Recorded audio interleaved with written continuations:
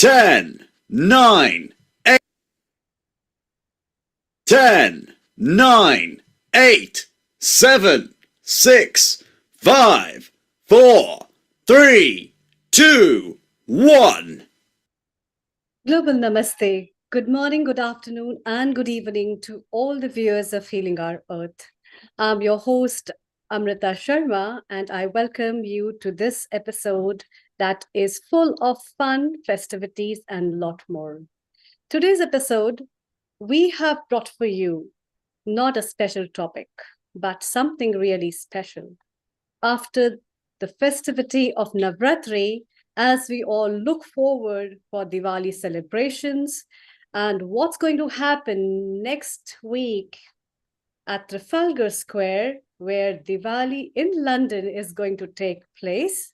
And after the successful night of Diwali Story, a musical premiere at Royal Albert Hall, it's time to hear from all the contributors as well as the experts and the people who have been a part to make this a real success, and also take some wishes and fun experiences from them.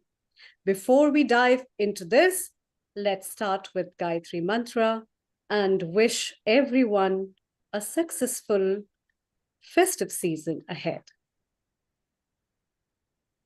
Joining your hands, closing your eyes. Om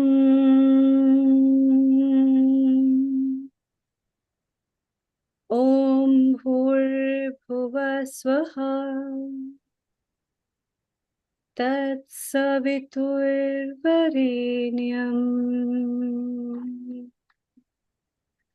Bhargo Devasya Dhimahi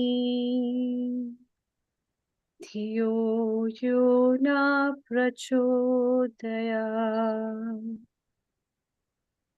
Om Bhurrbhuva Swaha Tat Savitur Varenyam Bhargo Devasya Dhimahi Dhiyo Yo Na Prachodaya Om Bhurrbhuva Swaha Tat Savitur Varenyam Bhargo Devasya Dhimahi Dhiyo Yo Na Prachodaya. Om Shanti Shanti Shanti.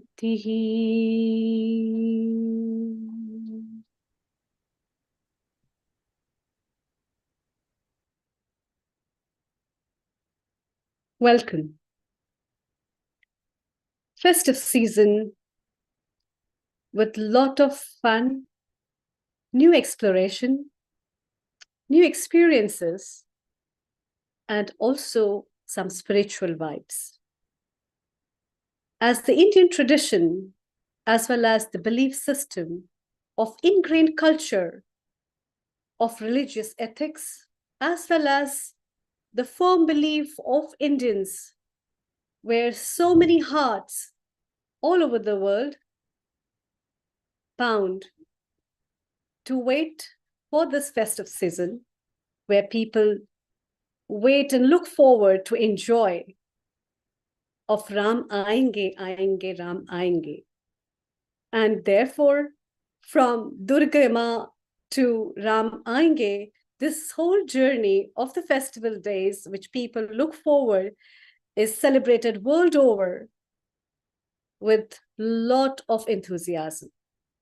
And that's why, with so much of hard work and so much of efforts that people put together to make Diwali in London a success, as well as a lot of efforts that people have put together to make Diwali Story a successful event last night, it's time to hear from the people who have been the backbone of this.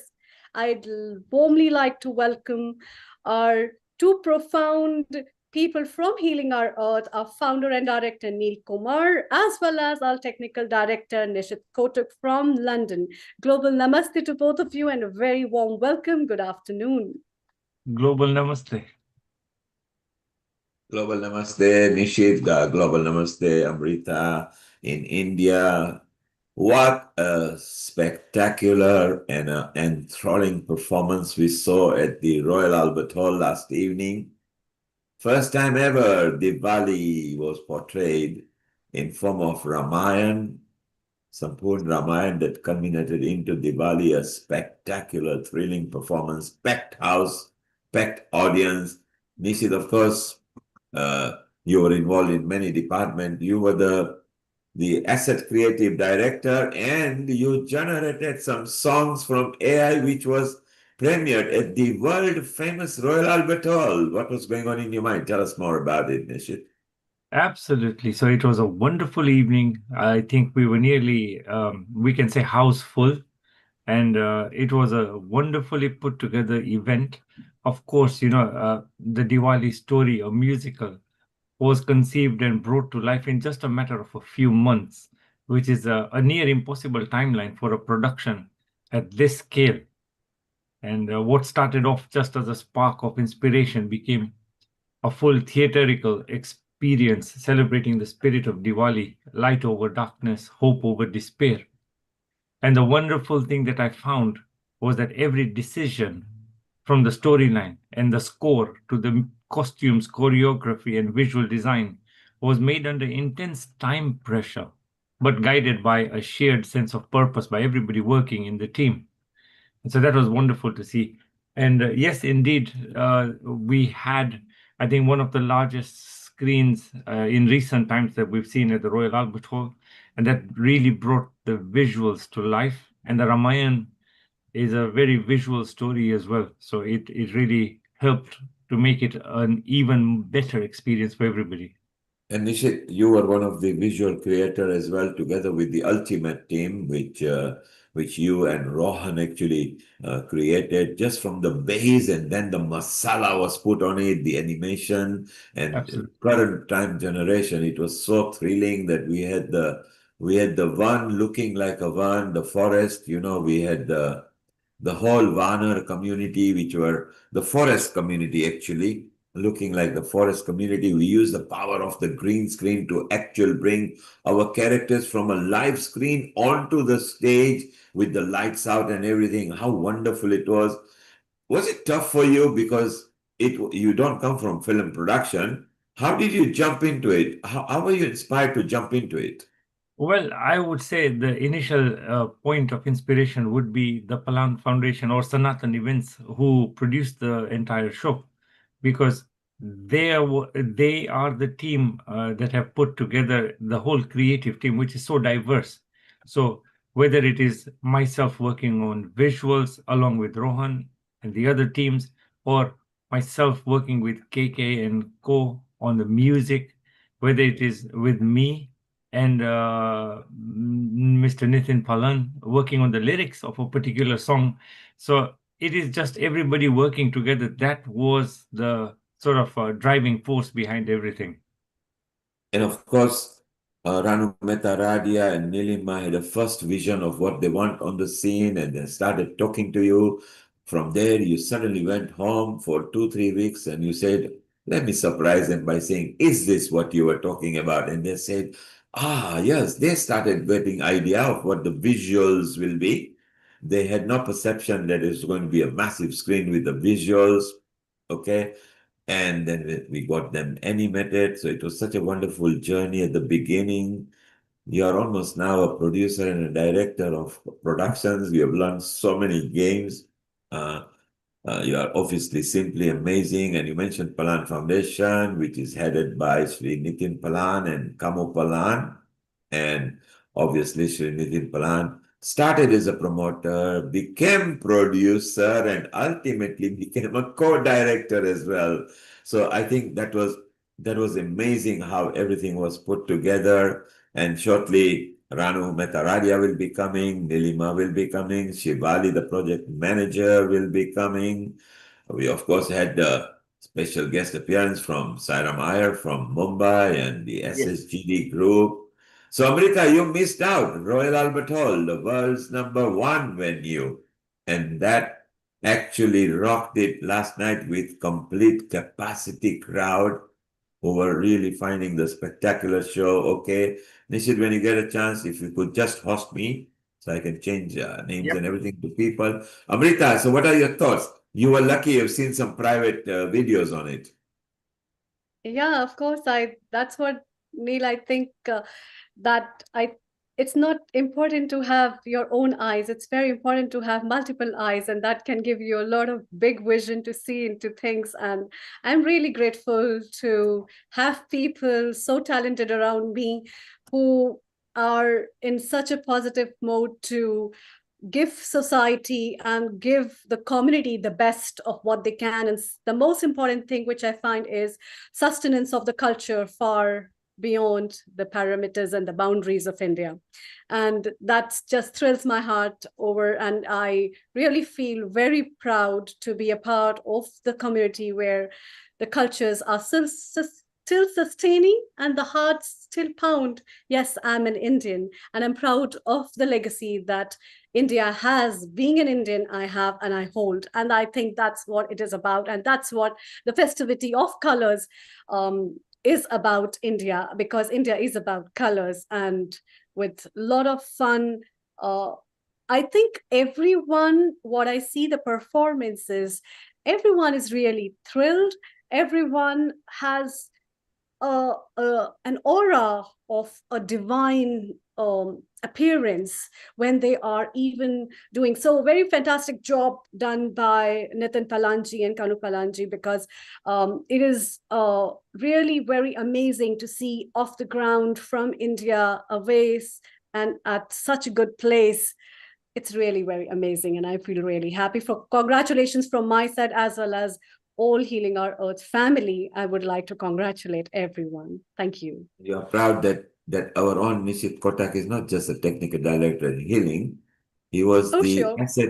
asset creative director and the AI generator and the dancer at the end. And we have got Yeah. a one-stop solution.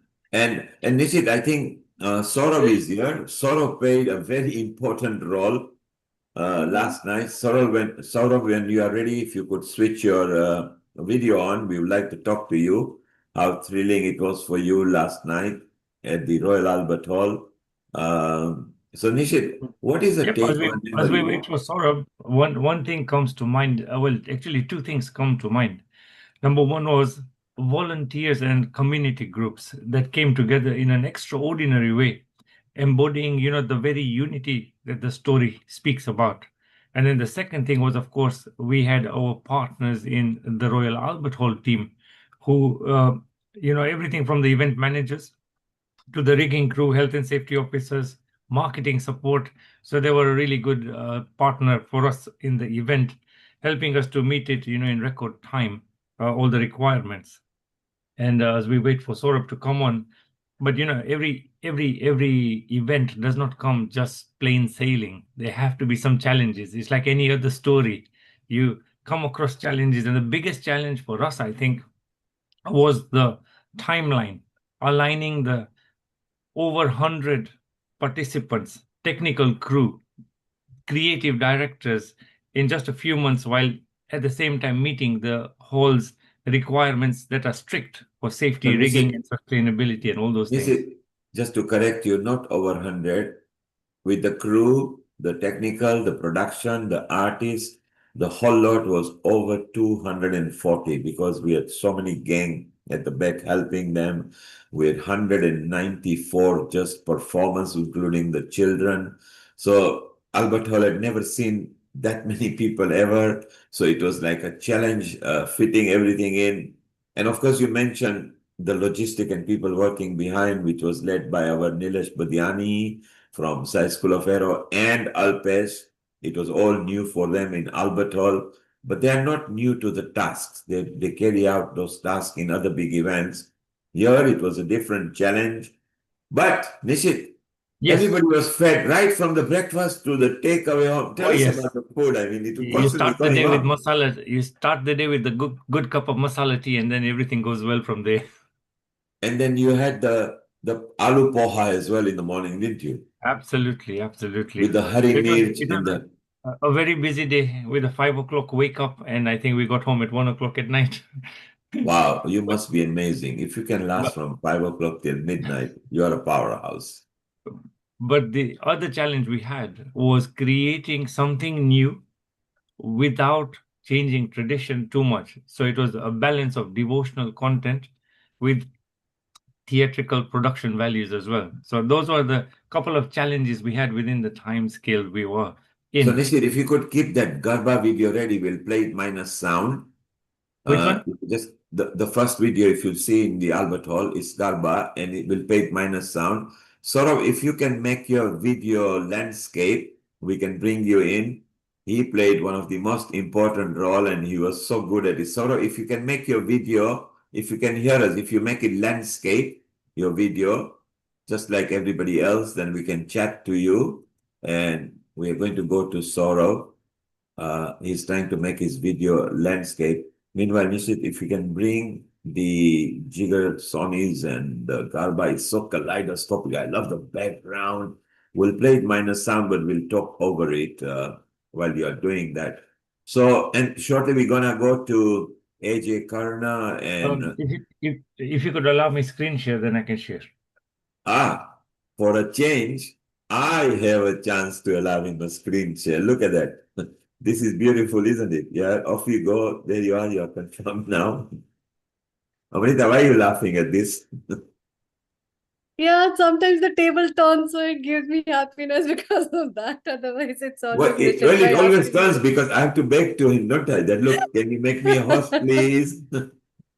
Okay, look at this. Look at this, Amrita. It's buffering. Maybe Nishit, let it play once or twice. The buffer, then the black screen. Look at that. So this was the SSGD. And the lady in the middle, she actually does the choreography for Bollywood actresses. That's Jigar's wife. And they flew to India just for this as a guest appearance. They just voluntarily wanted to play the guest appearance, and it's so beautiful. And you can see the massive screen there, Amrita. The whole Albert Hall Yeah. was taken over with Indian culture. This is a Garba, Yeah. I think it's Dudete Bari Talavadi, is what they were dancing to. Very popular Garba number. And the outfits, and we loved it. You know, it was so good and simply mesmerizing over there. Nishit, what was highlight for you? For me, the highlight was the reveal of Ravan was one of the highlights. And the Wow. other highlight for me was the Lakshmiji song. Which we would like to let people know was created by Nishit and Nitin Palan. They are the Yes. one day they rang me on Saturday at 1:42 p.m. I know that because 2 o'clock we were doing something. I said, are you free? Yeah. Can you listen to this song we have produced? So I said, okay, maybe two Mickey Mouse getting together because both of them are my friend, you know, never done. And I was so pleased straight away. I closed my eyes and I loved the words Lakshmiji was giving to the children, that the parents are also very important because they give us values. And from there on, I told Nishit and Nitin Bhai, hey, I want this song. Can you please develop it? We are definitely having it in the AI version itself. We didn't allow others to change it. What we did allow, Nishit, isn't it, that we allowed the music composer director for us to say you can fine tune it and live sing it, isn't it? That's it. Are you proud, Nishit, that you got yourself in as a music composer from AI generation as well? Well, the Royal Albert Hall is renowned as being the top acoustics place in the Venue, UK. yes. They have the best sound in the UK, you can say. And to have my songs being played there, of course, is a very good feeling. And it wasn't just that you saw the smile on Nitin Bhai's face, you know. He said, my song is on Albert Hall, and we are going to bring that on Trafalgar Square, aren't we? Yes, absolutely. Because it's such a wonderful. And another person who was there was Moni Deepa. She was Yes, the start of the scene. Maybe if she's here and ready, it would be very nice to even chat with her. Moni Deepa, if you put your video on, and she actually started the event with a depiction of a prayer, didn't she? And it was so beautiful. Again, Manidipa, when you're ready, just put your video on. Saurabh, you did come live, but we need your landscape. Anyway, if you are portrait, don't worry, just put your video on. It'll be fine. From Healing Our Art, Meeta was there as well. She enjoyed, and we are going to go to Ishita and other people who got the workshop at Diwali on Trafalgar Square. Nishit, I know that you are busy for a while and you'll be back again. So we'll absolutely. let you go. We are very proud of you. You're not just a technical director at Healing Our Art and the marketing director at Healing Our Art. Now you are a producer and a director as well. I want to share just one thing. For example, the first song was the song for the birth of the princess. It's titled Aya Anand. Yes. And it's sung from the, a mixture of the king, the queens, and the praja. And I will just share that song that went on was maybe beyond 200 variations we done of that song before we settled on one that we all liked. So Wow. much thought and effort had gone into it. And how beautiful it was depicted up on the stage over there. I love that, and I also love the Badai or Badai. Okay, Saurav is here. Nishidi, of course, remember Saurav. Saurav, Global Namaste. You can unmute yourself. Saurav, you are a co-host. Saurav, Yeah, how are namaste you? everyone. Yeah, I'm absolutely fine. I'm still in the trance of yesterday. You're very much on trance, and you were one of the lead characters. Tell us which character were you playing? Yeah, I was playing Ravan, the main Can you prove it? Can you antagonist. prove it? You're playing Ravan. Can you laugh like a Ravan? I'm actually outside walking on the road. If I life like I don't know Everybody will how join people me. will react here. My So, voice is Amrita, completely gone. Yesterday, like I was too much excited and put too much pressure over my voice just to play yes. this Ravan. I did during rehearsal. Every time I'm just playing this one and just doing all my act with the same voice. But when yesterday I was on stage, the ambience, the overall environment out there, it simply give me the next level energy, and just I put everything from my side. And yes, You of did. course, yes, all of you is thanks to all of you, means who is the management team, production team, and of course the creators, artistic directors, choreographers, everyone. The way they have designed the entire event, any actors like me, they always feel like it's like an achievement. Thank you so It, much. it was brilliant. Ranuben, who first cast you because he was a casting director, she has got a fond memory of you. Then came our movement director and artistic director, Rohan and Shruti, and the producer. And yesterday, you got your own mic as well. You were the only one with the mic who was enjoying himself Yes. and laughter. Yes, that's again that's was quite challenging for me too, because I have to hold that mic turned off when I'm coming on the stage. Just I had have to turn on my mic first, go on stage. I have to show my laugh, but other than that, all the other dialogues I have to be mine. Yeah, So you things are were quite challenging, but yes, yes, please. and you were laughing just like Ravan. You rocked the place. And it was so amazing. It was so wonderful to see you there. Your outfit, your depiction, your throwbacks on the stage, and your Ravanous look was so dangerous over there that I think everybody enjoyed. Right at the end, there was a 4-year-old girl who demanded to the security that they come and talk to somebody who's in charge, and then they want to see and meet the characters. And only Mm. Dasrat was left there at the end, and she insisted. So Nilima, Amrita, she was only 4 years old. So the head of security came to me and said, "Are you okay?" She comes. I said, "Of course." And she came and said, "I want to talk to everybody, please." You know, and it was so beautiful. It was so beautiful, but we only had Dasrat. So Ravan, you are still in the euphoria of Albert Hall, are you? Yes, still I'm there. I'm just walking outside doing some other stuff, but yes, my mind is still there. So sort of stay around when you are at the stable. I want Yes, people sir. to hear your laugh, okay? I mean your roar and a laugh. So when you are in a private moment, wherever you are, Okay, or sure. even if few people are surrounded, let them get scared of Ravan. We want that laughter coming in a while, okay? So stay around. I'll come back to you, okay? Yes, sure, of course. Thank you so much.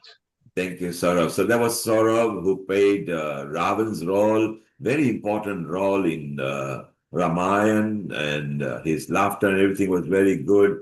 Anukul, you missed out on the premiere of Diwali at the world's iconic center, which is Royal Albert Hall, and it was a capacity crowd, so it was so beautiful. Shortly, Anukul, before we talk to you, let's talk about the another Diwali that's coming on Diwali on Trafalgar Square. And AJ Karna, his name is more like Karnakar, but because he's got family and linked with the name as well, he's going to tell us. So AJ, this will be first time at Trafalgar Square. You will be having your own dance workshop and teaching people. Tell us more about it. Over to you and a global namaste. Hello guys. Hello Global Global Namaste. Namaste. Yeah, hello guys. Hello everyone. First thing I would like to say thank you for for these opportunities for performing in front of many people because I've been there last year but I didn't get a chance to perform. Luckily I got this time. I definitely I'll give my best and I'll entertain people and I'll engage with the people. I'll bring that energy from the people and I'll make everyone feel more celebrating and everything. And what kind of workshop are you planning to do there?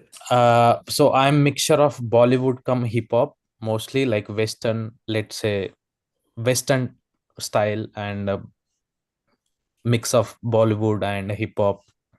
You know, I So our usually do the Anukul, Zumba instructor actually. So I'll mix with the Bollywood Mm. who are like fitness Zumba. So I'll mix with the Zumba with the Bollywood. So that's my style Mm. actually. So this time I'll do the Bollywood with hip hop. and it's very appropriate to greet a surgeon Anukul Goswami because he loves hip hop as well. He has done some maybe hip operations or something. Anukul, global namaste to you. How are you? You can unmute yourself if you Unmute unmute yourself. yourself, please. That's right. Global Namaste. Oh yes, I certainly like I certainly like the hips. Yes. I don't understand much of the hip hop. I'm very much into the so-called classical dance forms Yes. because it is very in depth. So I was trying to compare the various kind of, in fact, the psychological and the spiritual impact of the various kind of dance forms and what impact it has done, what impact it has on your physiology, and what in fact it has on your mind, and how it Mm. affects your cultural connectivity. So, and where does it come from, and what are the various issues that you're handling it? So, for every kind of, it is interesting to see that when people get involved in spiritual activity, you tend to dance. Now, whether you see the ISKCON people dancing on the road, they've got a different dance form. The people who do hip hop also put a different type of dance form. And then you have got Kathakali and Bharatnatyam and Odissi and whole lot of, and if you go to the Northeast, the various kind of dance forms. And I've been in Mizoram, Nagaland, their dance forms are different. It's amazing how it is culturally integrating. So hip hop actually will have possibly a combination of various issues.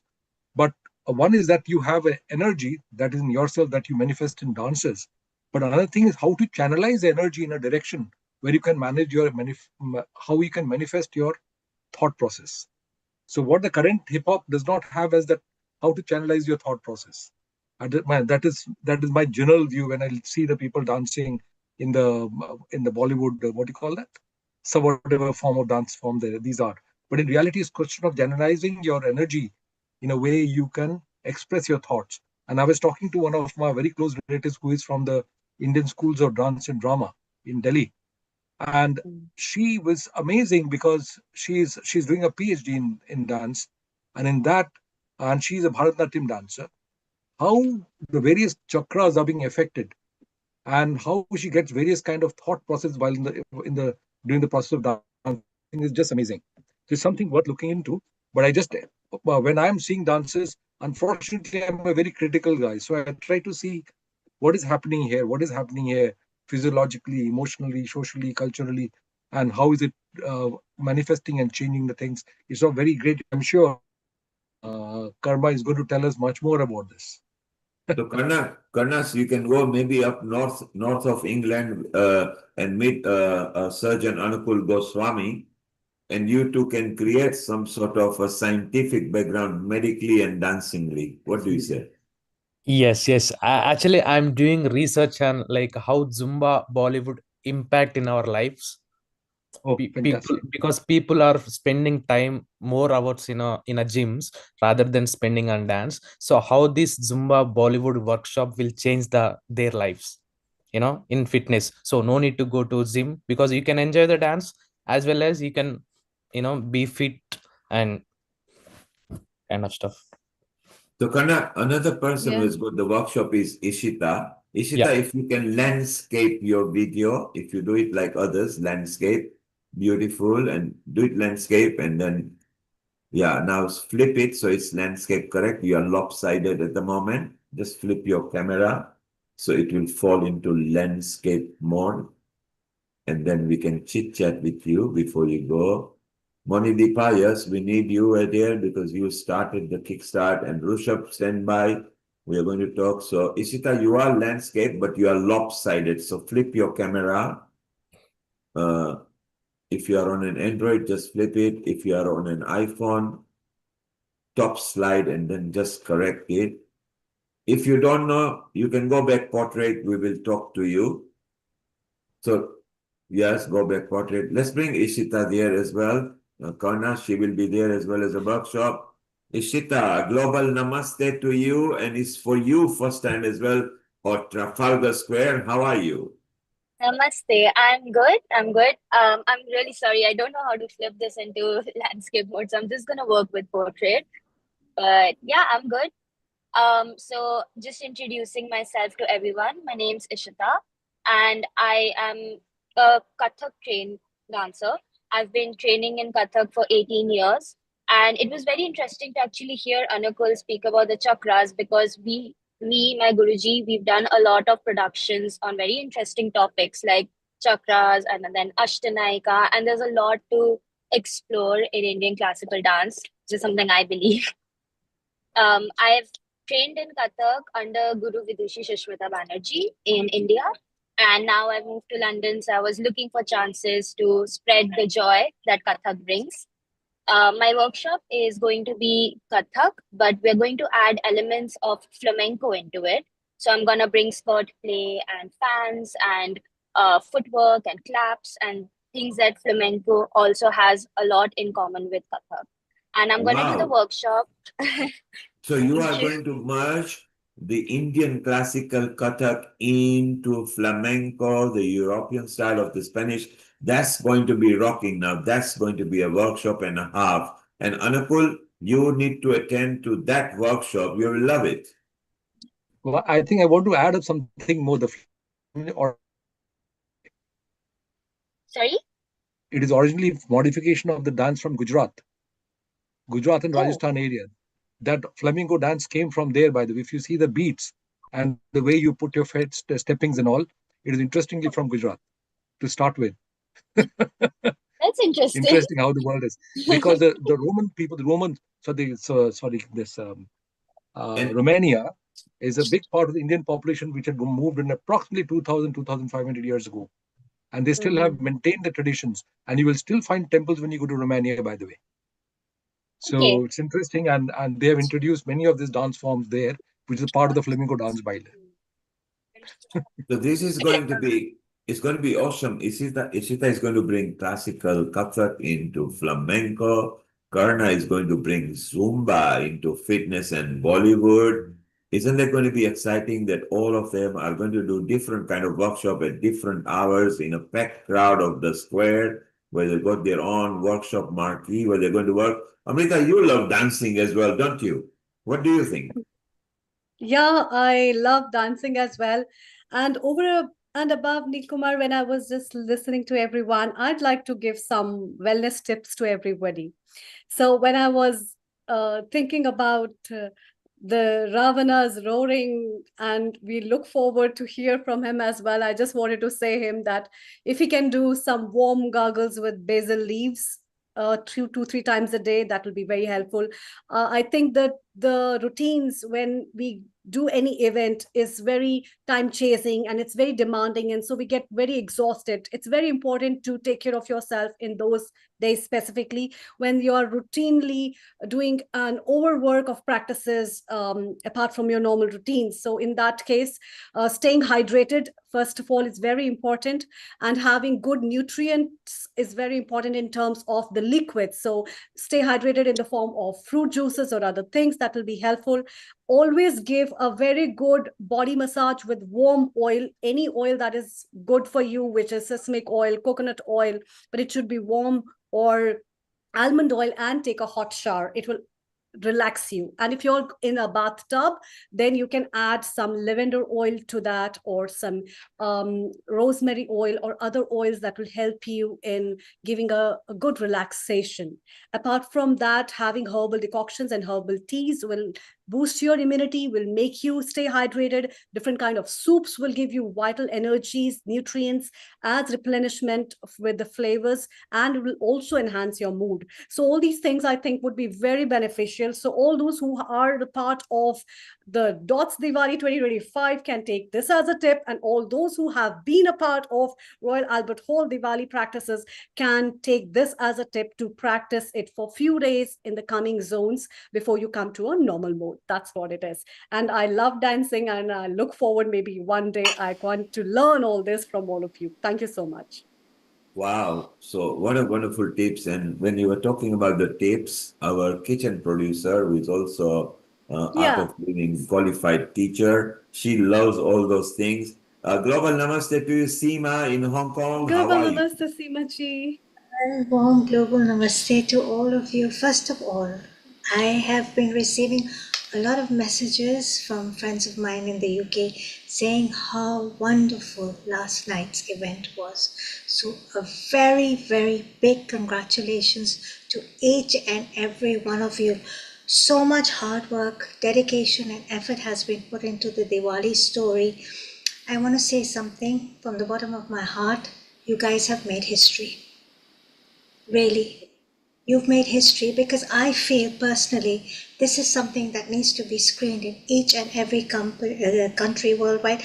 And I think, Mr. Neil Kumar, we need to bring this on in Hong Kong and in Asia and Africa, your home. It is coming. It's coming. Hong Kong, Dubai, Singapore. It's coming everywhere, and it's gonna be rocking. And we're gonna talk more about it. It was so super, so spectacular that even I must say so that it was completely brilliant, and everybody loved it. It was nice. I think it needs to be a mainstream event. We're gonna talk about Diwali Story in a moment. Seema, because you've got Karna here, we've got Moni Deepa, who's going to appear on the Trafalgar Square. We've got Rushabh, who will be in workshop. Ishita is the first time in there. You, of course, have been part in the Diwali on Trafalgar Square for 2-3 years as a part of the team as well. What are your thoughts? Tell Ishita and Karna what Diwali on Trafalgar Square is like. Diwali in Trafalgar Square is such a wonderful event. You know, I moved to UK 5 years ago. I've just come back to Hong Kong, by the way, and I lived there for 5 years, settling my girls. And Diwali on Trafalgar Square is such a fantastic way to connect with the community now. One of the amazing things you feel about London is that distances are so great and people don't get to meet up. But if you're on the square, mark my words, you're going to bump into people from Bombay. You're going to bump in, which is my husband's hometown. You're going to bump into people from Hong Kong. I bumped into a friend of mine from Hong Kong. You're going to bump into people from different parts of the UK, where you just, connect with them over phone call. So it brings the community together. It's a great cultural celebration.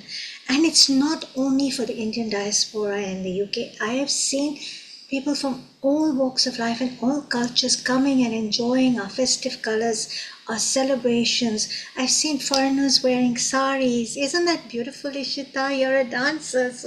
And Dr. Ankul, if you see people from different cultures coming and dressing up in all the colors of Diwali, I think we have a sari stand, right, Neil Kumar ji? Indeed, we have a sari stand. We give out 750 free saris to the visiting indigenous population. We help them put as well. They are free saris. And then we also do safa and a turban tying as well. So the men don't feel let out because women love donning their outfit, but men love donning their safa or something just to show, that, hey, we are also equal in this humanity. And that sari, when they wear, then they join Garba, and we do open ground Garba there. It's very electric. Seema, you mentioned that you see people from different countries. Well, Karna, Ishita, and Rushabh, who is up there, Hello. they're actually all from India. They are not necessarily from UK, but they are either studying here or they're on an interim or they are doing things. So it's so wonderful this year to give them opportunity. All three of you are very lucky. You must have a lot of influence over there to know somebody down there. So it's very good that you are there and you will love it. Seema has always been there. Let's bring Rushabh. Rushabh, you can unmute yourself. Again, he's going to bring different flair of workshop. What kind of workshop are you going to bring at Trafalgar Square, Rushabh? Yeah, I'm gonna do like Garba workshop over there. Like first we do folk dance, and later on we will teach like Garba over there. Like it's Garba. like Navaratri. Garba. So Navratri is just finished. So Rushabh said, let's get the flair going on, and there will be Yeah. Garba earlier on the square. So that's going to be fun. Rushabh, you are going to meet Ishita and Karna there as well. They've also got a session there, as has the Bhavan, as has Nina, as has Nishi. So many people have got different session. It's just way of gifting them a talent, so it brings their talent out into the public. Seema, of course, once you ran a workshop. Let's go to Seema. Let's go to Moni Deepa. Moni Deepa was smiling. A soul who was a global namaste to you, Moni Deepa. How are you? You can unmute yourself. I'm good, thank you. Still in trance. And Monideepa, Yes. obviously, you were looking gorgeous, and you opened the Diwali story with a depiction of a prayer while the conch players were there, and the prayers from the Swaminarayan temple were there, weren't you?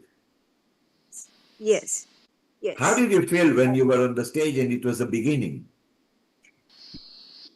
I can't even express it through words. It was like I was having goosebumps, and it was the divine feeling we were getting at the beginning of the show, and that divine blessings only told us that okay, we are going to get a great show today. So, and it was like it. So Was amazing it experience. Thanks to you all who brought this opportunity to us, and we all were amazed, especially during the Shanti prayers, but which I did. It was all very divine, and it was so grateful to Lord, so grateful to you all for giving this opportunity. and you are going to see yourself on the Z for the first time ever.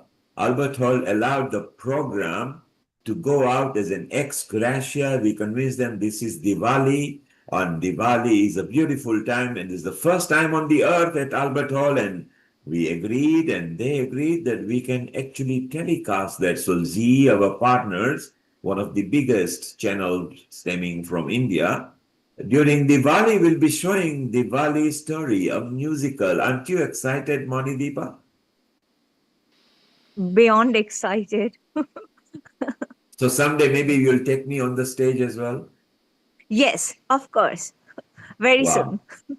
Beautiful. Look, I'm so lucky. It's nice to make the friends. And Monideepa, you are also lucky enough to be part of Diwali on Trafalgar Square. Correct. Yes. And what are you So, going to perform at Diwali on Trafalgar Square? so the performance we have planned is a semi-classical fusion. The music, the audio tracks are based on Shiva Tandava Stotra and mix of Shiva Panchakshara Stotra. And this was created with a thought that whenever we are angry, to manage our anger. So this is kind of anger management, you can say. Uh, the movements we do, which are very much energetic and very much exhausting, if we are using such movements, we may control our anger instead of doing something wrong while we are angry. So the movements are based on Kalari Pai too. And as I'm an Odissi dancer, so there will be flavors of Odissi, but Tandava structure. So this is our performance for on stage, Trafalgar Square.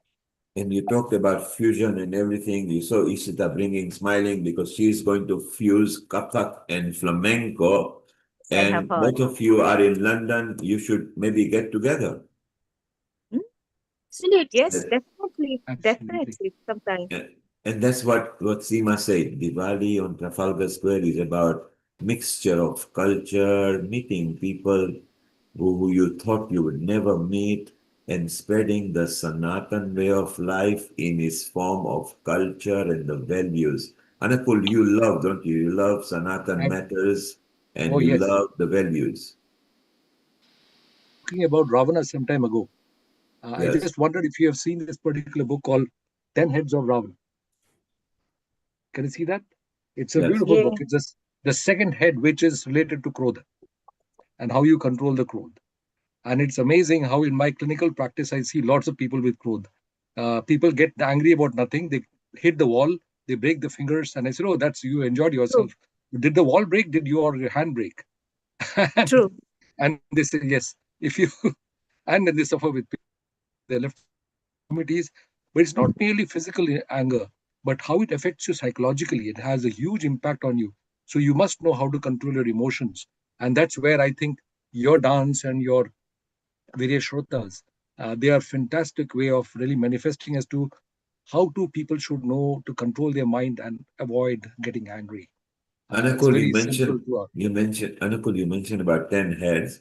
I think Monideepa was also part of one of the scene where some of her friends came from different places. Monideepa, talk about yesterday. We had few faces of the same character. Which one was it? No, so yesterday I performed just the Shanti Stotra, but Yes. the Ravana scenes you have seen yesterday, Shiva Stotram of Ravana, and the 10 head scene, the Sita abduction scene, was choreographed by me. And fantastic. yes, of course, Rohan was the artistic director, but the choreography for Ravana scenes was done by me. So, Anakul, there it was, what you mentioned yesterday. And we actually had different heads in different places on Albert Hall and we spotlighted them. So it was so beautiful. And Monideepa mentioned our artistic and the movement directors, Rohan and Shruti, who had worked very hard together with other choreographers. So that's Yes. what Monideepa is trying to see, because the euphoria of last night, I think, will last for, I don't know, many years to come. And of course, while she was choreographing Ravana, she liked Ravan so much, she took Ravan at home at night, didn't you, Monideepa? Yes, Saurav is my husband, so Ravana is my Oh, husband. So now, we now both I are. know it's your husband, because I see you were chatting him up and say I shall be going the same car, and I was wondering that you were picking somebody up. Let's bring him. Is Saurabh? Let's see if he's here. He was here earlier. He's Yes, he was maybe out for work earlier. he's shy. Uh, Oh, oh, so now why, that why makes should all. we be shy? I mean, yeah, we are husband and wife, and we are dancers, and I was in IT, but he's still in IT, and we are following our passion through theater and dance. That's how we live our life. And we are blessed to associated with such artistic people. We feel And blessed. both of you were wonderful. It was so nice, and we were just talking about his ravenous laugh, there, and he enjoyed himself so much. Seema, Yes. Seema, so Monideepa is lucky that she was part of Albert Hall and Trafalgar Square. As we say bye to Ishita, Kathak and Flamenco, you're gonna rock it. Get ready to be next Sunday, and you will have never been in a place like that in your life, or maybe never will you, because you are at the world's #1 square, and Monideepa was in the world's #1 venue. So we wish you all the Absolutely. best. I'm so excited to meet every one of you. Thank you. And have a Okay. good time, Ishita, and we'll see you next Sunday, okay? Yes. Sure. See you Thank you too. so much. Bye bye. Namaste to you. So, Namaste. Namaste. so we Namaste. come back over here. So Monideepa, you are lucky that you were in Albert Hall and you're going to be at Trafalgar Square. You yourself are a Very lucky. choreographer. Very grateful. Seema will tell you what she felt when she came from Hong Kong about 5, 6 years back. It was first time she walked in, not just as a guest, she walked in as she was, I think, in Sarita's Marquis. She was in yoga place. Her friend last year was in yoga as well. Seema, what is Monideepa going to expect there? Oh, Monideepa, you're going to have so much fun. I can't tell you. And you're going to meet so many people. And when you enter, the energy is so vibrant. And, India is so colorful. Every state celebrates different colors. So you'll see women dressed up gorgeously in traditional attire. You'll also not only see Indian women dressed up in Indian attire, as I mentioned, you might see women and men from different parts of the world celebrating our culture. We have such a rich cultural heritage that we have. Seema, Seema, you Very. talk, Seema, you talk about outfit dressing. Monideepa dolled herself because she was the opening act as a depiction of a prayer. So she Then had put an outfit and an attire that was amazing. befitting just exactly that what you described. And the stage shows and the dances and the public interacts so beautifully with everything that's going on, be it a meditation, or a little laughter yoga session in the marquee, or it could be uh, I think we have an art stand as well, right? There's someone who has an art shop over Yes, there. there is. And There's a mixture. We have got a sari wearing, so which we discussed, and we've got a children's on where all the children get entertained, and we've got a puppet show as well, where there's puppet show going by Nilima Penumarthi. She's part of Healing Our Art Show. She will be also coming. She's become friends with Amrita. Amrita remembers puppet show quite well now because she's and been there, dancing. And There's you dancing. remember. I have a point to add. I Yes. was just listening to Seema. It is amazing that you've shown up the very cultural aspect, which is, of course, very superficial and external. But the deep inside this particular aspect is the huge amount of moral and ethical aspects of the Hindu culture. The Absolutely. concept of sharing and recognizing what is right and what is wrong. The 10 heads of Ravana actually clearly describes all those aspects and the features that includes greed, your lust, and how to control over these, then And emotional attachment, arrogance, and how you avoid envy, and you how to control your mind and avoid restlessness of your mind. All these are very important aspects of the Indian cultural system, where you learn how to sort of distribute things to everybody without asking for anything. I mean, all our temples, all our gurdwaras, all over these things distribute food without asking for. This is not they were without saying that it's charity. It's just a normal work. So these are very. This might look very superficial, but in reality, they've got deep underlying aspects of moral and ethics. absolutely, and I couldn't agree with you more. I think we have so much to offer the world. I take great pride in Exactly. being an Indian. I was not born in India, by the way. Uh, my parents, my mother hailed from pre-partition India, and my dad was from Punjab, and I was born in Nairobi, Kenya. But our parents instilled such strong cultural values within us, and we were brought up, going to the temple, hearing stories of Radha and Krishna on Janmashtami, listening to stories about Ravana and his 10 heads. My mom would always depict the story in a very dramatic way. She'd say, I'm Punjabi, so she would say, Das sar sige hude, he had 10 heads, and he was Acha, Lamba, Chora. And she would depict him as really, we were actually very scared of him when she'd tell us the story. But that's how we grew up, and then we grew up with Navratri being such a strong part of our culture. The Navratri, the Dandiyas, as we spoke about last session, Nilkumar, how we would, Amrita, you were there. We were sharing about Nairobi and how, we would start planning our outfits as young girls about a week before the Navratri Dandiyas, and how my mom would actually, I'll say it in Punjabi, and Amrita, I need you to translate this for me. Khetri bijna, growing the wheat. Am I right? Yeah.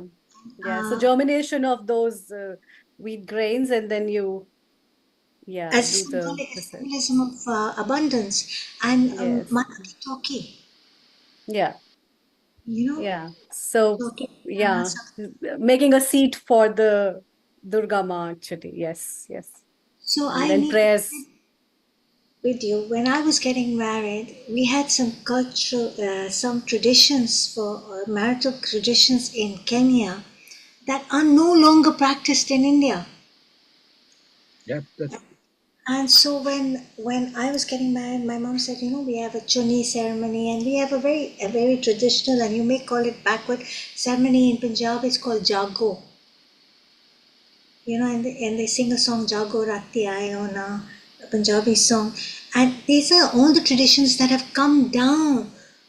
It's been carried down along generations in India, and perhaps some of them are forgotten now in modern India. But the non-resident Indians who live overseas hold on to that tradition because they want to pass it down to their children. And as a mother of two girls, I find myself doing the same now. I think there's also something very interesting about this 10 heads of Ravana is that we always tend to forget to say that Ravana was very, very intelligent, and he was intellectually very, very, very strong. He was extremely well educated. He had all the knowledge of being a so-called Brahmin, and he was a big bhakt of Shiva, and he had enormous power. Unfortunately, he had a wrong intentions, and that wrong intention can make the best of intellectuals and best of knowledge go in the wrong direction. And I think that should be a lesson that we have to bring forward all our in terms of our knowledge and intellect and all. But if we are not honest in our intellectual manifestation or being what they call morally correct, we can do much more harm to the world. So, Anakul, as you say that this practice is still carry on, you see the Sanatan value, the Indian knowledge system value that is spreading on and on.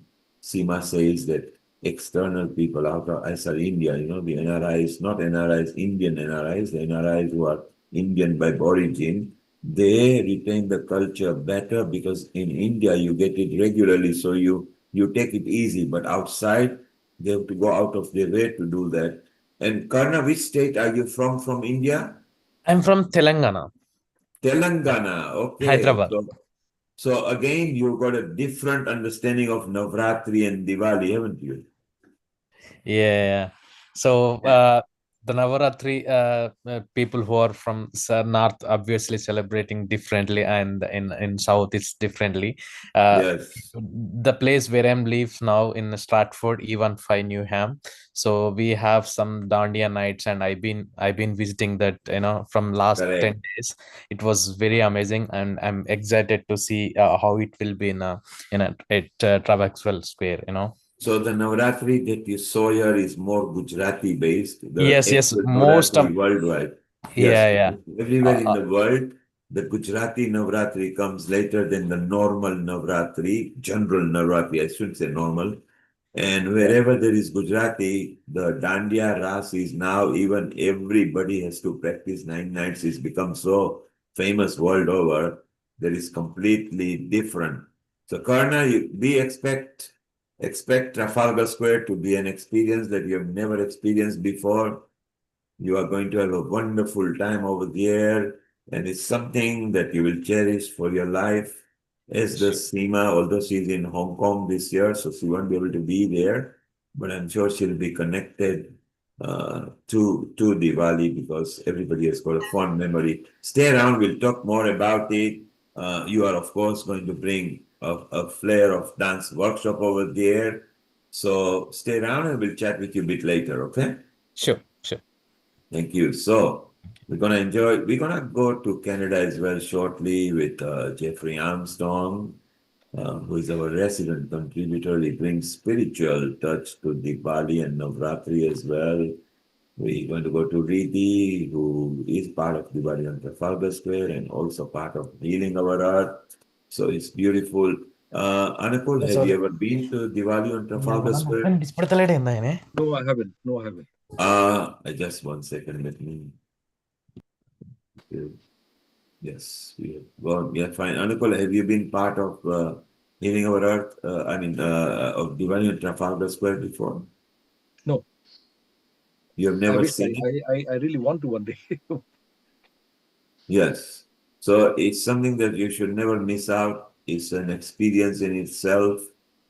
One of the big landmark event or what we say flagship event of the Trafalgar Square. You will really love it. It's really fantastic, and you should visit over there. Seema, Hong Kong. What did you go to Navratri this year? No, I didn't get to go to Navratri this year because I've just moved back and my circumstances did not permit me to. I think, my mother-in-law isn't very well. But having said that, Navratri in Hong Kong is celebrated, not on as large a scale as it's celebrated in the UK.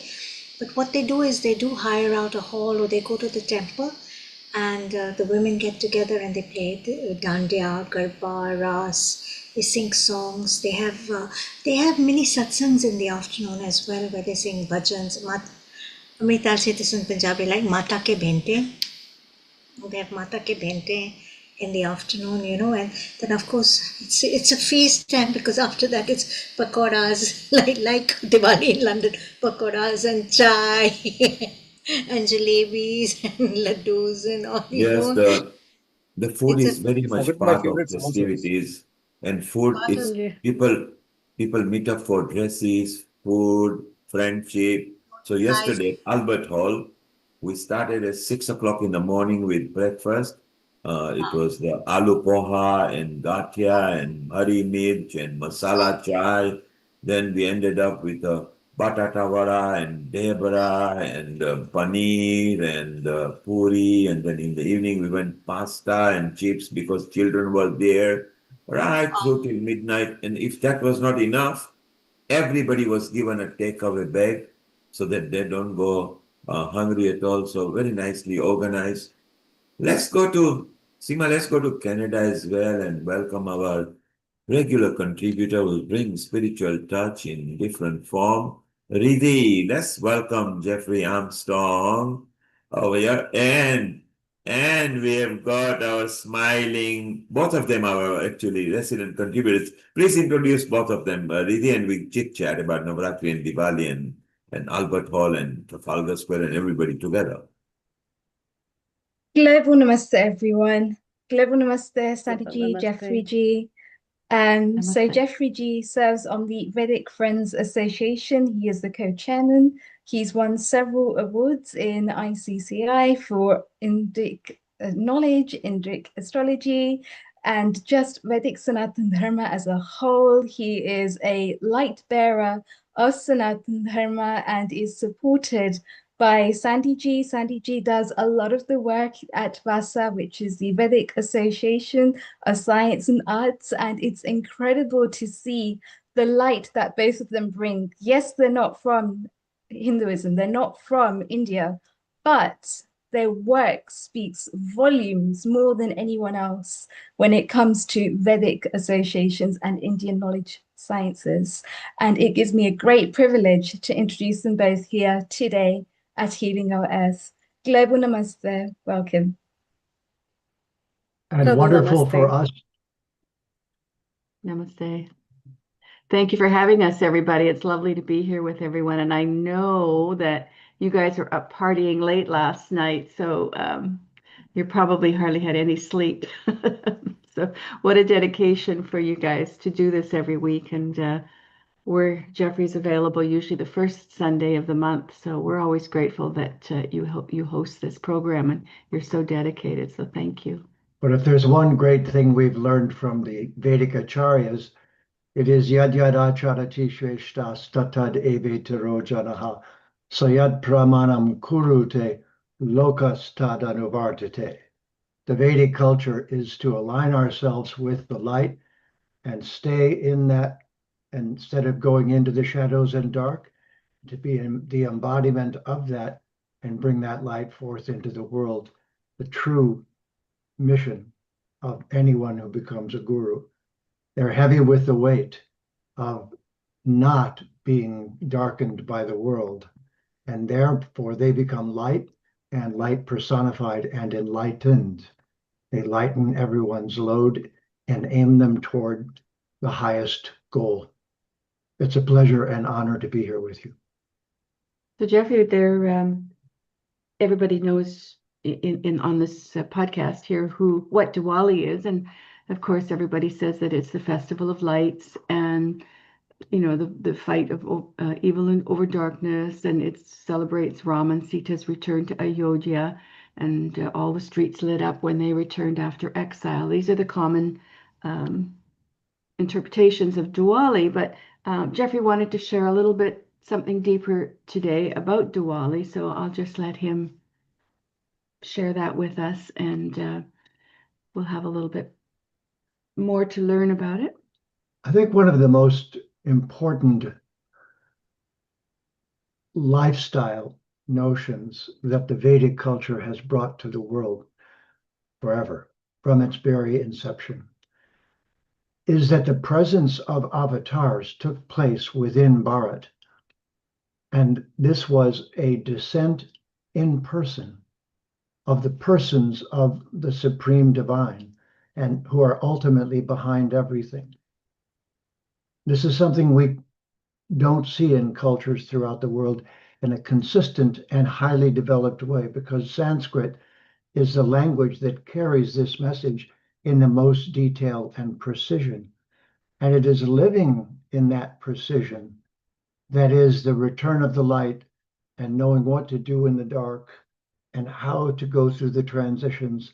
The full moon, Purnima, is the same way. So knowing that the Sura and Asura are an opportunity to align ourselves and our behavior with either the Devic group, the one who is enlightening the world at all times, or the Asuric group, who are dragging the world into selfish and total darkness by their behavior. And this is the struggle for existence that the culture of Bharat has brought to the world. Articulating this is called the Veda. The Veda is the bright light shining that teaches us how to align ourselves and become either Deva, Devic, or Asuric, Asura, with it or against the light at all times. And these celebrations, like Diwali, are to celebrate together in unison and align ourselves with one another and with these highest of all possible motives, that we will align ourselves with the Devas and Devis and the ultimate supreme, Bhagavan Sri Krishna, and all of his associates. And the knowledge of this is the Vedic Vidya. That is the light that is shining from Bharat to the rest of the world. As one who's come in from the outside, you might say, it is fresh in my consciousness because I was born in the darkness. I was raised in the darkness. I was raised with no concept of true enlightenment. A few hints, Christmas. Okay. So we've got what? Different colored lights, and we cut down a tree. Wait a minute, that's not the idea. What is it really? Show me the real return of the masters and mistresses of Brahman. Show me the devas and devis. Yad yad acharati shreshtas, tatad evetaro janaha. Let me become like them and live as an example of enlightened behavior and align myself with what the cosmos is doing at all times in such a way that I point to it, acknowledge it, honor it, embody it, and become its personification. It's an honor to be here with you today. And this celebration is a year-long celebration, but we especially come together when we see the magnitude of the return of a light, or a light had been switched off and now we watch it come back.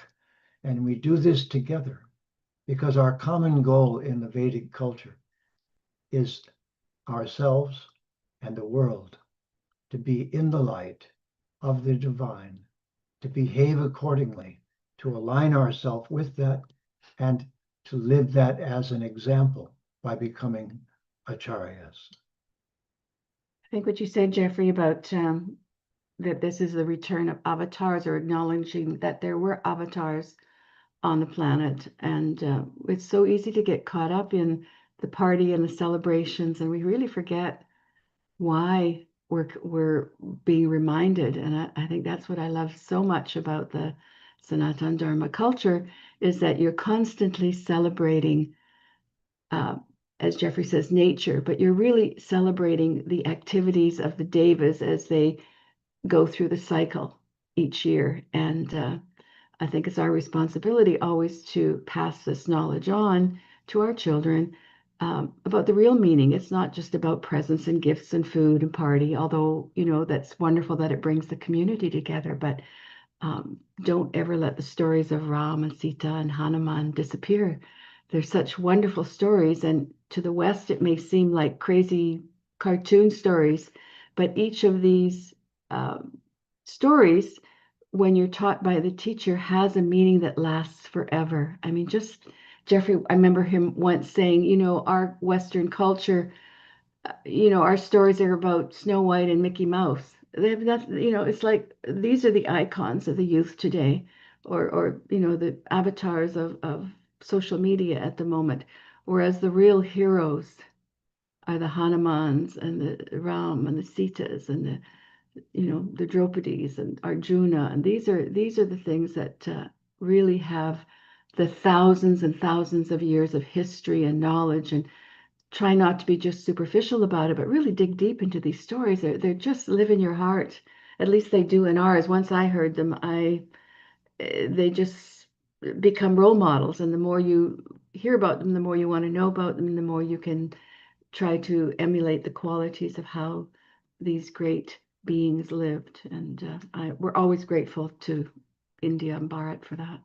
And an acharya is one who lives this every moment of every day, of every change that takes place within Prakriti. Instead, we're still in the morning reminding ourselves, Om Bhur Bhuvasva Tatsavitur Vareniyam Bhargo Devasya Dhimahi Dio Yona Prachodayat. I relight the light within. And this is the Gayatri culture, the Gayatri. But this is the next step in that culture, is that the avatar comes to Earth, and it's not a rumor that there's such a being. It's the personification of that being. Yad yad acharati shreshtas, tatad evetaro janaha, sayat pramanam kurute, lokastad anuvartate. It is the pursuit of, by the whole world, of the most illuminating and luminous and brilliant beings who have come to Earth, and therefore remembering them is keeping the lights on. And that is enlightenment, and that is yoga. And so when the avatar finally comes, Yad Yad Charati Shreshtas, to teach by example, then this is the thing never to forget, always to remember and never to forget, that the culture of Bharat has been visited and messages were left behind. As one who comes in from the outside, who was truly born in the darkness, I have taken to this with an eagerness that is the result of that, being given something so beautiful after being born in the absolute darkness. And the closest thing to a little celebration of this was Christmas. We cut down trees and celebrate something, but it's not enough. It's a hint that there's more. I can still remember when one of my gurus said, well, if you love the sun, allow me to give you the mantra to the sun. I chanted all day long and all year long. Surya Aryaman Bhagatvastar Pushan Arka Savita Ravi Gavastimat Ajakala Mrityu Datar Prabhakara Prithivyapas, and it goes all the way to 108. Gayatri is pointing us in the right direction. And then the next question is, the Sanskritam, the perfected language, carries more so that we can personify this and become Acharya. Speaking of Gayatri, Jeffrey, you know, we've been teaching almost every year in Bali for years and years. And one of the wonderful traditions of Bali is they do the Gayatri morning and evening. And everything stops in the evening at the hotels and in the villages, where they just stop and they do the Gayatri. Quite often they have a group of people that lead everybody in Gayatri. Everything stops. Everybody looks at the sun and they chant Gayatri. I mean, what a culture that would do this every day for the benefit of everybody, of course, and the tourists. It just marks that sacred moment in the day where we say hello to the sun and we say goodnight to the sun. I mean, it's such a precious activity, and everybody else in the world just goes on with their day and they don't realize what a life-giving force, and they don't acknowledge it. The devas are out there working on our behalf, and we just go on with our day and we chase material things and this is why etc. Ram and Sita, Krishna and his associates, it is Acharya, Yad Yad Acharati. The Vedic culture had the actual descent of the persons who are behind all of this. And that needs to be remembered. And remembering that every morning is called yoga. It's realigning myself, my true nature, my Atma, and the way that I live within Prakriti. So let's make sure that we add that. Therefore, my behavior should be sattvic. It should sustain life. It should benefit everyone. It is not just me. It is all of us together. And it is that alignment which is the devas. The devas are the persons behind Prakriti functioning in a regular way, in a way that we can live harmoniously together and show love and respect to one another. It's because we know the underlying rules of Prakriti are being conducted by the devas and devis. We celebrate them. We honor them at each of the appropriate moments. We live within Kala, but outside it.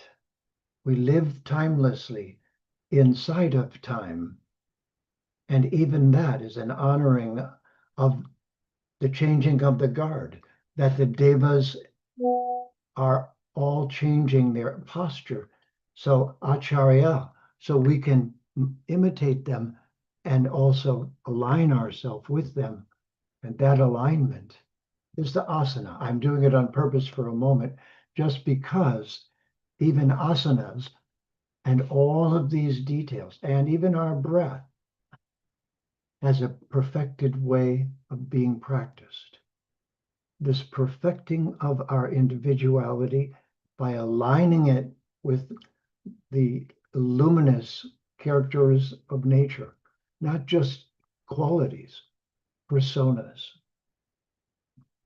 The Vedic civilization is the largest gathering of attention to the persons behind all of this, not to forget for a moment.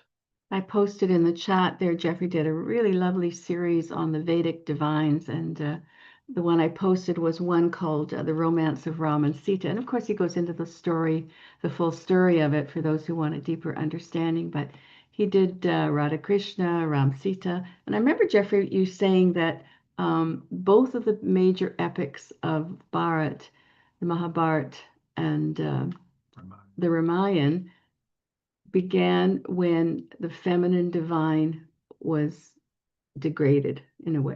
I'll use that word more than that. You know that, but and he said that societies fall when the feminine divine is degraded, and you can see when the feminine divine is not held up. Look what's happening in our world today. It's been a horrible decline, and cultures that don't honor the feminine divine lose that link to the male-female divinity, and it doesn't do well in our society. Let's put it that way. Won't mention names, but you know where I'm going with that. So it's so important for our culture to continually remind the rest of the world, as Jeffrey brought up earlier, the devas and the asuras, be devas, be like devas. Remind people of sattva by your actions. Hello, Laura Plum. Welcome. Another wonderful author and teacher I see just jumped on. Nice to see everybody. Rid, do you want any questions from anybody? Wow, what a fascinating reflection there to really look into the meaning of Diwali on such a deep introspection, to be able to see it for what it really is. A lot of us from childhood get the superficial message, which is Diwali is there to overcome the darkness with light. But we haven't really gone further. We haven't really delved deeper into what that message is there to tell us. So to actually hear it from a Vedic perspective, it's so enlightening and so refreshing for a lot of us to be able to go to that depth. And just last night, we've also had the Diwali Story happening at the Royal Albert Hall, which was produced by Neil Kumar and Nitin Palan and his wife. And wonderful. Wow, it's something that the UK really needed for such a long time, is to actually go into the histories of these Vedas, to be able to go into the depths. And we could see the audience members were literally on the sides of their seats, singing along, chanting along, dancing along. And it's just to be able to bring all of this back into perspective, back into what the true story and the true essence actually means and what it really stands for. And wow, I was mesmerized. The team last night literally blew this apart. Tickets were fully sold out. The Royal Albert Hall was literally just enlightened with so much perspectives and so much knowledge from everyone. And Neil Kumar, would you like to come on and say a few words? Well, congratulations. Namaste to all of you, Jeffrey, Sandy, Sandy, I always love your always love your smile. You and Jeffrey are always plastered with smile. I think that's a sign of spiritual happiness, and that's what it brings. Well, I love. we thank you, culture, for that one. We're so grateful for what we've received from the Vedic culture. That gratitude overflows all the time.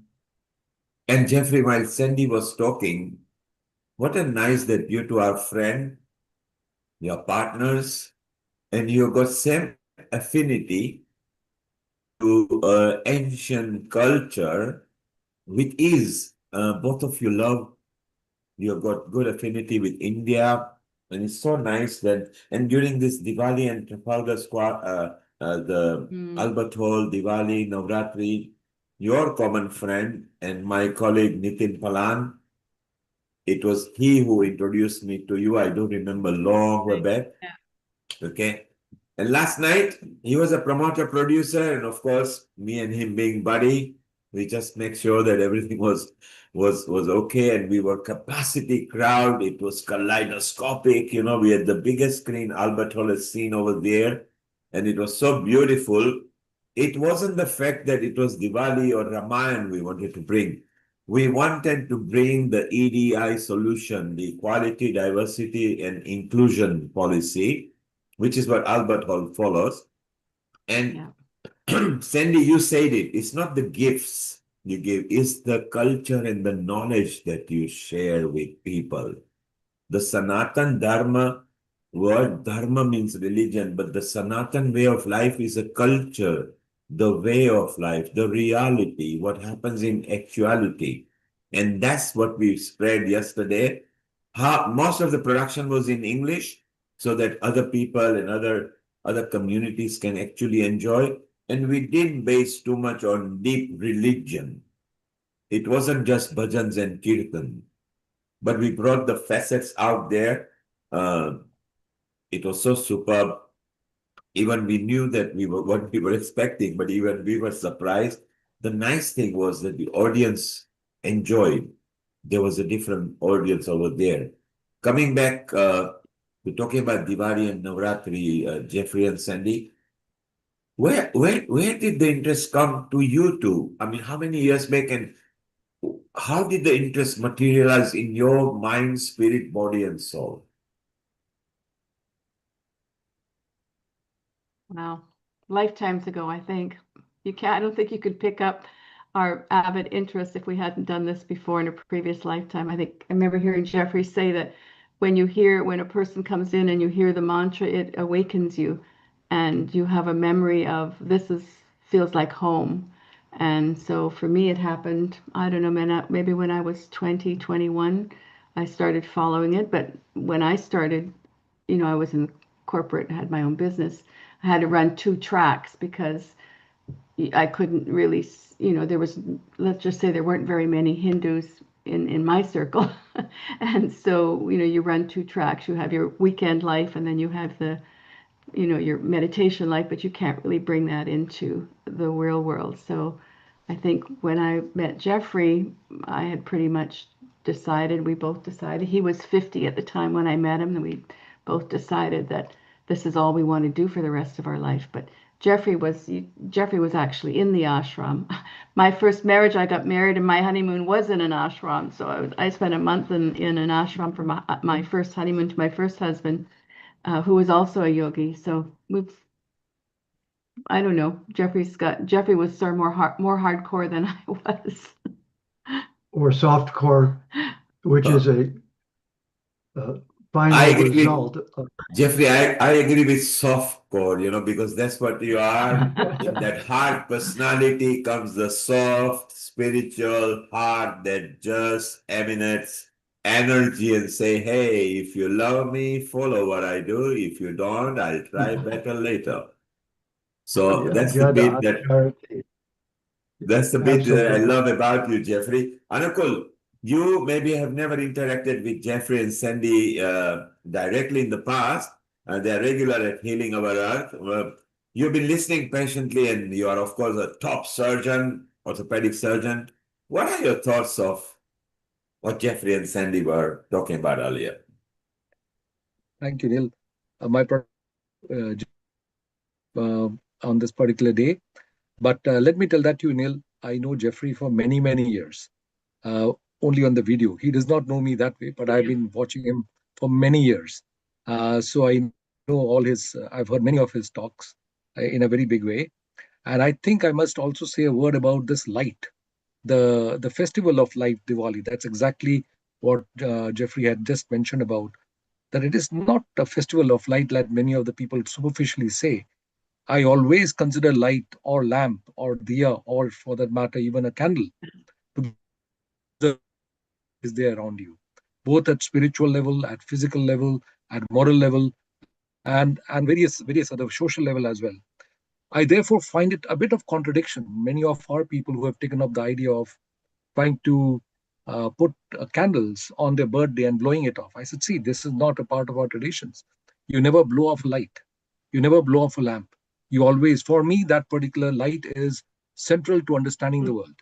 And the instance Jeffrey told about this particular and of a Gayatri mantra, because it says, please illuminate my consciousness as well as my intellect so that I can differentiate between right and wrong. And that illumination and wisdom is not something that is casual. It's not even easy.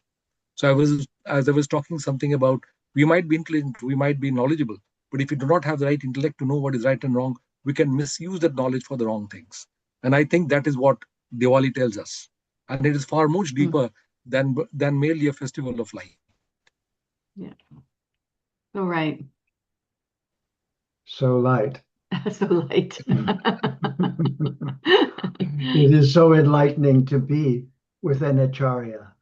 And the next step, so that we're very clear on it, is to be the embodiment of the truth, not just a preacher of it, a teacher of it, but show it in our every behavior. And this is when we begin to truly understand the Guru and truly look at every detail of how they behave and emulate them, not imitate, but emulate, become like, and ask the question, what are they always doing? And at the bottom of that question is the name of the Supreme Person, and the Supreme Person are not different. Here, the name of things and the thing are different. It's called a pen. It's not a pen. It's a piece of plastic.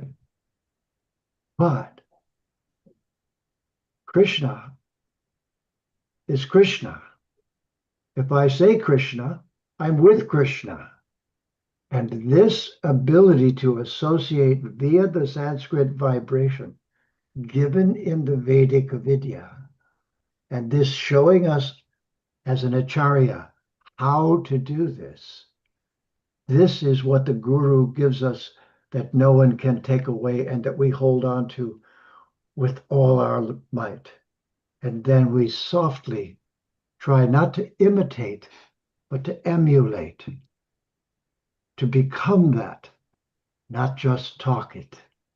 And therefore, Acharya teaches by personal behavior. And now the world has changed.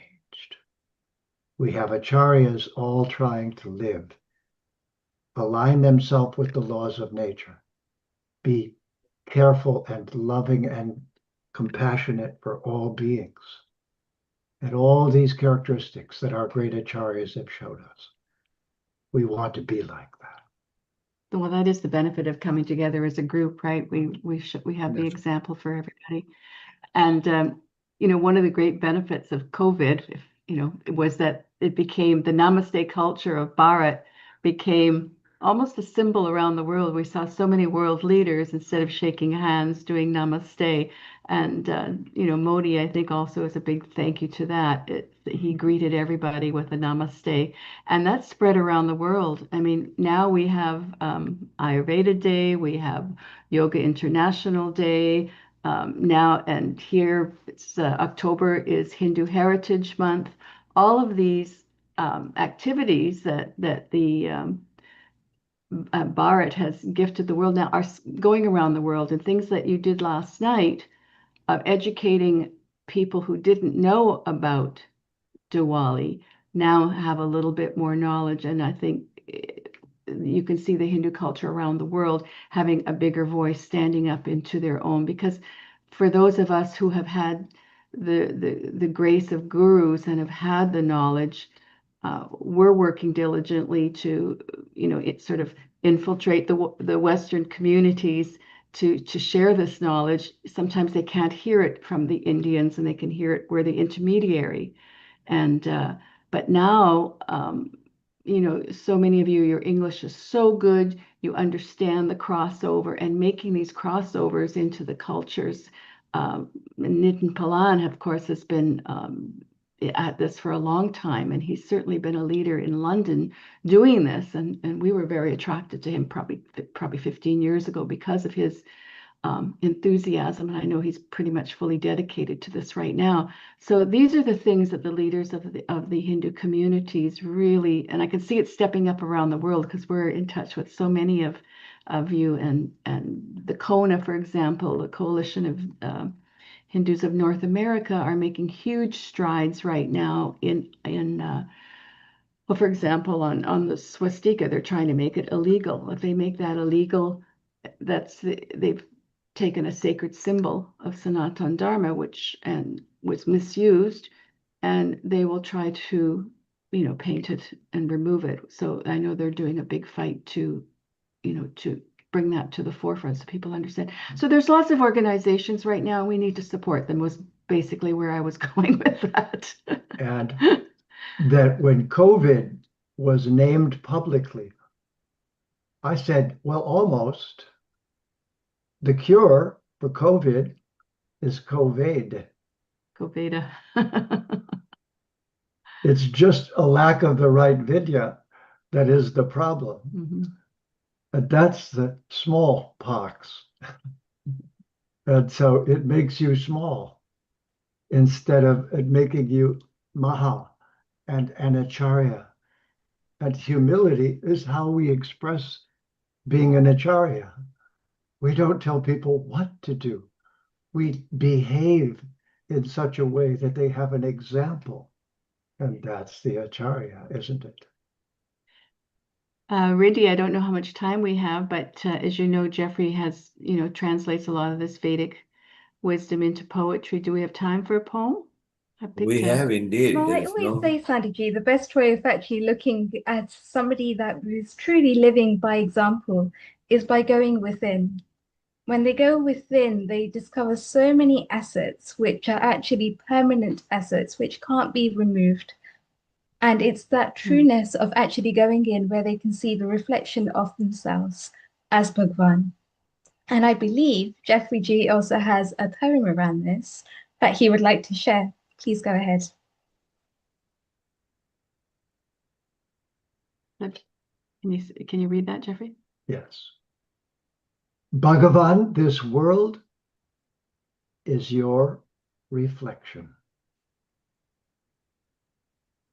My beloved, this world is your reflection, a carbon copy of your perfection,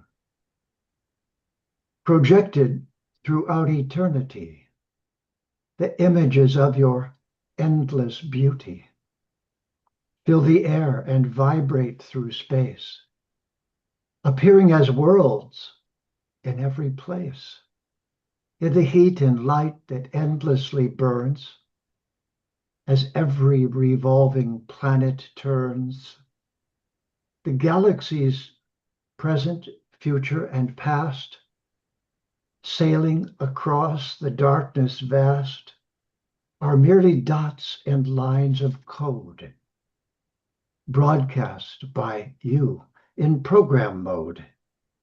You, the painter with brush in hand, great architect of structures grand, skilled engineer, though whose engines run the dynamos that heat the sun, electrician filling the night with bolts, converted in the brain to picovolts, Hydraulics master, you pump the streams. Astronomer of stars that gleam. You set the limits and fix the speeds. Make us hungry, then fill our needs. Drive us mad with endless desire. Forge our bones with a hidden fire. Show us the gardens of paradise, then crush it all with glacial ice. Set the cosmic motions right, so planets hang in ebony night. Elliptical orbits like hidden tracks. They race away, then come right back. O master of endless revolution, whose hidden blade carves evolution. Your changing creations stay the same, secretly signed with your countless names. That subatomic signature can only be seen when the heart is pure. And though in all you are revealed, to the insincere your form is concealed. You sign each rock for those in bliss, but chained and locked the others miss the obvious to one obscure. The other could not be more sure. The open secret you design. The line, oh mystery. Oh mystery revealed in all. Each painting down your endless hall. The open secret you designed is what each Atma will someday find. But until then, beloved Govinda, your endless perfection is visible in their own reflection. Govinda Adi Purusha Tama Aham Bhajami Govinda Adi Purusha Tama Aham Bhajami Govinda. Our heart becomes transformed.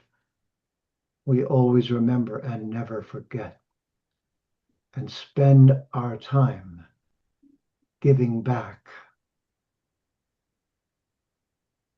This is the gift of the Guru, of the Acharya. They show us by their personal example, and we want to become like that. Yad yad acharati shrestha. Thank you so much for having us on. Happy Diwali to everybody. May you always remember and never forget. And whatever helps you remember, do that. What makes you forget? Don't do that. Don't do that. It's a Happy honor Diwali, and joy. Safuji, Sandaji. Happy It's lovely Diwali. to have you with us once again as well.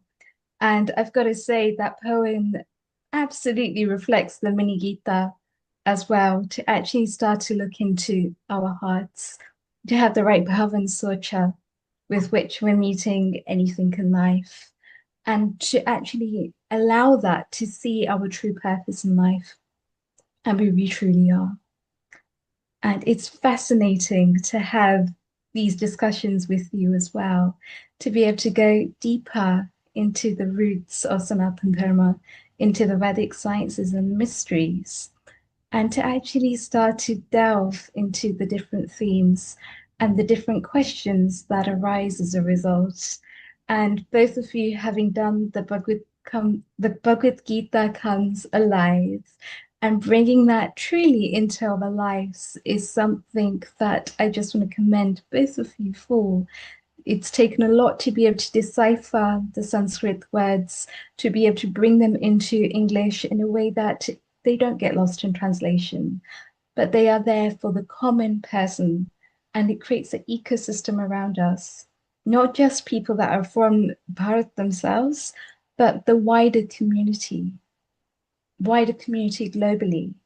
And that is such a big sever to be able to look at things from that perspective and to then be able to reflect inward. And that's something that both of you do so, so well. And so I'm actually quite privileged to be able to announce that on the 7th of December, we have an episode that's going to be there for Indian knowledge systems. And I would like both of you to be able to lead this, to be able to look at it from the perspective of Bhagavad Gita. What are the themes? What are the key themes that are coming up? And how can we apply that into our modern day lives? How can we make it so that each one of us can actually benefit from the Kurukshetra in our own lives, from that psychological battle that's keeping us trapped in duality, and to be able to cross that path of duality with more ease, with more presence, with more clarity of mind and conviction. We love And I see you laughing. And Rithi, we've got Laura Plum here, who is resting at the moment, but she still wants to deliver her message. Laura, go ahead, over to you. You know, I'm so honored and humbled. I didn't in any way plan. I'm just here listening. Jeffrey and Sandy are dear, longtime teachers and friends. I'm so inspired. I used to live in London for many, many years. I'm so inspired to hear about the presentation you gave last night at the Royal Albert Hall. I hope that there's some way we can see it. I just will Yes, say, is there? Go ahead. Sorry, I didn't mean to interrupt. I was excited to see it too. hopefully they'll let us know. All I would say is deep, deep gratitude. As Jeffrey and Sandy know, I am almost moved to tears, but there's that saying that Ubuntu, I am because you are. And I do truly feel I am because of the Vedic knowledge and my dear, dear teachers.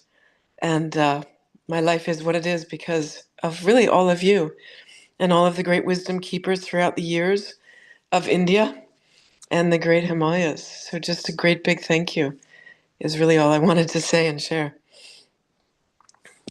And Laura, you mentioned that hopefully you'll see it. So, like I said, for history, first time ever, Albert Hall and our organization agreed that as an ex gratia, this event should be broadcast on television, and it was granted, and which is a news in itself. It will be broadcast on ZTV during the actual Diwali. So even the television are excited about it. It's very educational. We did put an embargo of people wanting to take recording and pictures, but it's wild on the social media already. You will see some spectacular kaleidoscopic backgrounds and dances. So nobody will miss out on there. And Jeffrey, Sandy, you saw she nearly got emotional because she's connected with deep spiritual souls like yourselves. And that's what it brings. Those emotions are not tearful ones. They are the ones they associate with closeness between one or the other. It's so beautiful, and I love the way. Anupol, you've been wondering, and you're just thinking, yes, you know Jeffrey for a long time, but yeah, you are talking to him live. You, of course, are a very prominent, one of the lead surgeons here in UK, and you still, although having retired, you still advise NHS on the legal matters. Your thoughts on the energy both Sandy and Jeffrey were sort of emanating through this personifying object, what we call the Zoom. No, since I've heard him for so many years, let me say it very clearly that so many things some of my thoughts have been clarified by Jeffrey in the past through his YouTube and videos. I've heard many of them. So I have my gratitude to be given to him for making many of my thoughts very clear. Another point is that people like me are more in academics. I more take things more for analysis and see what's going on and at what level.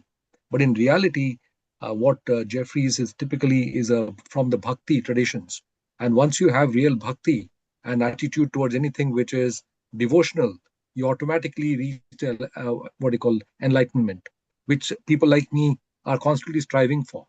So I wished I had a real guru And I know by what I know from the concept of karma is that you will get a guru when you're meant to get one.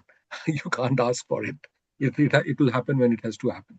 So I'm just waiting for the day to happen. We asked Sandy how her interest got, and Jeffrey is an influential part of her interest. Jeffrey, how were you inspired so many years back? Was it because of particular? I mean, you were also, I think, very good. You're writing books, superfluous books, but I think you also produced some TV series, didn't you, in long way back as well? Not a series, but I think you did a documentary or something. We've done many. I'll say a few lines from a poem. I was born into a land confusion, conceived of chaos in delusion. By mistake, my mother left me lying there upon the street. I was born in a crazy world and somehow woke up to the point that I knew I had to find someone who was truly awake and could truly teach. And in that quest, I found the gurus of Bharat. And I went into their ashram and spent 5 years as a brahmachari, sleeping on the floor, teaching others how to do so, and doing everything I could to transform, to really have a second birth. And I think those of us all in this conversation met in previous lives. That's where we first got to know each other. And we all said, when we come back, let's remember together. Remember. Let's become a group with no boundaries, with no intimidation, with none of this finger pointing what you have to do, but enlightening and awakening and making the world as beautiful as it can be, could be, singing this, speaking this, and sharing it with love around the world. Mata Bhumi has offered us an opportunity. And kudos to Healing Our Earth platform, which is actually doing this. It's bringing people together from around the world. There may be only a few of us on today, but I've watched that, there's thousands of people behind that see this some other time. And if one word that one of you says sparks someone to this knowledge, wonderful, because it changes your life for the better. Darshan is the door. Sandy, Yes, Jeffrey has just done that. He has given in what he described how he came into this, gives a hope to all those people who are right now reeling with turbulence in life, where they don't see anything is left. They might be having heavy turbulence. They might not know what is going to happen. They are completely confused. Jeffrey is your hope. That if you look for the path, you will get into it. And when you do, boy, oh boy, it will be a smooth ride to spirituality, what we call sukoon in Hindi and peace of mind in English. And then you will glide through. So don't worry. Whatever has been thrown into your path is what you have to lead, what might be coming. So don't be scared to open the doors. When you open, it will be bright and beautiful. If it's not, close the door and move on. Jeffrey is a live example here. And look at him being an expert. You've seen his books, you've read his book, you've seen his documentaries or presentations through a reel. Look where he is now. So right now, those who are in a confusion, in depression, in state of turbulence, there is an opening of a bright new door, and I think you should look for it. Jeffrey, we are very proud of you. Sandy, we are very proud of you. Both of you bring constant, beautiful energy, and you also do a lot of retreats. So is there any retreat being planned in the future? We have the spring retreat coming up. We do 2 a year, generally speaking. There's one coming up in April in Vancouver. So jeffreyarmstrong.com, go to our event schedule. And Jeffrey's doing a marathon reading of the Bhagavad Gita October 16th and 17th. So be from 7 to 9 p.m. I know there's controversy. Gita Jayanti is usually celebrated in December, but there's been so much astronomical research recently through Nilesh Oak and others that the actual Gita was spoken October 16th, and we launched our Bhagavad Gita Comes Alive on that date. So he pushed the dating back 7,000 years rather than the 5,000 that everybody was currently understanding. So we're going to do a reading. Jeffrey's going to read it through completely.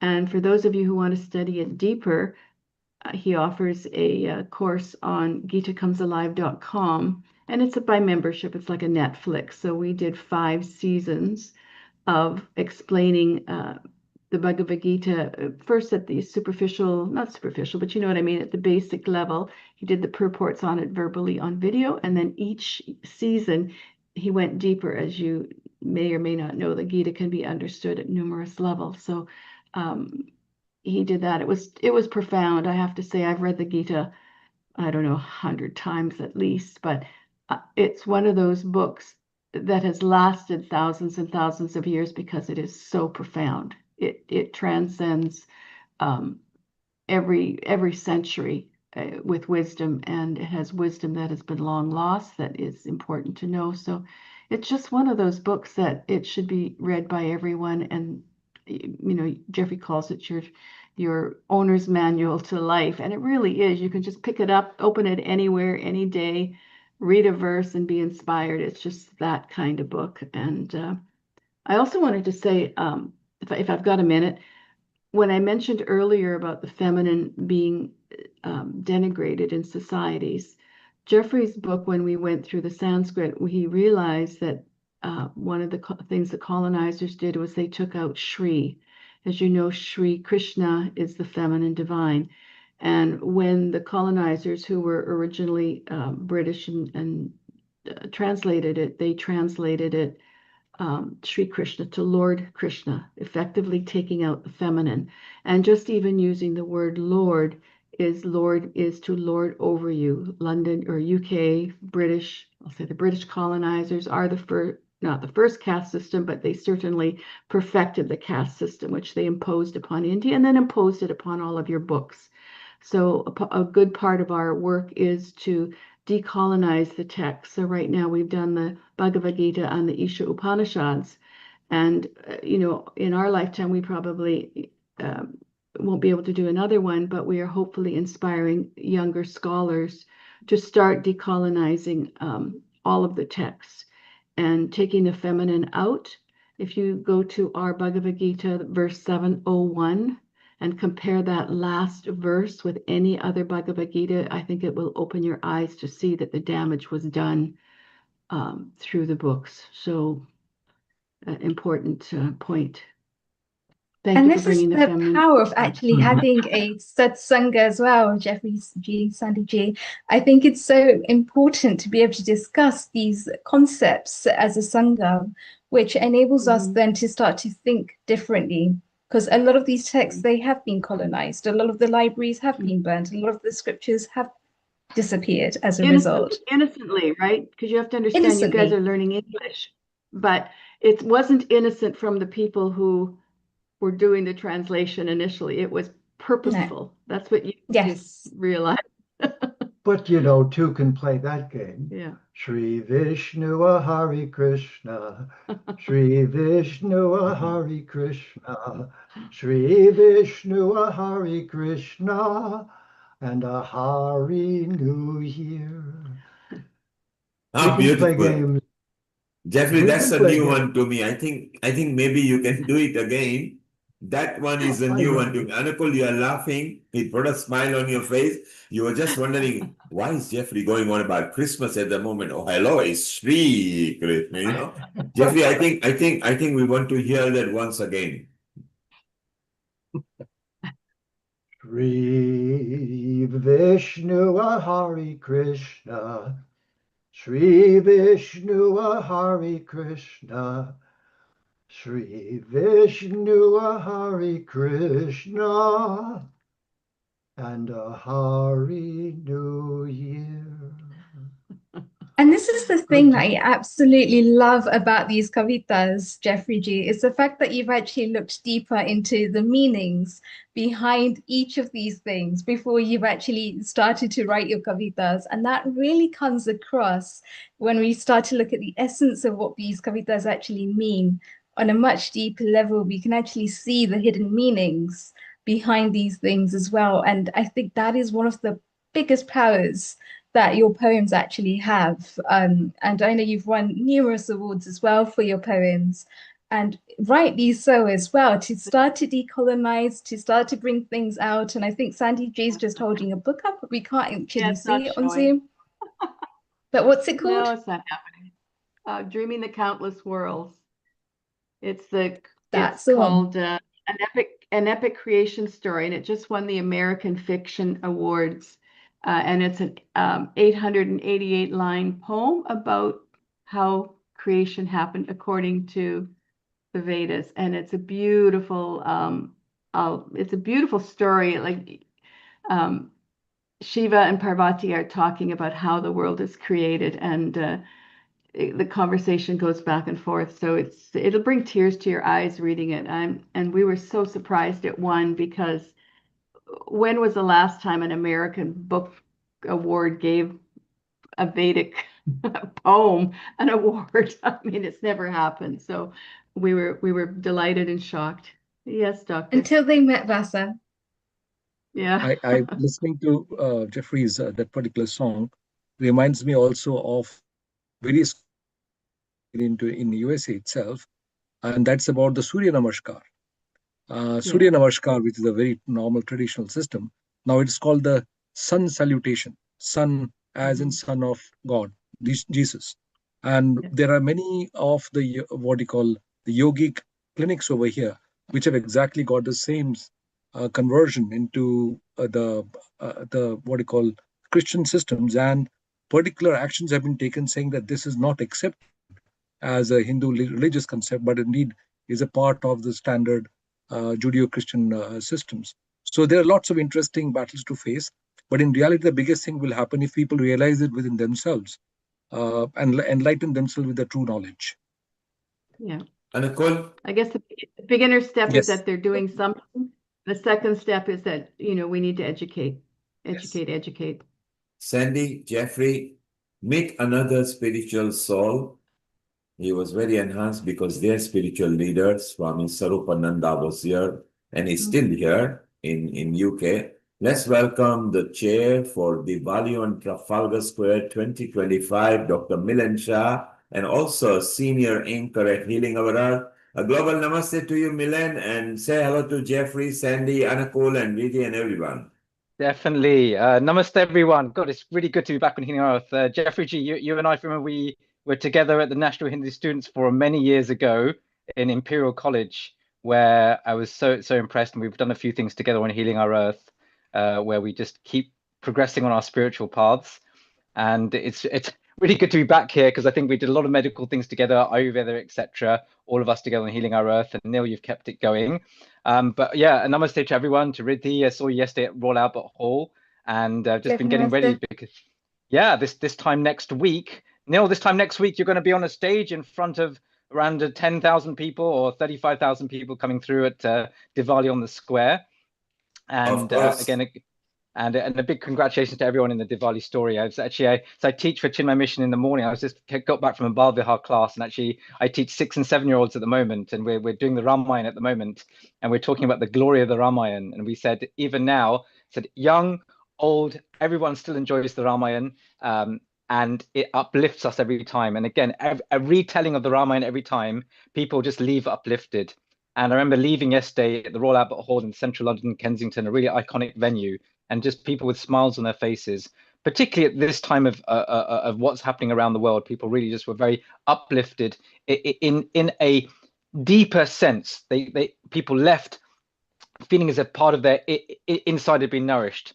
And that's also the retelling of the Ramayana, right? It's spiritual story. Even as you go along, you may just be following a simple story, but actually inside inner psychological truths are happening. As we know, and Jeffrey G, I think you've reflected on the inner Ramayana as well. When we talk of the demons such as Darika, we talk of Ravan, etc., whichever ones Marich and come through. Actually, these are all inner psychological qualities that are actually being destroyed within us. So the telling of the Ramayana itself is a spiritual experience which is happening even at a subconscious level.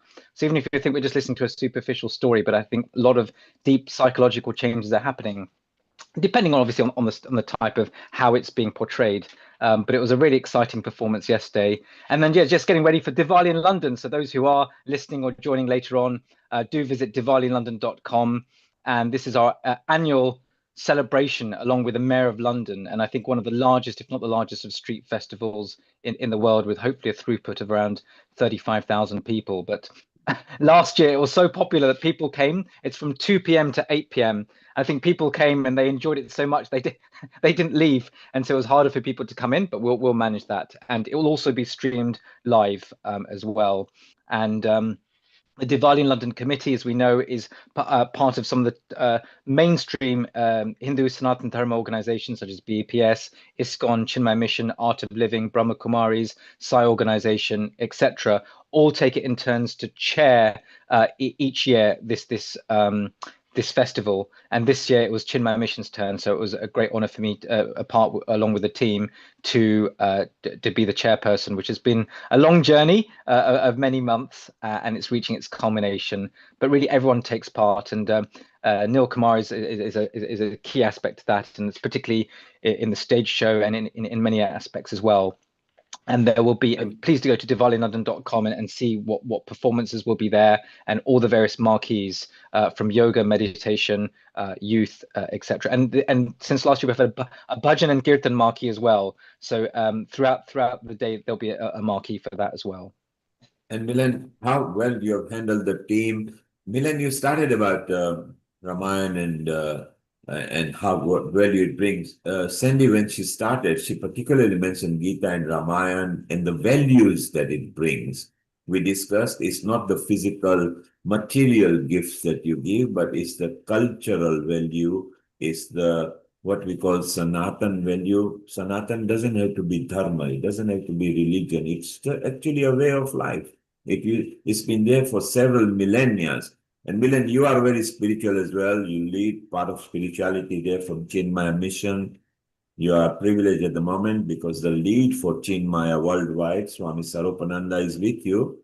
And we are hoping that maybe he can even come and bless the crowd at Trafalgar Square. And that will be even a bonus for the whole crowd. And this year, part of performance from Diwali Story will be part of Diwali on Trafalgar Square as well. So we'll bring a bit of touch of a difference down there. You also lead in the media marquee as well. So you're looking forward to it, Milan? Definitely excited. I think sometimes when you get really deep into a project, you get caught up in details. But remember Krishna's words from chapter 3, Karmanyeva adhikaraste ma phaleshu kadachana ma karma hetur phul puhul mate sangosto karmani. So I can but do my best, and it says in a simple way, do your best and leave the rest. So we can but focus on our current actions, and then whatever will happen on the day, it will happen. But yeah, definitely excited to see people coming together and just bringing people together. As we know, dharma itself has so many different meanings. You said don't even use the word dharma, but dharma means unity, bringing people together, that which upholds, that which sustains, and bringing people together with a slightly higher goal is in itself is an excitement in itself. But yeah, we're looking forward to hopefully Swami Swarupananda being there as well, the current global head of Chinmay Mission. And I think it was shared, you said before, the values that either the Ramayana or the Gita bring. And those values, particularly when we teach our youth, I think the three values that are particularly there in Hinduism are at different levels. Hinduism, Sanatan Dharma, Satyam, Ahimsa, and Brahmacharya, at all those levels. So at the body level, may I practice Brahmacharya, which is a bit more, sometimes it's translated as celibacy, but actually, may I have control over my senses. And if now more than ever else, every advertising agency is trying to gather our senses, everything is always there, but can I maintain control? That's the only way of success. At the mental level, may I have ahimsa. May I do the least harm. May I see kindness in all beings around me. And at the intellectual level, may I have satyam, that of truthfulness, that of conviction to my ideals. So I think those are the values that certainly the Ramayana brings, certainly the Gita brings as well. So when you mention the word values, those are the three that always come to my mind. I remember having a job interview actually for, as you know, I'm a medic, and actually my first job interview said, what are the values you hold for life? And I said, these are Sanskrit terms, but these are the three values I hold. So I don't know if that got me the job, but something did anyway. Well, you got the job. You got the job of being a chair at Diwali on Trafalgar Square, which is a very high status because it's a square. So you are a very successful doctor anyway. What's the theme for this year? And just before you go to the theme, I just want to ask you, did you hear Jeffrey recite a new poem today? Yeah, no, I didn't hear the poem. I just heard something Okay, so almost like Vishnu. we are going to hear it again because you will love it. It's completely different. You will get confused at the start, but listen to it closely. And just before we go to Jeffrey, Milan, tell me, what's the theme for this year at the Square? Educate, illuminate, celebrate. So educate, may we learn and share those meanings of Diwali again, reinvigorate those 5 days of Diwali and what they mean, because each generation just needs that reevaluated. So maybe educate each other on that, not just Hindus, but also Sikhs and Jains, how they also Diwali is celebrated as well.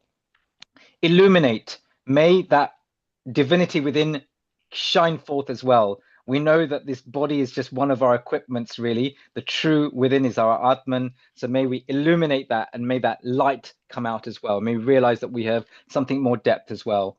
And may we celebrate together in unity as Londoners, as Britishers, and as human beings together, regardless of our faith or background. May everyone celebrate together and together. So educate, illuminate, and celebrate is our theme this year. Well, Milan, let's hit it back at you. We're going to educate you with a new poem, which will illuminate and bring a smile on you. And together we will celebrate. Jeffrey Armstrong, for the third time, take a deep breath and deliver something new to us. Sandy, you need to unmute. And that's fantastic. And I just want to say, Milan, as well, what a fantastic, phenomenal event we had yesterday as well, where it was so fantastic to actually see the education element and the entertainment element coming hand in hand. We saw the AIs up on the big screen and everyone being involved in the whole environment. Not just was it the actual story and the lyrics and the creation and the minds behind that, but it was also alive for us. We also felt like we were a part of it because we could see the whole atmosphere illuminating. We could see the whole atmosphere coming alive. And that was just one of the beauties of actually having such a profound event and at such an iconic venue as well, being the Royal Albert Hall, where it's time now, especially in the UK, where we're actually bringing people further into dharma. We're showcasing what this is actually like as a way of life. We're showcasing the values that are part of Sanatan Dharma and how everything can begin to come together. And Sandy Ji, I'm just giving you a little bit of time here to find another poem. But as well as that, we've got Diwali on Trafalgar Square coming up next Sunday. And I am so excited because especially being a part of the media team last year as well, we could see just the amount of colors, the amount of diversity, the amount of inclusivity that was coming up on the square, as well as then seeing how all these vibrations and colors were actually coming together to be able to lift up society, to be able to lift up the world around us. And it's with each one of those vibrations are carried in the mantras, and each mantra has a different meaning. So to actually be able to showcase those different sound vibrations in a way that enable us to enlift and enlighten and uplift society is just amazing. And I can't wait for Diwali on Trafalgar Square again next Sunday. Sandy G, over to you. All right, we found a new poem, actually, and it's called Could Our Desire for Joy Be Truth at Last? Or the subtitle. Also known as Bhagavan the executive summary. Listen, friend, for time cannot be trusted. This life of ours is a puzzle upon a table. It is a lock whose key has somehow rusted, but we must find the secret while we are able. First, observe we do not want to die. We cling to youth and do not wish to age. The pain of birth causes all to cry, and disease overtakes us at a certain stage. Notice how we resist the idea of death. Desire stays fresh until our dying day. We swim in air, unconscious of our breath. We are forced to work, yet wish that we could play. At first, we seek the pleasures of this world, and then become an addict to our passion. Swept by circumstance, our life is hurled down paths unknown by politics or fashion. We work for fools, serve masters with no name, go into debt for things we do not need, neglect our true self while chasing gain and fame, driven by anger, a prisoner of greed. As children, we are impatient to be old. In youth, we burn too hot and waste our breath. In old age, we lament, turn gray, go cold, and spend our savings trying to run from death. Each animal has a natural habitat. They mate in season, live their lives and die. But humans have no home. Think on that. We are the only creatures who wonder why. Building dams and bridges, flying to space, 8-lane freeways polluting the planet's air, we drive and are driven in the endless human race. But in the end, our race is going where? Is it progress, making our wheels go faster? Surrounded by strangers with phones, we are alone? Have we not become the means of our own disaster, reaping the seeds of destruction that we have sown? Seeing all this, some argue we should renounce, give up a desire, and enter the endless void. In sadness and frustration, they denounce the beauty and pleasure previously enjoyed. No supreme, no Atma, no joy, just emptiness. An addict in withdrawal, a silent stone. Annihilation becomes their happiness. Iconoclastic, they sit in the dark, alone. To enter the void and remove the self, they chant, counting breaths in silence and retreat. Nirvana, the path of those who live but cannot. Detachment without beauty is defeat. Ponder this. Is the sum of life a zero? Are beauty and truth and love an empty illusion? Or are we on a quest, an immortal hero, trying to wake and find our true conclusion? Another view that haunts us is the one. The drop becomes the ocean, its teachers say. You will be the all when you are done. Homogenize, give up your personal way. The world is illusion. Form is an ancient lie. Distinctiveness is a web illusion wove. But only oneness means that love must also die. For immortal individuals are the ones who love. Those who know don't speak, these pundits opine. And those who speak don't know, they again repeat. Not seeing the flaw in their argument's design, that saying not to speak is their defeat. Another oneness trick is called the now, as if there was just one from which to choose. But if there was, we would already know how. And oneness would mean no one could ever lose.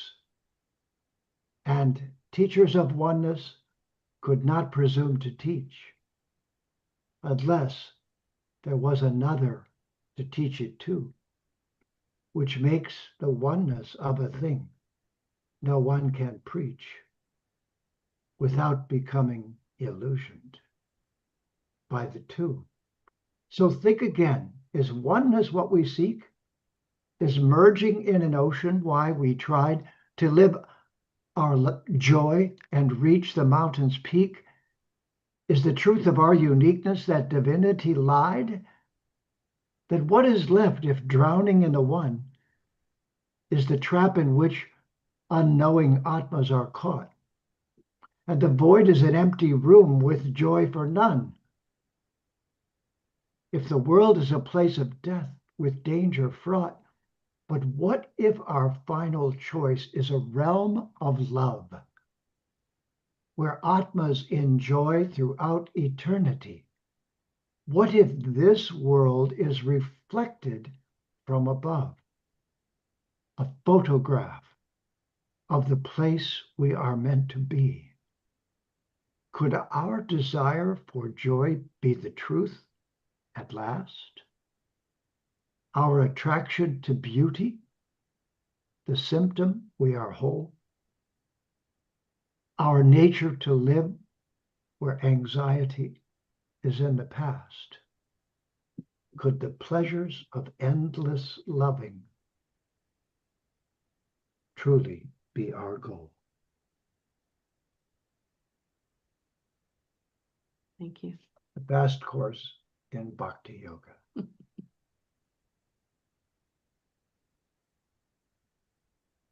Millie, over to you for comments.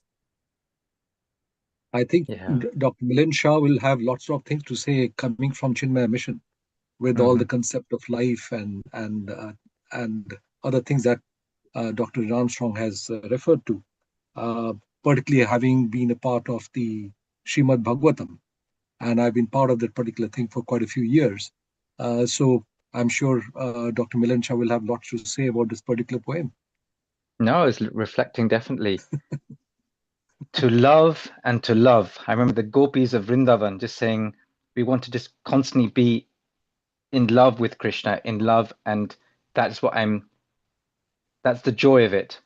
And am I otherwise going into a void? And that sometimes that thought, when you think of Advaita or so on, am I coming to some void or nirvana? I like actually the beginning part actually reminded me of a verse of Bhaja Govindam, where Jeffrey G was talking about seeking, as a youngster, seeking those pleasures, as a middle-aged man, seeking those securities, old age, etc. And there's a verse from Bhaja Govindam, Bala stavat krida sakta, taruni stavat taruni sakta, basically how we suddenly go, and by the end of it, I've suddenly gone through life chasing these ephemeral pleasures, and before I know it, my life is actually ended. And what was I seeking? Right. Then what are we seeking? And therefore, I think we, depending on the person, Sri Ramakrishna, obviously Swami Vivekananda's guru, said, look, as many people, as many paths, and each of us are carving our way. And those, whether it be the path of bhakti, jnana, karma, Raj Yoga, etc., but particularly to be, as you say, where is that joy? Otherwise, does it become bored? Am I going into some sort of void? Actually, am I living and loving as I evolve? And sometimes we find that some teachers become or practitioners become very strict and serious, and you find no joy in spirituality at times because it becomes very dry. And can we still create that love? And again, I'm just sort of paraphrasing or quoting, but even Sri Aurobindo will talk about the supramental, and Sri Aurobindo's philosophy also of going higher and saying, actually, that supramental being will be exuding love as well as being in oneness with others. So those are just a few very simple reflections. But it really made me think as well. I was reflecting a lot, and as you say, that journey you took, taking us on, and it is just spirituality can become very dry, or actually can we bring that joy in as well? And I think there's something about this particular time of age where Swami Vivekananda said, particularly integral yoga, actually practicing some bhakti, some jnana, some karma, some Raj Yoga as well, and integrating that as well. But one, I'm sure, depending on our personality types, there'll be one more type that will be more applicable to us. Some very quick There's a reflections particular anyway. poem that I was looking into. Yes. And one of the things that I was looking was the Vishnu as a Lord had the thousands of years of fight with two demons. That is Sure. Madhukaita and Yes. and Kaitaba. That is trying to hear our own people trying to say good about you, and we're so keen to hear good about ourselves. And number two is arrogance. And these three things are some of the biggest dangers that we have. So our idea is to keep on ensuring that we are reflecting on ourselves, constantly trying to understand what we are and what am I, and how I sort of merge with the whole consciousness concept. And I think Milan Shah has been very nice in stating those very factors which have been brought into light by teaching my mission very, very strongly. Yeah, and the Madhu Kitab story, as we know, it says is another concept of rag and dvesha, right? Like and dislike. This constantly is there, this sense of duality, constantly. So sukha prapti and dukkha nivriti. We're constantly chasing sukha and constantly running away, and this constant duality. And can we find that one equanimity in between? And yeah, probably actually, I think it's my screen name actually on YouTube. My favorite quote of Krishna is probably Samatvam Yoga Uchyate. What is the definition of yoga? And in I can't remember which chapter it is, actually, maybe chapter 2 or chapter 4, but it says, Krishna says one definition of yoga is Samatvam Yoga Uchyate. Equanimity is yoga. But it might seem dry.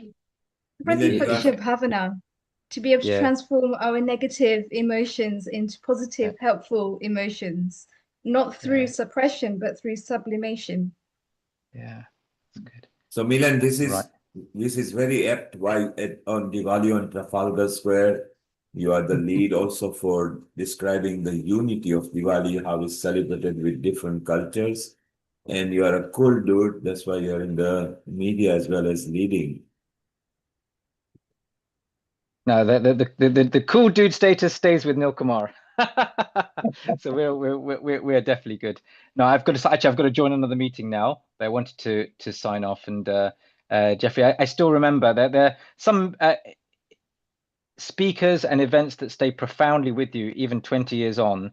And I will share that I think, Jeffrey, this would be in the late 90s, early 2000s, and this was Imperial College. And at that time, I mean, I've not really kept that much in touch with you, but you spoke of how young Indians, Hindus as well, should communicate their culture and also just speak spirituality. And you spoke about communication skills. And 20 years on, that talk still exactly sort of, that impact was quite profound. So I do respect that and always remember that.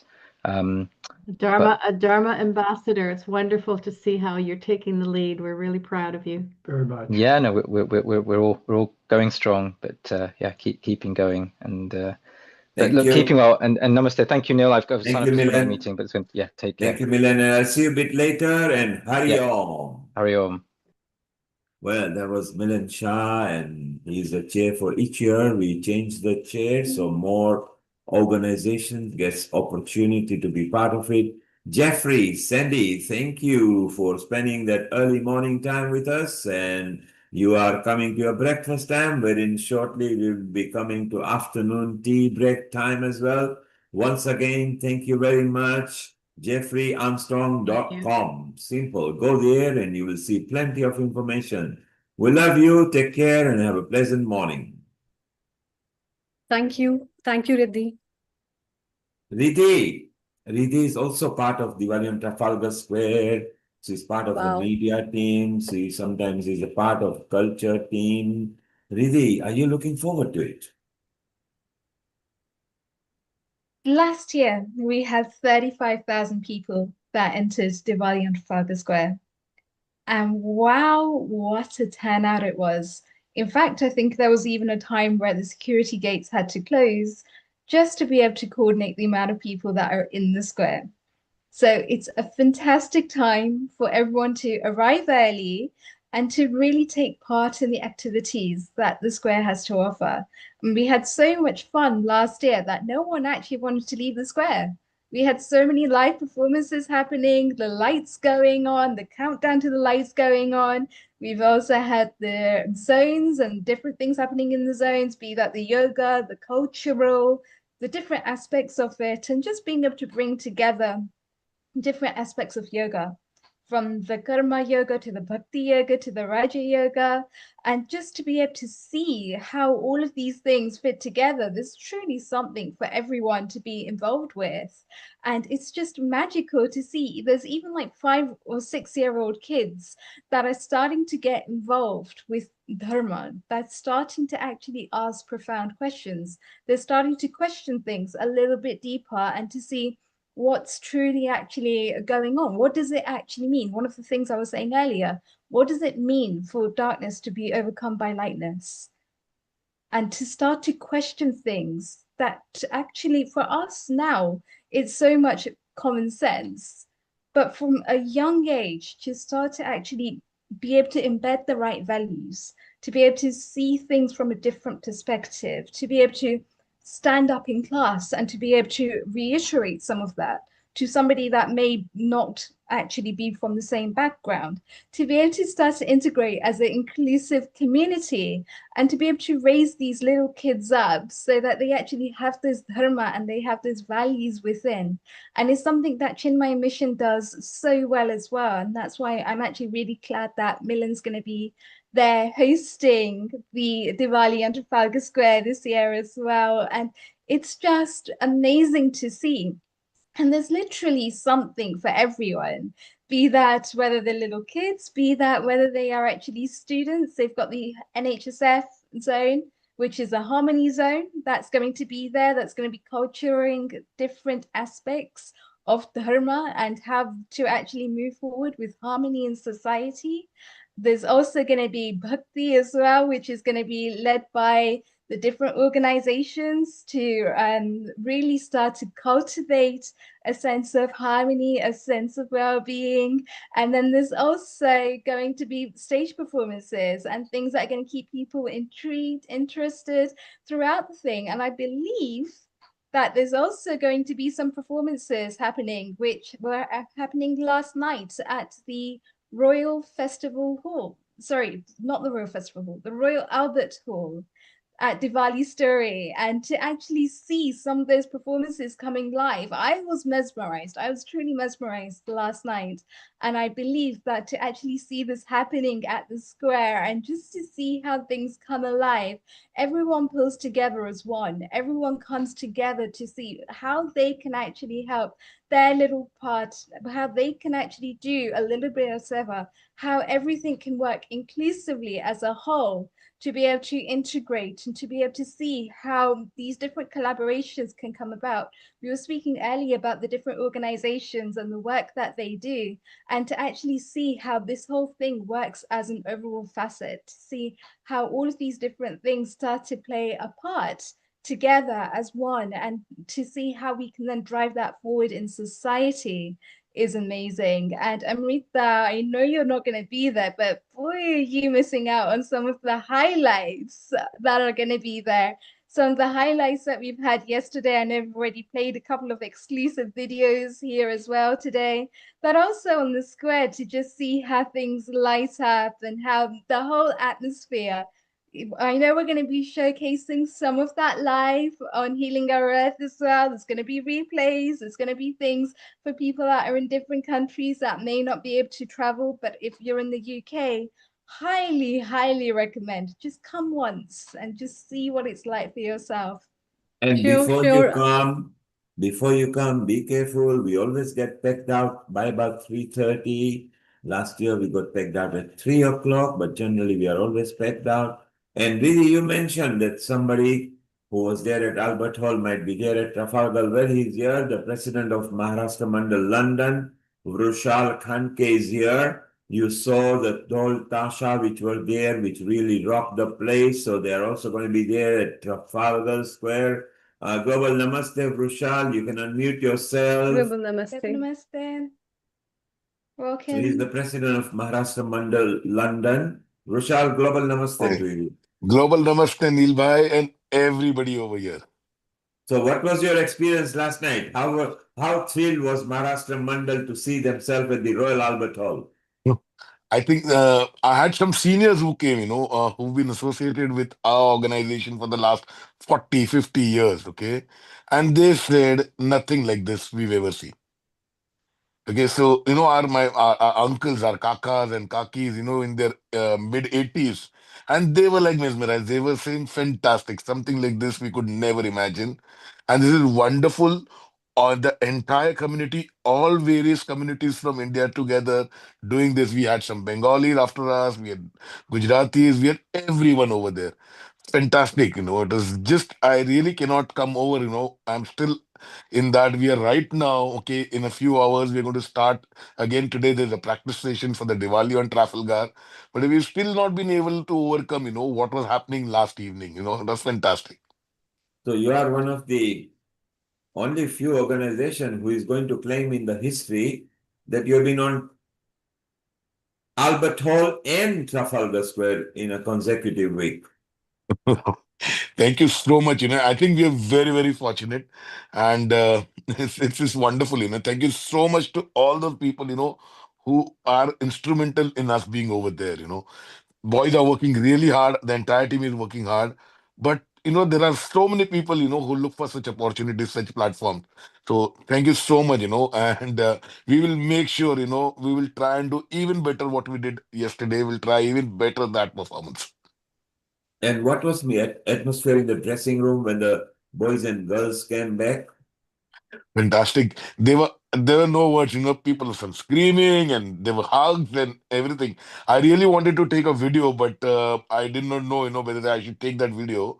And I wanted to post, how people, just one single performance, we were there for about 4 minutes or 5 minutes on stage, not more than that, but that made their life, it's a once in a lifetime kind of a thing. And there were talks, probably, if we meet 50 years down the line, many of them won't be meeting. We had some students, who come down from India to study over there. So they go back and we never get to see them again. They say even if we meet after 2 decades or 3 decades or 4 decades, the first thing that we will talk about is the performance at Royal Albert. How we practiced, how we enjoyed those 7, 8 weeks together, and the final performance of that 4, 5 minutes what we did on stage. And it's And amazing. also, Rochelle, just to see the collaboration there that was actually happening yesterday, because the performers on stage were actually really enjoying themselves. Each one of them were giving 100%. The audience were picking up on that, and the audience were echoing. And to be able to be a part of the audience yesterday, to just see the stage coming alive and how everyone is just rocking and moving in their seats to the beats, to just see how the whole hall was actually coming alive was amazing. And to just have each one of those performers giving 100%, outstanding. What is the biggest thing a performer likes, is the kind of applause he gets from his audience. Yes. I think that's it, this is the biggest, reward, award, whatever you call it. And that is what they were telling. And people, the entire team backstage when they came back, and they were telling me, so many people were saying that, wow, lovely, you got the show. Okay, it has energy, full of energy. And that made, we went out for late night dinner. I took the boys out and the boys, girls out. And, nobody was interested in the food. Okay, they were only talking about how people in the crowd, they were encouraging them, and that actually was the highlight of the entire event. And Yes, then there and was, there was of a course, roar of a round of applause as well throughout as well, actually, because the beats were so easy to follow. You just had applause throughout, and I think that is actually one of the main assets of being able to put together a lively performance, is to get the audience moving, it's to get the audience involved, and having their encouragement throughout, which then just enlightens and it enlivens the whole atmosphere.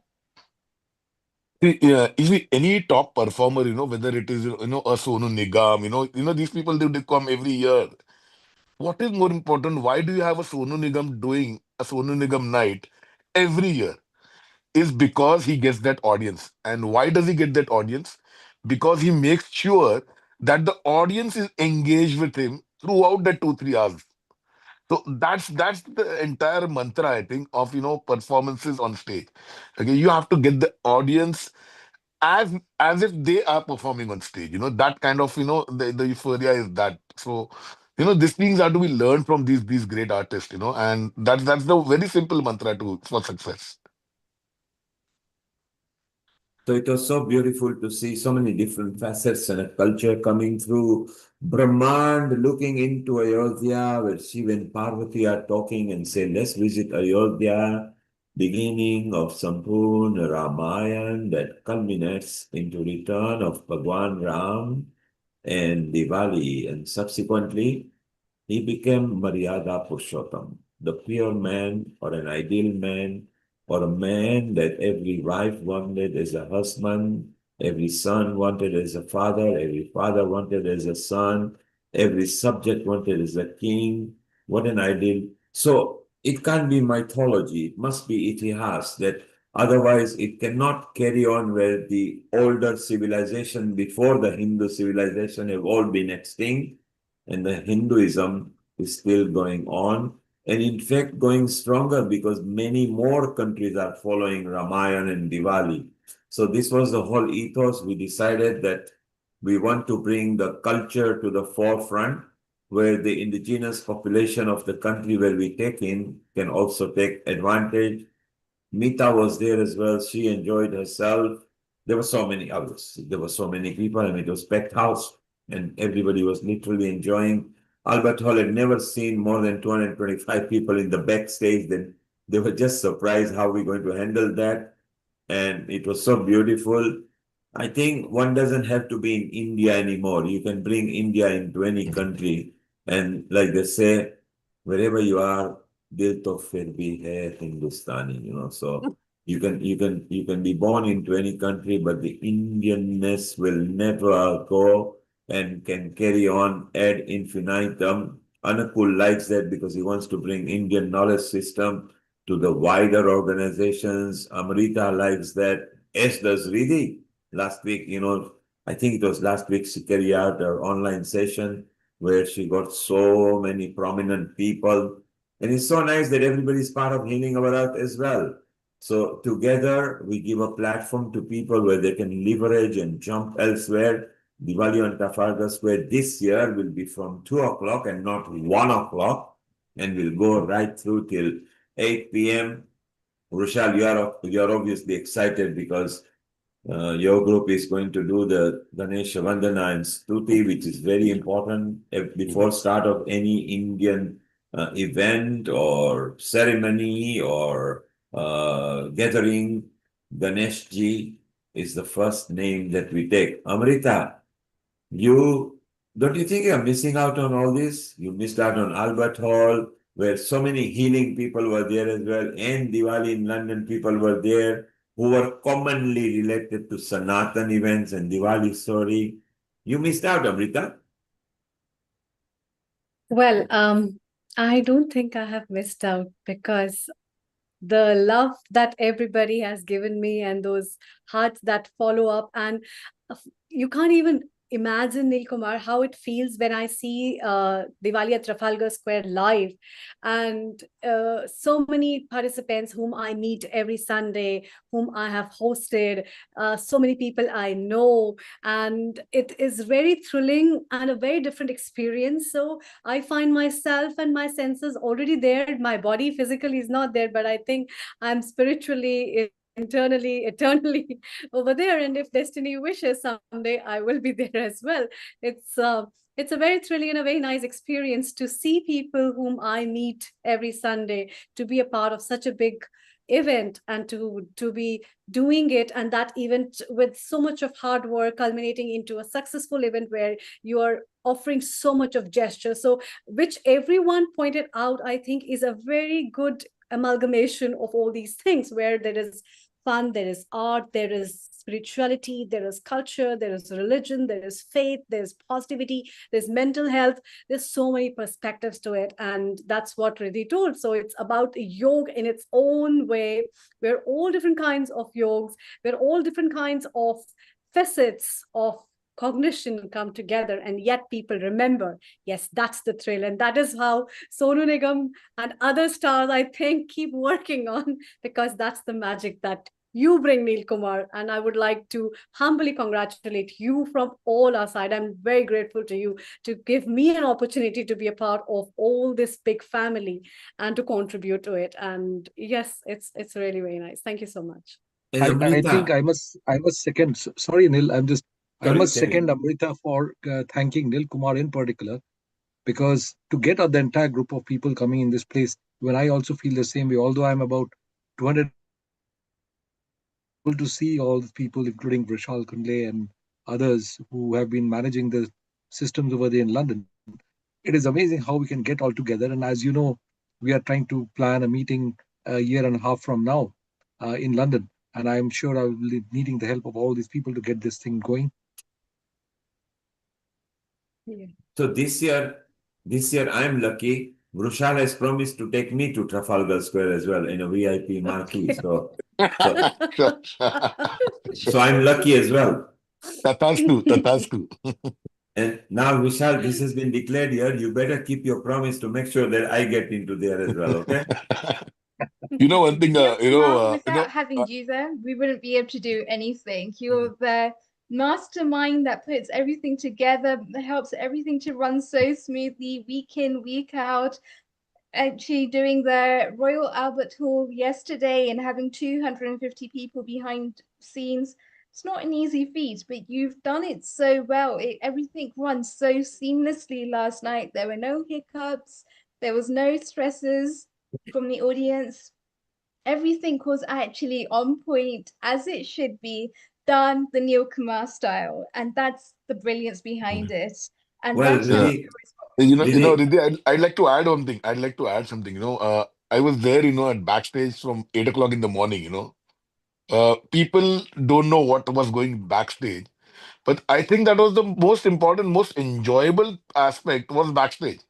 Whether it was the green room, the change rooms, whether it was, breakfast in the morning, snacks, lunch, it was so well organized. Everything, you never had to look up for, or call for a volunteer or call for help. Everything was there. Okay. Right from, the allocation of rooms for every group, there was some 35 acts. So just imagine. Okay, every act is got, okay, a group of performers, they've got group of helpers, they've got a lot of props with them, how it had to be moved, from which gate they're going to enter. We had rehearsals in the morning, in afternoon. So all this, the entire timetable, nothing went wrong, nothing went wrong. So one more thing that was, a great learning. We talk about project management and we talk about Six Sigma. Guys, please, you all should have witnessed it. People who really, I felt so blessed, so fortunate that I'm seeing something of project management going so well. There were backups. I'm sure there were backups. Okay, something goes wrong. I'm sure there was a plan B and plan C in place. But I'm sure things did went wrong, but nobody realized, something that did not go as per plan. It was so seamlessly done. So hats off to Neil. Neil bhai, तुसी great हो यार. ठीक है? The way, okay, one liner तुसी great हो. Okay, the way, and since talking about Neil bhai, okay, I'm the only person instrumental of me and Maharashtra Mandal London being so grossly engaged with anything that comes under umbrella, or any call that comes from him is Neil Bhai. Okay, so the way he's handled everything so well, the relationship, for any event which I have to do, okay, the first thing is एक कोई नाचा boat party करना है, तो whom do I call up? I call up Neil Bhai. Neil Bhai, किया नहीं है, experience नहीं है, how do I do it?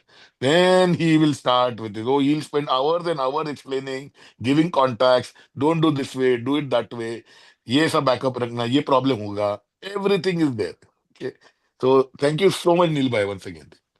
so it's not just me. The way things happen is mostly all of you. I just happen to be, as a third person, I just happen to be an instrument as well. Sometimes I even go to Neil Kumar if I want to learn something, speaking as a third person. But behind, you saw in the stage, there was Shivali, there was Harsha, there was Ranu Metaradia, there was Nilesh Badiani, there was Alpesh Ruparelia, there was Nitin Bhai, there was Kaya, there was also many production team, there was Brindan, there was KK, there was Saira. So many people were there. All are instrumental because in a car, if the bolt is removed, then the tire can come off, you see. So each instrument was very important, together made the whole car, and it is so beautiful that and our floor movements and artistic director Rohan and Shruti, who comes from in Mumbai, they are again very important. So collectively, it made, to me it was deja vu because I was exactly 21-year-old when I first acted on Albert Hall with Kalyanji Anandji, Mehmood. You might remember Mehmood the actor, Satrughna Sinha, Reena Roy. I don't know whether you all remember this name. These were the Yes. people of my era, and we all worked together in the same Albert Hall, which is different now, and it was different then. So many people were behind there. One of them has come here, Nilima has come. We will shortly be talking. Nilima had no idea what she got into. She came as a script writer, and yeah, okay, it was fine. And then Ranu Metaradia helped as well. Then they said, we need props. So it wasn't her job. She said, okay, I'll try to help. So she got a school involved. Then she went to India twice. She perceived them, she thought of them, and she doesn't come from that industry, but because she created the puppet show, so had some contacts. She's here actually. Let's bring her in. Okay, I'm just going to bring her in here. She's one of my colleagues in the project. Last night you saw her bubbling, dancing, and on the set. Global Namaste, Nilima.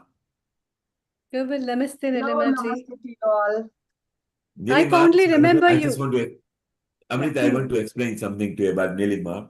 So, script writing is done at home, and you scratch your brain. And because she lives and breathes Indian Sanatan knowledge, culture, and she loves Ramayan anyway, because the puppet show was created by her. So she's well deep in it, including her kids who are also involved in the culture knowledge. And she started with the script, and script was evolving, developing, Then came the props. Now, props were so many of them, and just some were made here, and quite a bit came from abroad. And then came the outfits. Now, completely different department. So, our Nilima, who started as a lead script writer, then had a joint script writer, Ranu Metaradia, who helped as well, ended up being the props director and outfit director. Nilima, what was your experience? Tell us. I know the whole story, but I want you to tell the story. Yeah. Firstly, namaste everyone. And yes, it is right. And as Neil has so eloquently explained it, you don't realize what you're getting into, and you think it is as delightful as any creative work could be. And it stretches your soul and your intellect in a different way. I think there is something called technical skills, and there is some as in general understanding of the world through natural subjects. But there's something, the creative industry, which is something that happens on the go. It evolves on the go. So you kind of plan for something, and as he rightly said, it is a beautiful exercise in the creative part of your brain. So props was a beautiful challenge because as the sets were evolving, as the scenes were evolving, you got to figure out what are the props that you need. You have a broad understanding about what each scene will require to embellish it further, to enhance and to support what is happening on the stage, and support the script, support the action. But the big ones are easy to sort of envisage. But when it comes to the smaller ones, the detailing, I mean, you go to the smaller ones. For example, yes, there is a golden deer, and you want the golden deer to look beautiful because it kind of play a part in changing the course of the story. right? The direction. But when you start embellishing it, so some were done by a school here in London called Central School of Speech and Drama, and they have in the summer term, the students, the theater students, take up projects from outside and they work on it and they present it as their end of year work. So I've had the pleasure of working with two such students for my temple that I created for the puppets. So when this Diwali story came about, I thought, okay, let me explore them because they are absolutely wonderful with their work.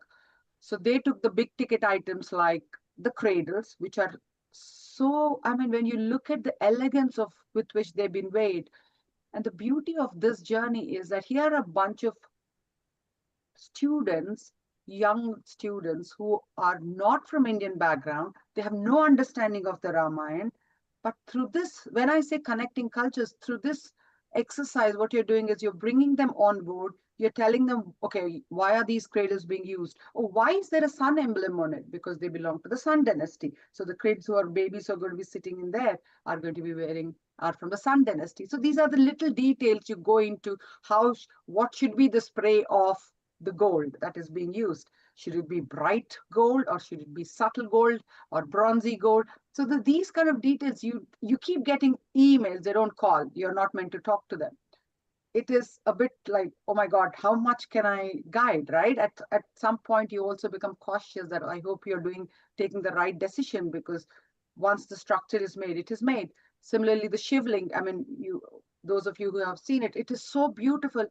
And again, the nicer part is when they come back to you with the feedback that through this project, they explore. Obviously, you send them a reference image, but they're also looking up, you encourage them to look up other images that will enhance their understanding of what they're making. So if they're making a shivling, who is Shiva and why is shivling important? What is its significance in terms of India and its spiritual well-being, right? So they look into that. Now the bow and arrow and the Shiv Dhanush. So these are the big ones which are easy to understand, but the smaller ones, as you go into the smaller, like the crowns, for example, which were made by again a young upcoming artist from Hyderabad, which is where I originally come from. How do you he has been in this industry for some time with his parents, so he's working on his parent company. And what kind of emblem should go on the crown? What kind of color scheme should go on the crown? What kind of detailing how do you represent sun on the crown?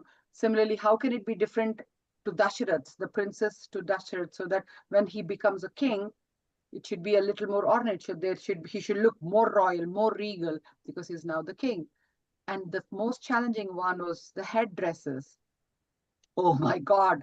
So when it took off yesterday, it brought tears of joy in my eyes because it's a huge, huge learning experience. Because as much as when you see Lion King, it is beautiful. It is beautiful as much as it is about the story. And I always try to draw parallels between the Ramayana and the Lion King because there is Mufasa lifting little Simba.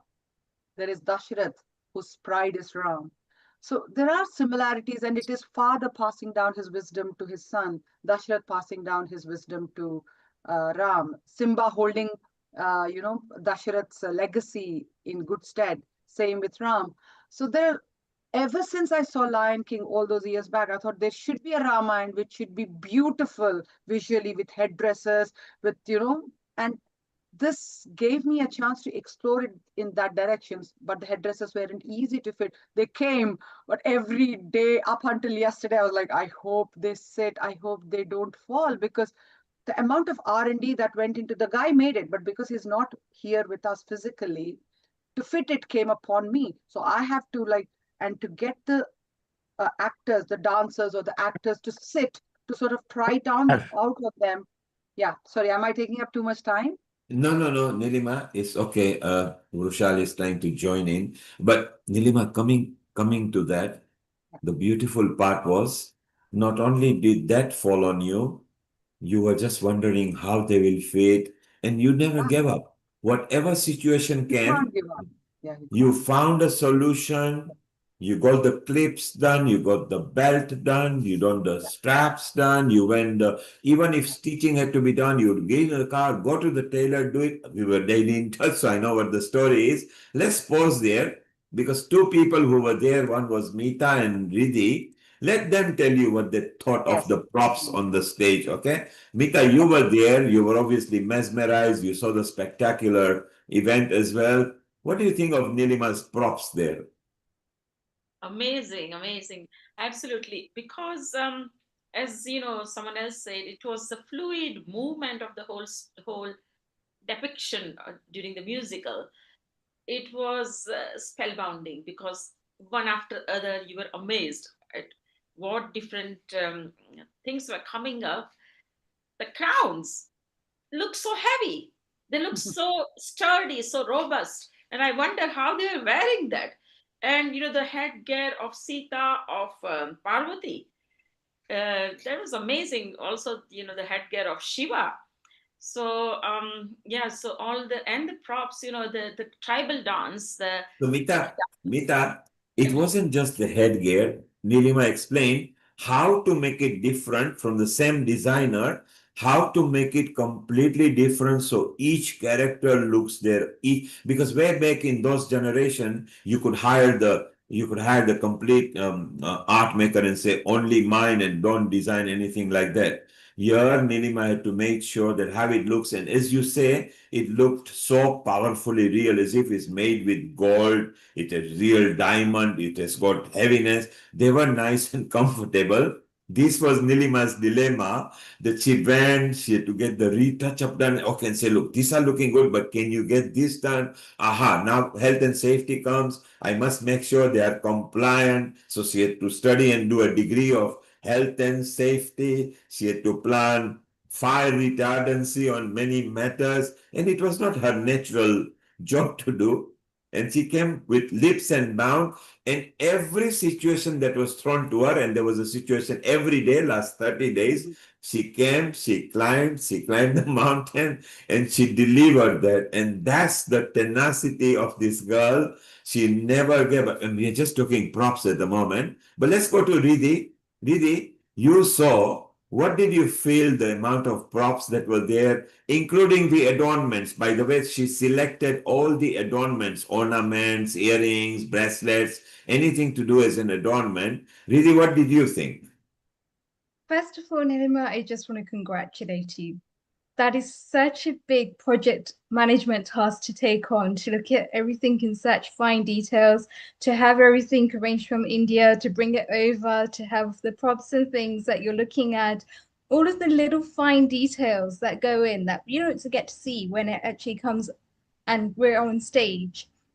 Looking at that performance, we don't see all the little details that happen behind the stage. We don't see every single struggle or every single stress that you're having to think about on a daily basis to be able to get the performance to where it is, to be able to get the props to where they are. All of that is missing. But I have to say, hats off to you for yesterday.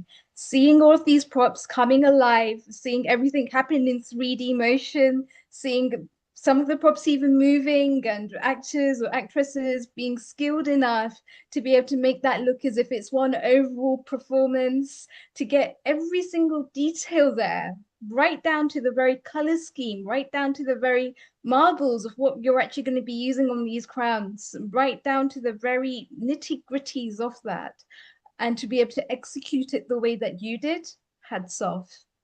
Truly amazing. Envy of the green, the green color, the dancers who were dancing after Kaikai's, change of mind, and the golden deer was amazing. It looked like combination of ballet done with this dance. So it was beautiful. So Nilima, she's talking about the mantra telling Yeah. Kaikai that, hey, look, Ram has to go to Vanvas. And then the snake dance that we did with all the outfit and the costumes, again, very kaleidoscopic. And although when it comes to those dancing and everything, there was a different team. It was Rohan, Shruti, and Danlot. Rohan and Shruti And who came up with that. Yes, the concept. And no, the concept was by Ranuji. Ranuji Yes. when we were discussing that scene, she said, "Oh, what about these snakes coming as if they are engulfing Kaikeyi, poisoning her mind?"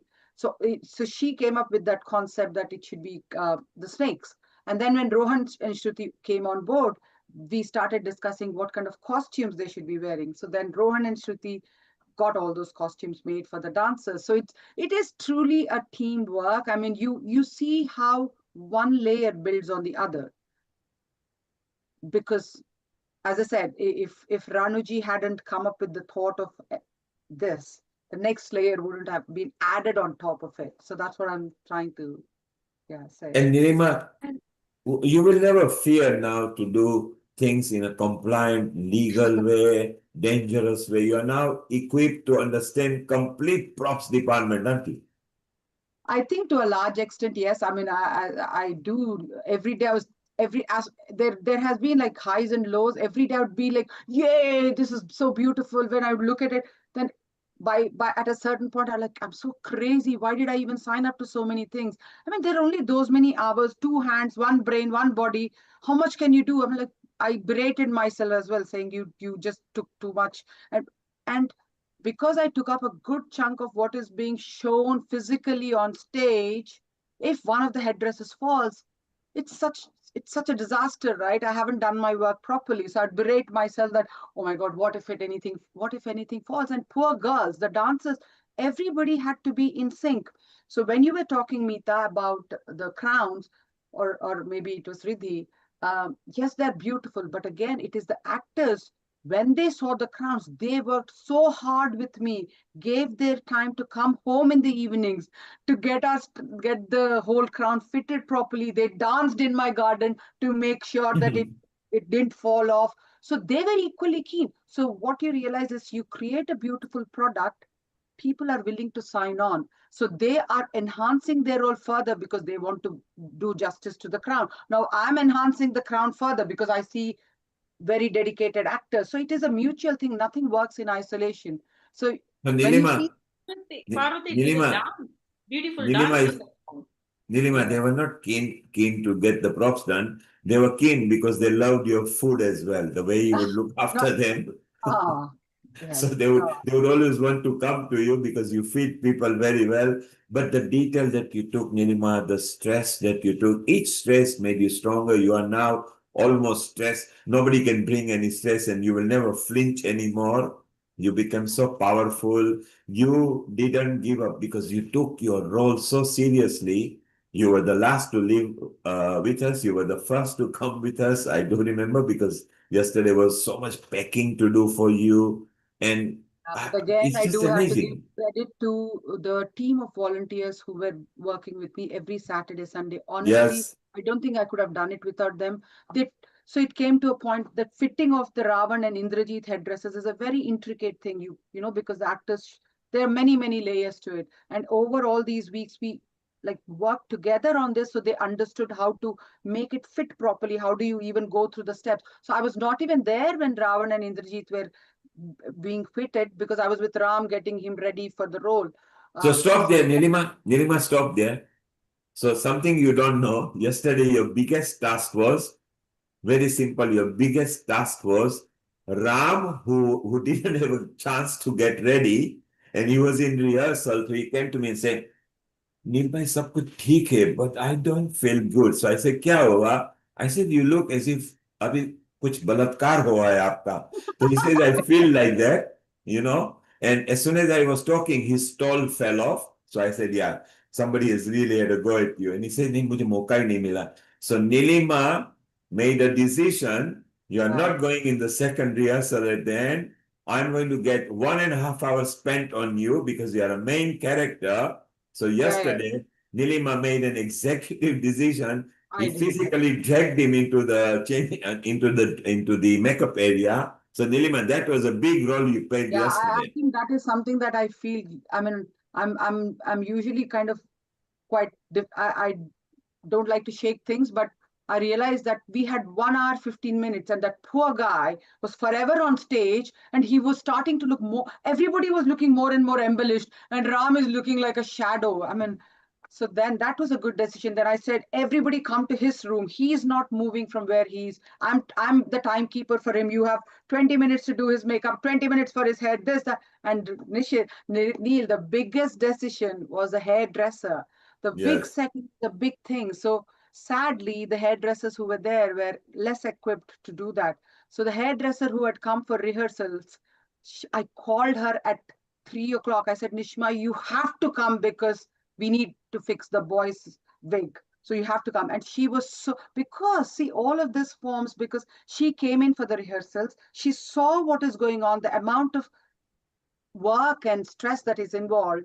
So she didn't hesitate even a second. She has two small kids. She said, okay, Yeah. Nilima, I'm coming. And she landed straight at 5. So Ram comes after his last rehearsal and he sees us, his face lights up. I said, Ram, he is with you guys forever. That's it. She's in your room. She'll be fixing your hair all the time.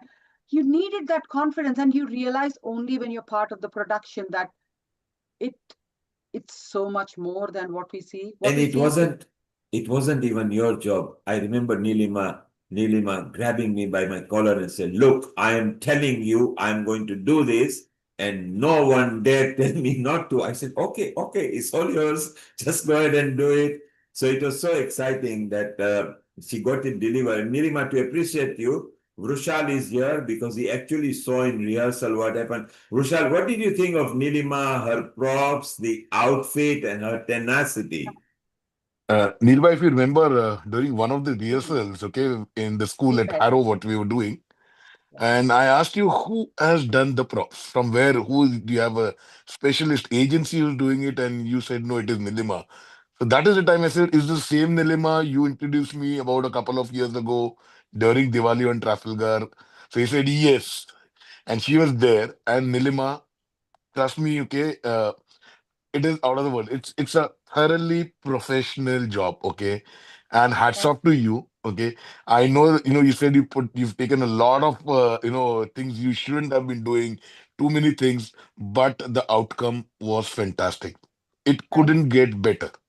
Okay, It I can must get really better, tell you but that. thank you. As in, thank you for your kind words. You are right. I mean, you're right in terms of I'm talking about the work, not Neelima. But I feel what happened there is beautiful, and it can only get better from here because if somebody in my role had a few more people who could be doing this, so there was a team of 3 or 4 people who were looking into what I was looking at, it can be fantastic. I mean, like top notch, top notch, top notch. And again, the credit also goes to the young man in Hyderabad. So I Yeah. was guiding him, but he also wanted to prove his worth. So it's almost always like the legacy that we create, like or as it is shown in our Hindu ritual, Hindu shastras, right? The when you go into Vanaprastha, the you guide your people who are younger than you. So he's younger than me. He's the same age as my child, and to me it is like to see him thrive in what he's doing brings so much joy to me because it's like if somebody's training my sons and my sons are thriving, I'd look up to them. So to me, the role, it almost like I felt like his mother. Like I felt like if he's doing good work, that means I am nurturing somebody to become. Mentoring, yeah, Yeah, mentoring. Yeah. it is the It's satisfaction amazing. you get. The whole how the whole show started with narration from Shiva and Parvati. Yes. It and encapsulated the whole audience because you wouldn't imagine Shiva and Parvati is going to start Diwali story. So that was, and the diction and delivery of dialogues were amazing because I think London School and Speech and Drama was involved. So it was so clear diction. It was like we have shown to the world, rather Sanatan, even Sneel, you and the team has shown to the world that we can produce excellent productions which can really do justice to Sanatan Dharma, Sanatanis, because I think on it that was, Sanatan event, yeah, sorry to cut no one you, has done Mita, like this before. I haven't I seen agree. any show And like this. credit goes to Nitinji because Coming from the every field time of I'm drama buying something, myself, yeah. every time I'm experimenting with something, um, I was worried that, the budget like is going to go up, even if it is in rupees. You're conscious that it's not your money, you're spending somebody else's money. I'd say, Nitinji, I probably have to spend a little more here. He said, Nilma, just do what is right for the project. So he's given me that leeway to say, you will require some amount of money for R&D work, because this is the first time it's happening. For me, I'm learning it on the job. So there will be some errors. So I should be, and Neil again, every time I'd feel like I'm doing something incorrectly, I'd say, Neil, he'd said, Nilma, just remember, you're not responsible should things go wrong. Don't feel that it is upon you. You can always share and we will tell you how we can correct it. Because my biggest concern was, if I take a wrong decision, it has an impact beyond me. It has an impact on what is going to be shown there. So it's the escalation or the percolation of the problem as well. So yeah. And Okay. you did very Nilima, well. Yeah, yeah, Bhushan? Nilima, something has been pending, regarding, that puppet show and all that, Raman. I will surely get in touch with you. I'll message you tomorrow, okay? We need to do something on that. It's been pending for the last 2 years now. Oh, Yeah. sure. So Thank if you. we have time, okay, we will speak this week. Guys, I have to leave because I have a call now for next Sunday's event. So we schedule. So thank you so much, Neelbhai. And Nilima, I'll get back to you very soon. Thank Yeah. you. Thank you, Okay. Vishal. Thank you. Thank you. Thank you. Thank you. Good luck, Bhushan. Take Bye. care. Yeah. Bye. Bye. So, Nilima, there is also a friend of yours who is not really your friend, but we should be, from Hyderabad. So here we got Anjali, who is from Hyderabad, same Hi. neighborhood as you are. And you two missed each other because you were very busy. Anjali, say hello to Nilima, and someday you'll see her in Hyderabad. Hi, Nilima. Hi, global namaste to everyone. And congratulations to all of you with the Diwali story. I've been Wait, seeing all the updates by Nishit and all. They've been posting about it. And I've been following it through the, whatever post was coming. And I was waiting to see Ram on the stage yesterday evening. So finally, I get to hear from you how beautiful it was. and you will see lots of reels are there on the social media. It will be on ZTV as well. So it's going to, nobody is going to miss out. Nilima, did you manage to see any stage production? Because you were running around the corridor all the time. So after the head, again, thanks to the team of volunteers who were with me, they took on the head dressing fitting. So I was able to see quite a few things from the wings, but behind. Not obviously, I could not see the beautiful visuals on screen, which Nishit has worked so hard and created. I couldn't see any of that, but I could just see a few things, which was enough. But everybody who saw it said it was a spectacular event. I mean, the number of messages I'm getting is making me really, really happy. And Dr. Anjali, so the Hyderabadi designer Gaurang has made costumes for all the cast. Wow. Again, he's one of those who believes in, he's not an ornate, flashy guy. So there are many ways to dress up, right? His ethos is more on the slightly muted side rather than the ornate side. So I think he brought the grandeur of, in I would say 9 out of 10 were fabulous. There'll always be some certain colors which you only realize once you see it on the person. So otherwise, his intention was so good. He wanted to be part of this production, and he's a very shy guy as well. He was meant to be there, but he doesn't like photography. He's like Arnil. He doesn't want to be photographed. He doesn't want to be videographed. So sadly, we'll hopefully share The some red of his. sari which Sita was wearing in exile, that was so Isn't it? Yeah. down to earth, basic, Yes. and still No, so gorgeous. Yeah. he works with weavers from different parts of India. He owns a certain weaving you shouldn't call it factories. He works with weavers. So his fabric is either pure silk or pure cotton. So That everything was that was worn cotton. in It was Vanvas, a yeah. beautiful So cotton, yeah. as you all saw, we were used to seeing Vanvas, all of them in orange, right? So when he showed the Vanvas costumes, I was a bit taken aback because before we started, we decided that let's assign a color to each prince because that's how even the cradles have been made. So blue for Ram, so inside of the lining is blue, yellow and orange for Lakshman and Sugri, Lakshman and Shatrugn, and Bharat is green. So the mothers also wear that color. So it's like kind of something that's going from the generations. So I thought he was prince costumes will be in those colors, but when it comes to one vase, it will be orange. So when I went to collect, we discussed it on the phone. When we met in Hyderabad as well, we discussed. But when it turned up and I had to pick up, there was blue, yellow, orange, and green one vase costumes and red for Sita. I was like, what is this? He said, Nilima, isn't it time we added our own creative, dignified liberty to this side and add in cotton, but in a different color that you've chosen for the prince, so that it looks nice on the stage? And I thought it made sense, and they look so handsome, and Sita looks stunning in that red, isn't it? Stunning, yeah. And it Yeah. looks so down to earth and still so rich, at the same time, Exactly. giving that royal, presence. And Yeah. also, Amrita, Lakshmi was wearing a very lovely white. It was not like completely off white or white, and that was Yeah. beautiful as well. So was the golden yellow was by, I think, Parvati was wearing, and the red uh, chunni which went on. I was just wondering, how can the chunni be fitted with the whole sari and then she danced in that sari? It's a tiered Yeah, I saw tiara, that. like how Devis wear, But right? then she danced in it. She did like, classical dance. So that was beautiful. It she's a very happens good, because they are she's a keen as very, well.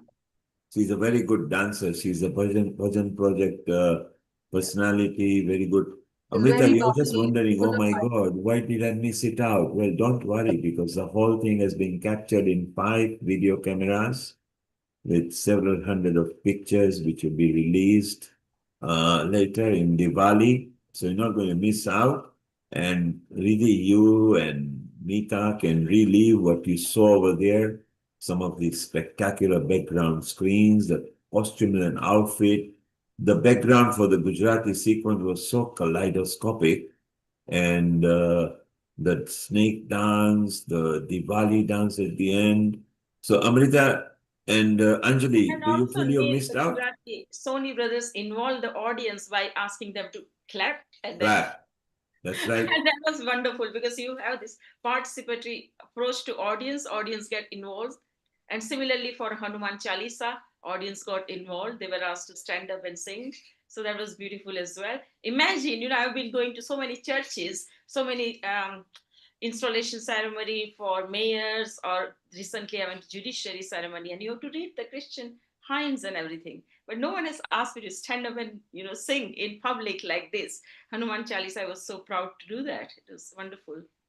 Everybody stood up when they are asked. So it was so beautiful. Nilima, what memories will you take from this?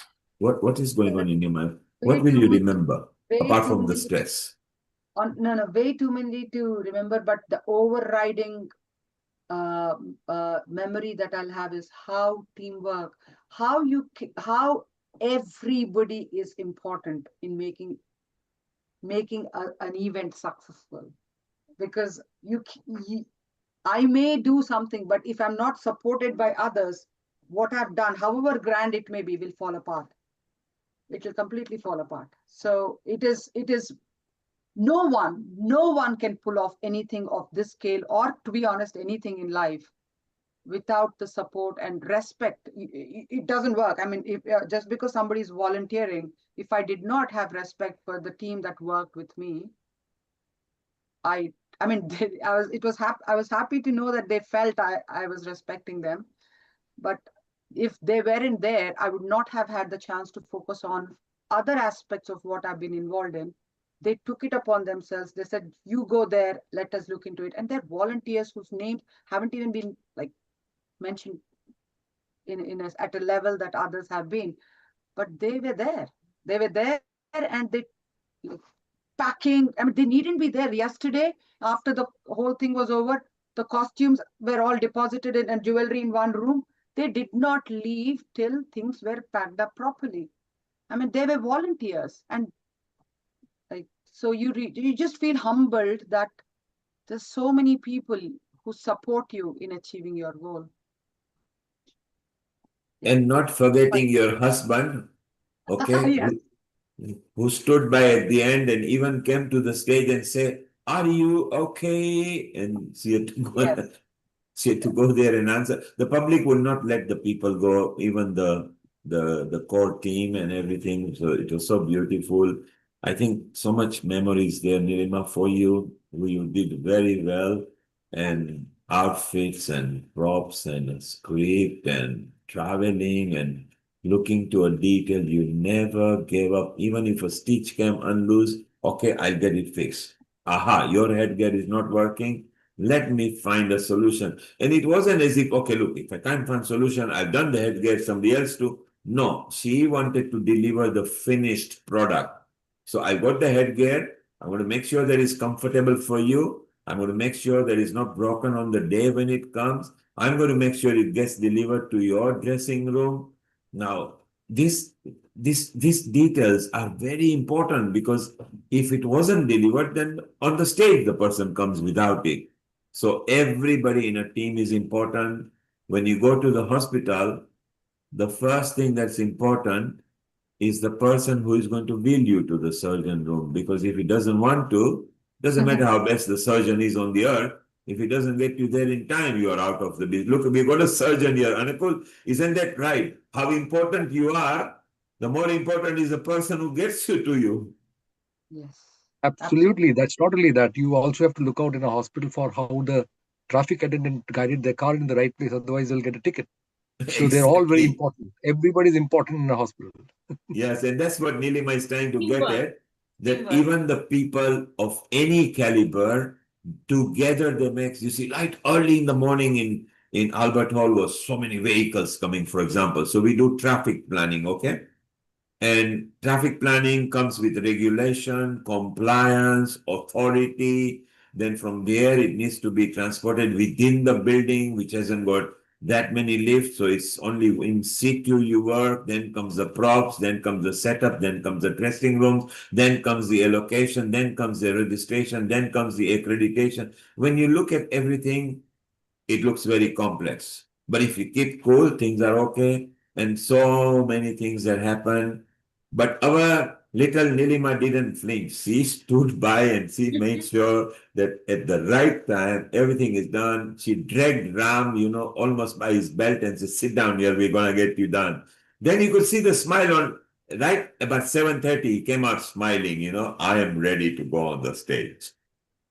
And again, that was such an important work.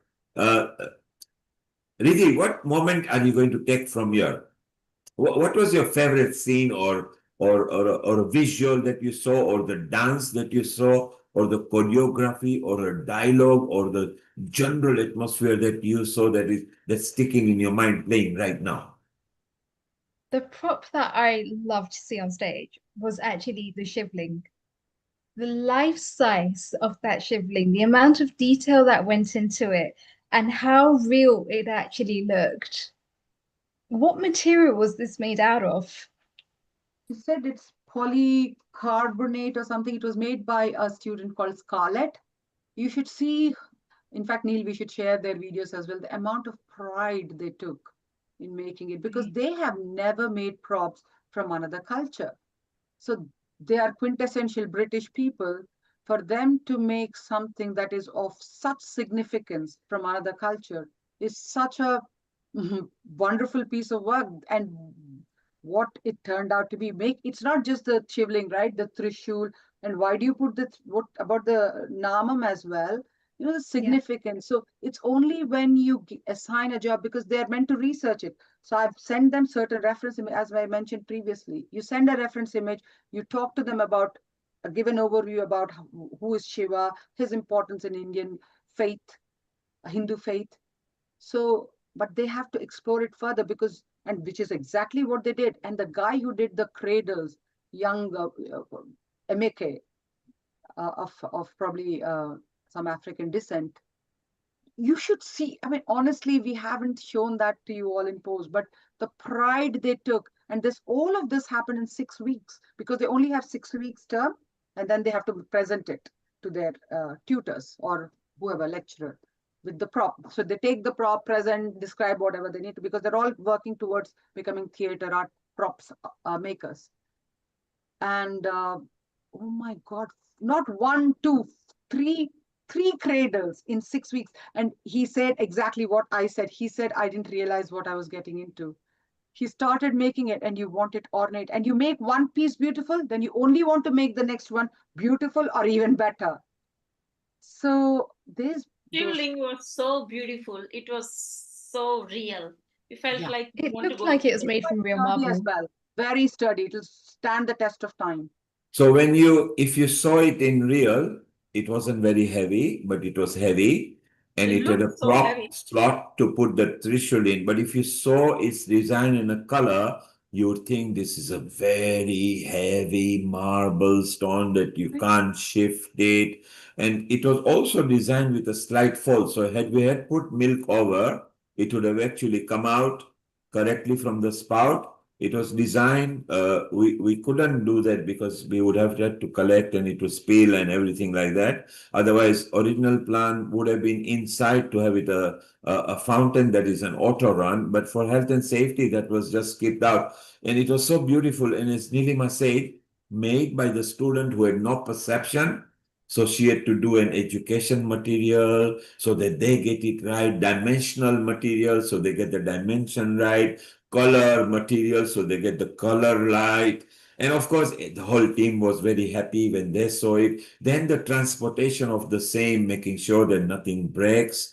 It comes under risk assessment. And part of it, you might have seen it later when Ravan is actually doing in his scene, then the Shiv becomes in a red focus, the light.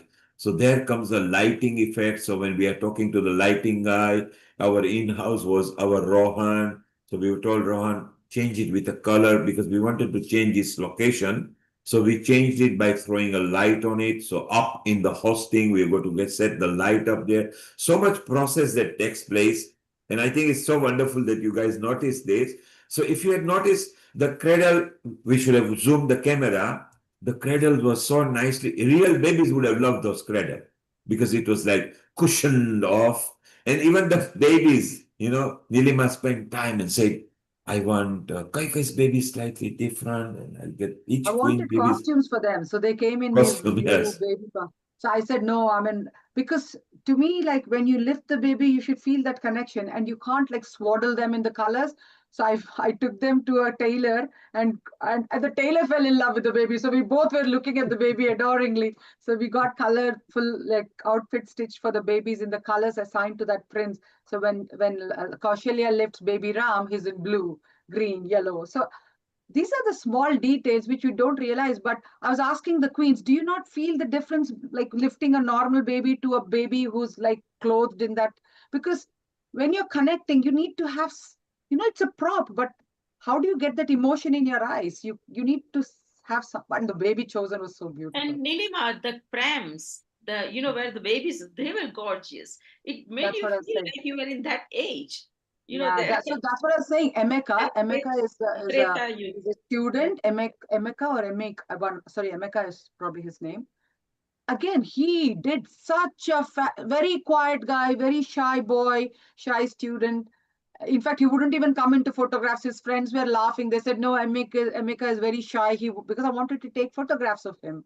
He didn't want to, but eventually he grew. I could see within the transformation in him as he started making, once he submitted the third cradle, because I went to see the first cradle and then we were zooming, etc., to monitor things. When I went to see when the three cradles were made, you can see that he wanted to be in the video, not because of pride. I think it is because he realized the significance of what he made and he started believing in himself. And what we don't see in through this, like I have gained some confidence in myself. Similarly, there's so many people, the trickle down effect.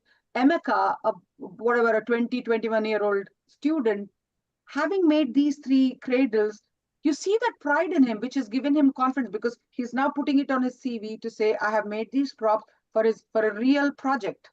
It's ownership. It's the ownership that, look, I was a part. And Nilima, you said everybody played important. So another person who played very important part is our project manager, Shivali. Yes. And for days and months, can you get this thing done? Can you get that document done? She was running So also it is like putting all of those, so Shivali putting things beautifully to make it easy for us to understand how different departments are connected. because we're all Correct. working in isolation. I'm doing what I'm doing, Ranuji is doing what she's doing, Rohan and Shruti are doing what they're doing. But to put all the schedule together, to give this to the other team, which is the props management team, for them to understand what to bring where, it is a lot of logistical detail that can never be overlooked. Without that, it can't happen. The actual And talking oh, there's Shivali. There she talking is. about her, she is here. Yes, Shivali, so that landscape your wouldn't video. happen. Landscape your And video so we can and she spotlight puts it so you. beautifully as well, because she makes it in a format where you don't feel like you're reading some trash. I mean, sorry. I mean, it's so colorfully coded that when you read it, you feel like, okay, this is where it comes. So yeah, there you go, Shivali. Yes. Yes. Shivali, if you landscape your videos, then I can highlight you, spotlight you, so you're just like everybody else, landscape. Just flip your. I'm very sorry, but I'm on my phone, so I can't switch Oh, it. you can't. Okay. I Flip can't it. switch it. Just flip it. It will work. Just flip it. I might That's be it. upside Yeah, down. yeah, you're landscape now, and now you're lopsided. You're landscape Oh just yeah. now. Okay, stay portrait. Don't worry. So Don't here is worry. our. One moment. One moment. Yes. There you go. Is that Yeah, you better? are deaf. Beautiful. There you are. That's our Shivali. So Nilima was mentioning, and earlier we mentioned about the role. Ranu Metaradia played, Nitin Palan played, Nishit was here early. He showed us, Nilesh, Alpesh, the whole gang, Rohan, Shruti. Here is one of them as well. The project manager Shivali here, who, like Nilima said, had to be in touch with every department and make sure each department talks with each other, makes the schedule, makes the document. Shivali, how was the experience for you yesterday? I mean, look, everyone, and it's I'm gonna say a special hello to Nilima, and I can't believe she's standing today. But you know, it was a really good experience. I think we've all learnt so much. It was incredible. And you know, to be honest, actually working in the backstage area yesterday, making sure that they were all lined up in their scenes, ready, out their changing rooms, you know, all of this kind of stuff. I think that's really what made it a success. Everyone was so cooperative backstage as well. Every single performer, every single artist, from dancers to the children, they just got on with it. It was just beautifully, it all beautifully came together through teamwork. And I don't think any of us can take any credit for it, because we all just worked. I mean, Alpesh woke up this morning and said, you know, we made lots of funny errors, as everyone knows, in rehearsals. We didn't have dancers there on time. We didn't have actors there on time. Some missed weeks, all of this. But you know, when it mattered, everyone just pulled together. And I think everyone just put on a brilliant show. So excuse the fact that I look probably very tired. Nilima, like I said, well done for looking amazing. Well, even the next day. Excellent teamwork. As you said, Shivali, excellent teamwork. Absolute teamwork. It came out flawlessly. A fantastic musical. Congratulations to everyone in the team. It would have been teamwork. Thank you so much. Shivali, some of the works that people don't know, she has also got to put paperwork in place, then get the paperwork assessed, then log it, and then put it back again. Then she was also in charge of BOPA, which means children regulation, authorized with the local authority, pick up of the children, registering the children, handing over the children, amidst the duty, because yesterday she got one extra job. Apart from backstage, sometimes she had to be part in the front stage as well, meaning she had to make sure the artists were ready and actually being pushed onto the stage in one of the wings.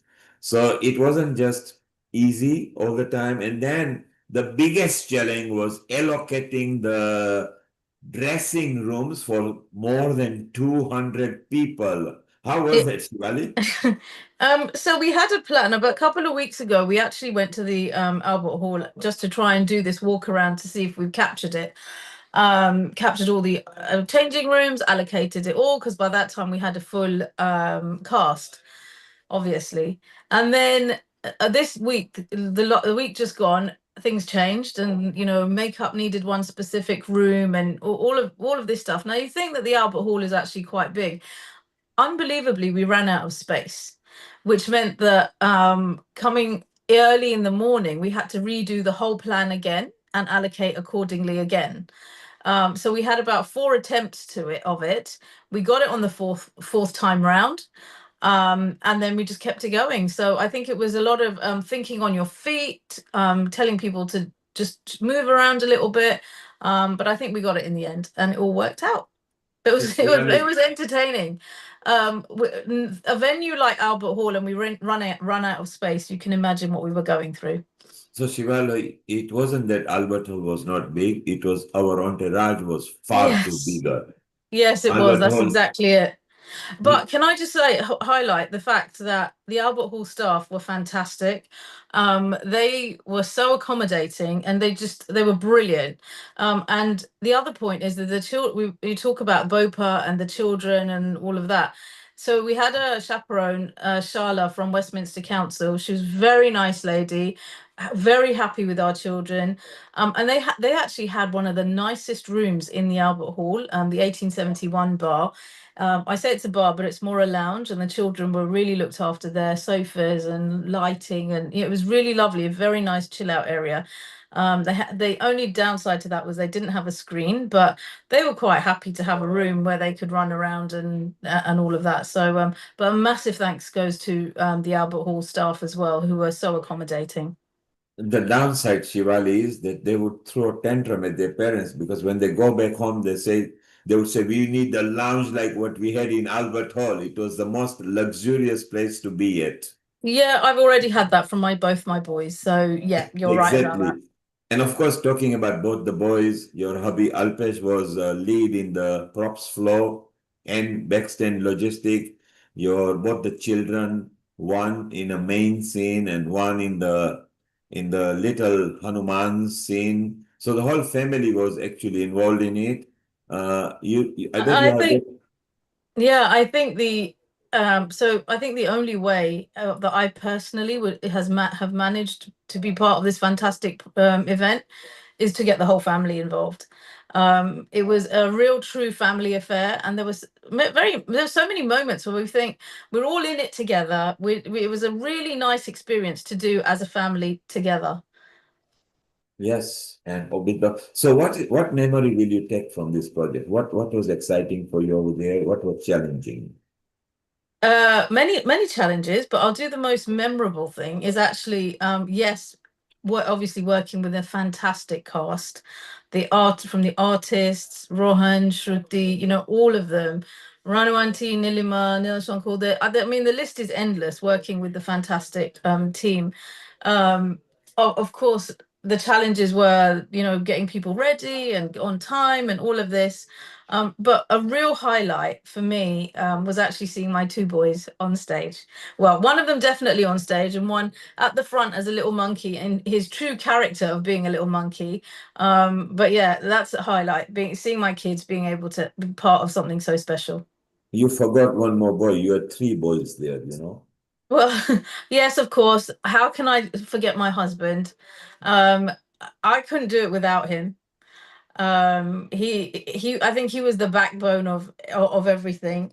Why are the props coming on late? Are they there on time? He put up with a lot of stuff. From the logistics of even collecting the props, making sure that he had a team behind him to get the props correctly positioned on stage. I mean, look, without all of us working together, it's not going to. These things don't happen. He had never done that before. Never done that before. Never done that before. And then to do it for the first time at the Albert Hall, he had no pressure. No, actually, he had no pressure when he was after the interval. He was happy because everything was going correct. Before that, every moment, is that going to be right? Shall we do it this way? Shall we do it that way? Can we quickly check the lines up? But he was prepared well because the documents were done. He created his lines. He talked to the team over and over again and walked through the dry stage again and delivered very well. It wasn't just delivery during the show. It was making sure that the props arrive in the morning Then at the end of the night, each props are in a correct vehicle. It wasn't one, just two, it was three, and then other cars where it goes so that it can be delivered the following day. This morning again, they were up and early. I bet they haven't had a sleep, proper sleep. So I think it's amazing work. Yeah, it really is amazing work that they've done. I mean, he's still going. The one of the vans is still outside the house, so he's still going. Going, yes. And sometimes the back end people are not recognized because you don't see them in the front end. And the front end will not be there if the back end doesn't deliver things That very is so good. that is so true. But one of the comments that he received this morning, and it was actually from my mum, and she made a very valid point. She said all the hard work that you see in the back that went on in the back actually was shown on the front. So that just shows that how much that was evident on the front stage as well. Yes, it was amazing. And then, like Nilima said, and earlier who were there, Ravan was there and Monidipa was there. Earlier, whoever talked, I mean, they appreciated the whole team in during the last few. This is not just a 2 3 weeks job. The team has been working right from early, actually December 6th and early January, right through till now. But the result is that people want this as a West End show. They want it as a road show, traveling. They want to see even this. The complaint is, why was it only just a one-off, one-day event? We're getting Yes, some comments. that is very true because I actually there were some parents from the boys' school who were in the audience, and they didn't actually realize that Albish and I were and the kids were part of this really good event. And she said, had there been a matinee show, afternoon show, or another show, they would have definitely brought the kids. So it's a shame that they didn't bring the kids. They came themselves because it was an evening show. So hopefully we're able to do this in another venue, maybe during the day, or not have it as a one night wonder. So many Yes, people are asking Shivali that is that the only show who couldn't make it when I was trying to promote the show. They say, is there only one show or are there any more shows? So maybe. Yeah, I think many people have said the same. Yeah. So maybe it's a time to think about. I'm sure Neil must have thought about further shows. So yes, it's coming back. It will come in a different format. It's not going to be lost. Be patient. It's coming because next week is a free show, Trafalgar, and the following week it will be on TV, on ZTV. Then it will come out as a library for education, how to put a production, how to do things, how to bring it in your community.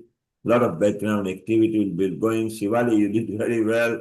You deserve a good rest after this. You need so much communication to do as well. What memory was, apart from the two children who both did a wonderful job, what personal memory will you take on this on the day and prior to actual day? So prior to the day, one of the really big memories I will take is the actual piece about choosing the music for each of the scenes.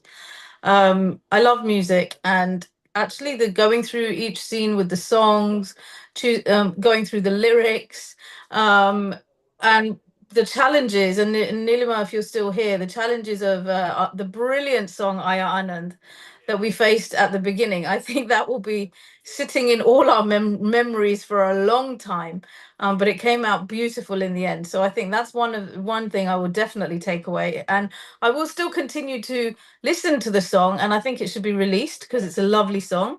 That definitely. So Aya Anand was your favorite song? Yeah, it was actually. But you at the think same time, I also liked the scene, the actual song that was sung for the Gurukul scene. I might be a little bit biased because that's where Ayush was in that scene. But that was also very nice. I mean, all the songs were nice. It truly gave the whole musical experience. And I think we've all learned a lot, definitely, musically, from lyric point of view, from actually a production flow point of view as well. So yeah, lots to take away. Nilima, Aya Anand, you liked as well? Was it your favorite? You need to unmute. You just need to unmute yourself, Nilima. Yeah, you need to unmute, Nilima. Yeah. So yes, Yes. as Bali said, Aya Anand, and yes, it was so funny when we recount what challenges we faced with Aya Anand. But Aya Anand, again today, so it again that is one person we definitely need to recognize and mention. So when the thought process came about how to introduce the birth of the princess, I went about looking for lyricists who can write lyrics. We tried several different options and we reached out. And one of the persons, the first person I reached out to was in fact a friend of mine had introduced me to Girirajji. And she said Girirajji he's brilliant with his Hindi. He's a poet. So check it out. So I put it forward to him to set the context that here is the situation where Dashrath Dashrath and the three queens are celebrating the birth of the princess, and a little scenario about how we are introducing the scene by Shiva and Parvati. So within a couple of days, he came up with exact lines that you have heard. No, no alterations. This is his first shot at the lyrics. And just the starting point when he sent the lyrics to me, when it said Aya Anand, Chaya Anand, Umuda Anand, Barsare Anand, I said, this is it. I mean, we don't need anybody at all because it's just immediately capturing the essence of the feelings that Dashrath and his three queens would have and the people of Ayodhya would have. So then obviously people of Ayodhya come, and then there's a mention of Shiva and Parvati in the second verse. But he was so, I mean, he couldn't be happier. In fact, he posted on Facebook about how his wife was crying when the song was played and danced to on stage. And Nishit. So the song, the lyrics went to Nishit because he's a Rayar guru. So Nishit, again, he loves playing with music with AI. So he first assigned a tune to it, which is fabulous. But then there were problems because the singers, the actual musicians couldn't get a few notes, I think. If I'm wrong, Shivali, please correct me. So I Yes, think and they could, yeah. in the long and short In is the yeah. Anand, after several version was selected. So since you and Exactly. Shivali like it, Yeah. then we'll put it on Trafalgar Square because she wants Please that do. Please do. It is coming on, absolutely beautiful. and let the world enjoy as well. Aya Anand, Chaya Anand. I like that. So we'll put it on Trafalgar Square as well. Lata, you've got a comment. Go and make your comment. Over to you. Unmute yourself, please. Well, global namaste, everyone, and greetings and congratulations from all the exciting news that I've heard. Finally, it's coming through. I really feel y'all have done an exceptional job and brought a lot of pride and joy to India and the culture, the rich culture, and given it lived it and given it a new birth. And I'm hearing my son's name, Anand, was the favorite song. My son's name is Anand. So, so many little snippets, but I've got some questions. I've got questions about when did you actually have this idea, Neil, or when did you give birth to this concept? I mean, how Albert did Hall. it come about? Because Albert Hall was always in a mind several years back. We actually first had a date in pandemic, but then pandemic came. And then it was difficult to get the date. So one day our Sri Nitin Kumar came and said, Nick, I think we got a date. I said, what? Well done. Where is the date? So he said, this is the date. Then he started talking to a few of the teams. I said, carry on. And then rest is history, and it's there, Albert Hall, which has costed a lot of money. But our producer and promoters from Sri Sanatan Events, Nitin Bhai Pallan, said, let's get it done. Then I said, let's get it done. And in came Nilima, Shivali, Ranumeta Radia, Nilesh Badiani, Alpesh, Nishit Kotak. They have spent almost every day of their life making documents, preparing things for February, March, April, May, June, July, August, September, and October, almost every day. So kudos to all the team working very hard, and they've done a wonderful Well, I'm job. just And saying that it seems that you've been eating it, sleeping it, living it every day, every moment, especially Nilim. yes, And singing it. And you had a wonderful you heard support team. Shivali said. You heard what Shivali said, and singing it because Aya Anand, Chaya Anand, she loves it. So we're going to put it on Trafalgar Square.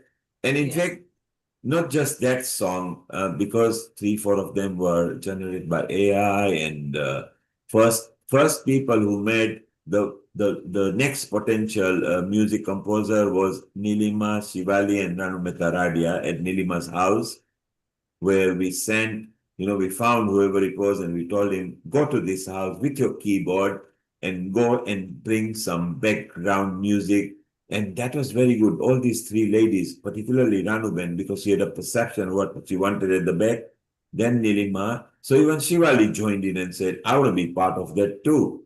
And they worked out in some of the scene whether it should be Karunta or celebration, or it needs to be family, or needs to be a shocking news.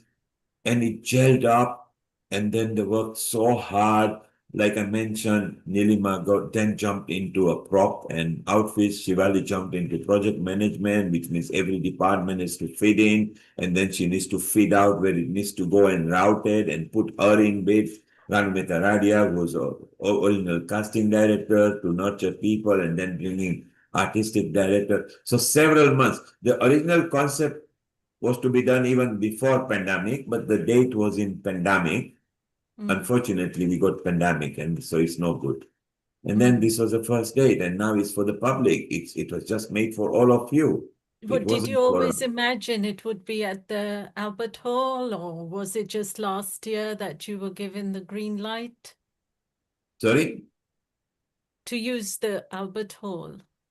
No, Albert Hall is just one menu hidden. Actually, Diwali started in the world in Leicester in 1983. So that was so many years back. And it was after Leicester that gave birth to Brent, and Brent gave birth to ISKCON Watford. ISKCON gave birth to Sri Swaminarayan BAPS in late 90s. Because I think 1999, they're the first one, a big one. Now that's the biggest Diwali festival at the Swaminarayan Temple on actual day. And Anakut, which is the following day. Sydney came before everybody. Singapore is the biggest. They actually changed their trains for Diwali. Came New York. Now whole world celebrates Diwali, including No, I was India. asking about this concept of the show at the Albert Hall. When did you actually get the green light to use the Albert Hall? Was that Albert Hall doesn't work. Albert Hall doesn't work that way. You got to book well in advance. So you need to know well if you wanted a date next year, it's not available. Following year, you got to book now. So you need lead time of at least 12 months to get some ideas what to work. So this team over here, dynamic team, has been working for more than 10 months. I mean, Production really, like that this is not work easy. that you've accomplished, I would say it would take several years to really do it, Say if So it now was you in know how dynamic this team is. Bollywood or Hollywood, it would have been a lot more, time-wise and budget-wise. And so And I think everybody hopefully loves it will bring back its fruits, and the budget will be, covered Absolutely right, 10 Lata. times more. Because it was such a wonderful execution of the production. So it must have lots of planning must have gone in. So you're absolutely right. The concept must have evolved many years ago. The booking for the Royal Albert Hall, everything, and bringing the team together. concept Diwali. Yeah. Concept of Ramayana and Diwali started 12,000 years back. We are just an instrument who are lucky just to bring things, and it is just so all this wonderful. It was these 3 ladies who sat first, jumped in Nishi. At a later stage came Nilesh and Alpesh because they had to make sure so many logistics were done because of rehearsals. So there were so many things. Shivali, you got your hand up? on this? Yeah, I just wanted to say, and I'm really sorry I switched my video off again, but I just wanted to say that actually I think the true show came together only in the last 3 months. And that was when it was all systems go. So I think kudos goes to everyone by actually putting a production on, and it was in 3 months that we've achieved what we did yesterday. I think that is the true timeline of what was going on the stage. So massive congratulations to everyone. And Yeah, Shivani, I when mean, did the paperwork what actually come Shivali through? said, I also heard from the dancers after the show that 3 months of hard work every Saturday, Sunday, or Saturdays, weekends, going from 9 to 5 practicing. So yes, the last 3 months were perhaps the things required And to logistics make it had to, happen. Yeah. logistics, venue, feeding them, stuff. Riddhi, you wanted to know paperwork. Paperwork was end of November. Albert Hall cannot be done in 2-3 months. There are no dates like that. What Right. Shivali meant was, although hard work had been done well before, in the last 3 months, the practice, rehearsals, and a whole thing coming into practice has been like that. In reality, the final thing was the final rehearsal, and everything was changed, and we just brought it up onto Albert Hall because Albert Hall you don't get for rehearsals or practice. And the amount of I think also organization, coordination that goes into that as well, to be able to make all of those last minute changes, be able to accommodate and adjust to those last minute changes, and the yeah. amount of soft skills that the team has learned as a whole as well. I think everyone here has just showcased how well they've actually done their duties, how well they've carried out their works, and the soft skills that they've managed to gain as a result of doing that work. Shivali, you were saying? Yeah, I mean, I was just going to say it. Talking about the last minute changes. There were so many up until this week. There were so many, and actually, if someone actually came to our rehearsal probably on Friday, I think there was a level of fear that we're going to be able to deliver this the next day. There were many, many moments of what the hell are we doing? How is this going to come together? And is it going to be okay on the day? But the only thing that kept us all going was it is what it is. We are where we are, and it will be fine on the night. And I think it really was fine on the night. But if anyone did see the rehearsal on Friday, it would have been questionable. I mean, it was moments of hilarious. There were hilarious moments. There were shocking moments, and I think And the Nilima, you might hopeless agree with moments. me. Exact, totally, totally. Oh my God. The difference between what happened on Friday and Saturday is chalk and cheese to a large extent. Oh my God. Friday was different, and Saturday is completely we like on the spot. I mean, But no, even to be happened on honest, Friday. even the rehearsal that we had, the limited time we had on the stage at the Albert Hall on Saturday, even that made us question it. So many comical moments. So you couldn't have managed the matinee on the Saturday afternoon. You just No, I went. mean, I mean, No. you did for it a in debut record production, time. Give it, hats off.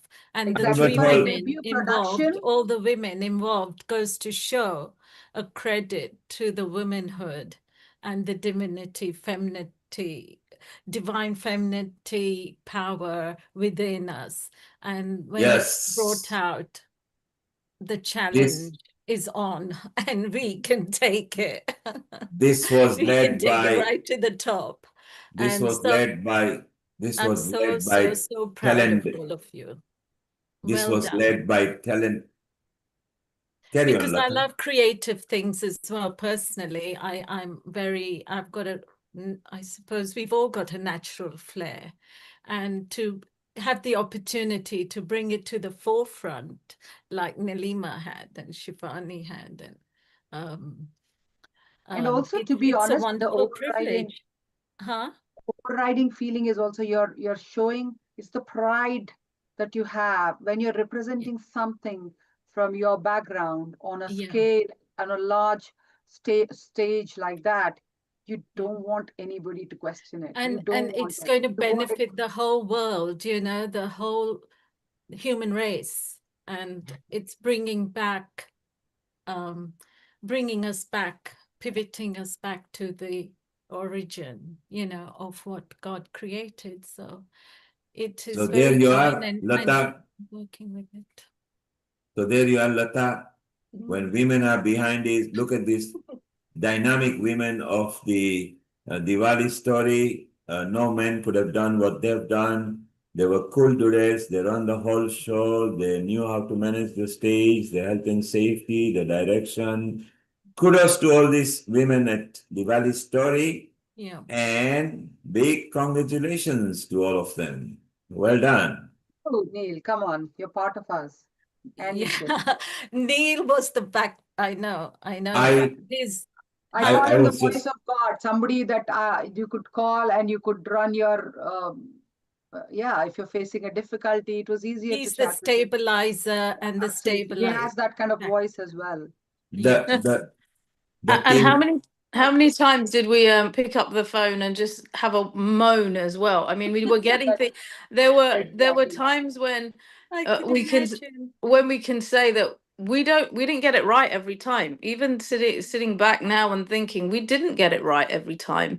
But look, we are where we are, and a huge thanks to you for being that voice at the other end of the phone. You might be behind a screen now, but you were also the voice at the other end of the phone, just just telling us it's okay, move on. Yeah, We've got absolutely. this. Thank So you. thank you. Thank you for sure. Thank Yeah. you. And But getting as a worried team, about things, he has a tendency to calm the situation down. And yeah, I think we really appreciate you being there, Neil, and as a seeing your team, vision come to life. And as Neil, I a team, remember One of you your also give the faith, long-term the vision. trust in us that, I remember doing the mayor's show and I was distraught that I haven't got yet the stage organized in the listed building where we couldn't put the stage. And you called and you said, don't worry, you'll get someone local. Stage can be organized. It's a beautiful church. You can do that. So you have that thing to give the confidence to each of us internally. Someone said in the meeting we had at on the rooftop that you give that confidence. That's what we need, the confidence that we can do it. We might be knowing that yes, we can do it, but as Shivali said, there are moments when we need the support, and I think Yeah, we women can't do without the without it men wouldn't have happened. supporting us. Not just women. I think, to be honest, it's for anybody to know that Yeah. the worst thing that you fear is getting something wrong and it having an impact on the rest of it. And to be told that, you know what, you're a human, we recognize that you're working very hard, but you may be making, if there is a mistake, don't take it upon yourself and blame yourself. It's important to know, because as a first timer, you're trying your hardest to make it work. But if you don't have the experience, even with experience, things can go wrong.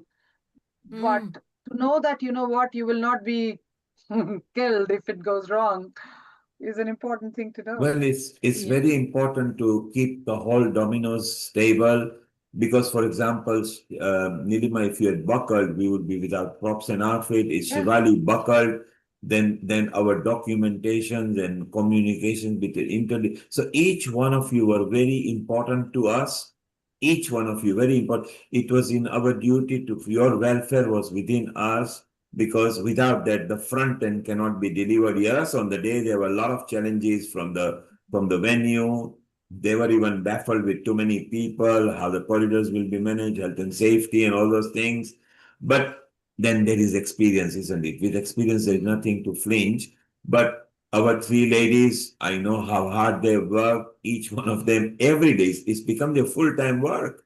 Full-time they're attending so many emails, answers, documents, so many things. So it's a fantastic team. When there's a fantastic team, then it's nice. It's nice to be a face of a team because you see the body organs are all working in tandem. So it was beautiful, so much learning, and it was good. Yes, Shivali?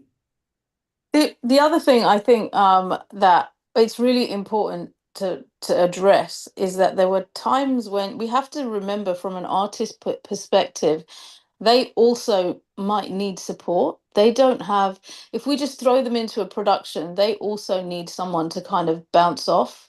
Because Yes. I think it's really important to know that yes, they might be used to doing stage productions, but they are working with different people. They don't know how to handle them. And I think many times we, the three of us, Nilima, Rano, Auntie, and myself, were always the sounding board for them. They felt they had someone to just come and say, address things with. I can't make it today. How am I going to manage this? You know, all of this sort of stuff. They And that felt was they happening had every someone. day, It was happening every every single every day. single day. Every single day we had another issue. And I mean, I was laughing at some point with Alpesh.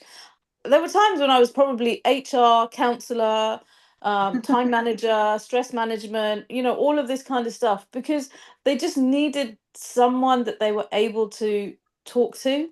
And I think the three of us definitely became someone they could turn to during a really stressful time.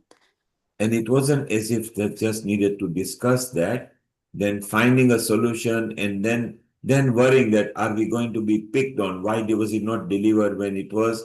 Because people didn't realize that you cannot legislate people's situation. Everybody has got own situation. So again, you guys handled very well.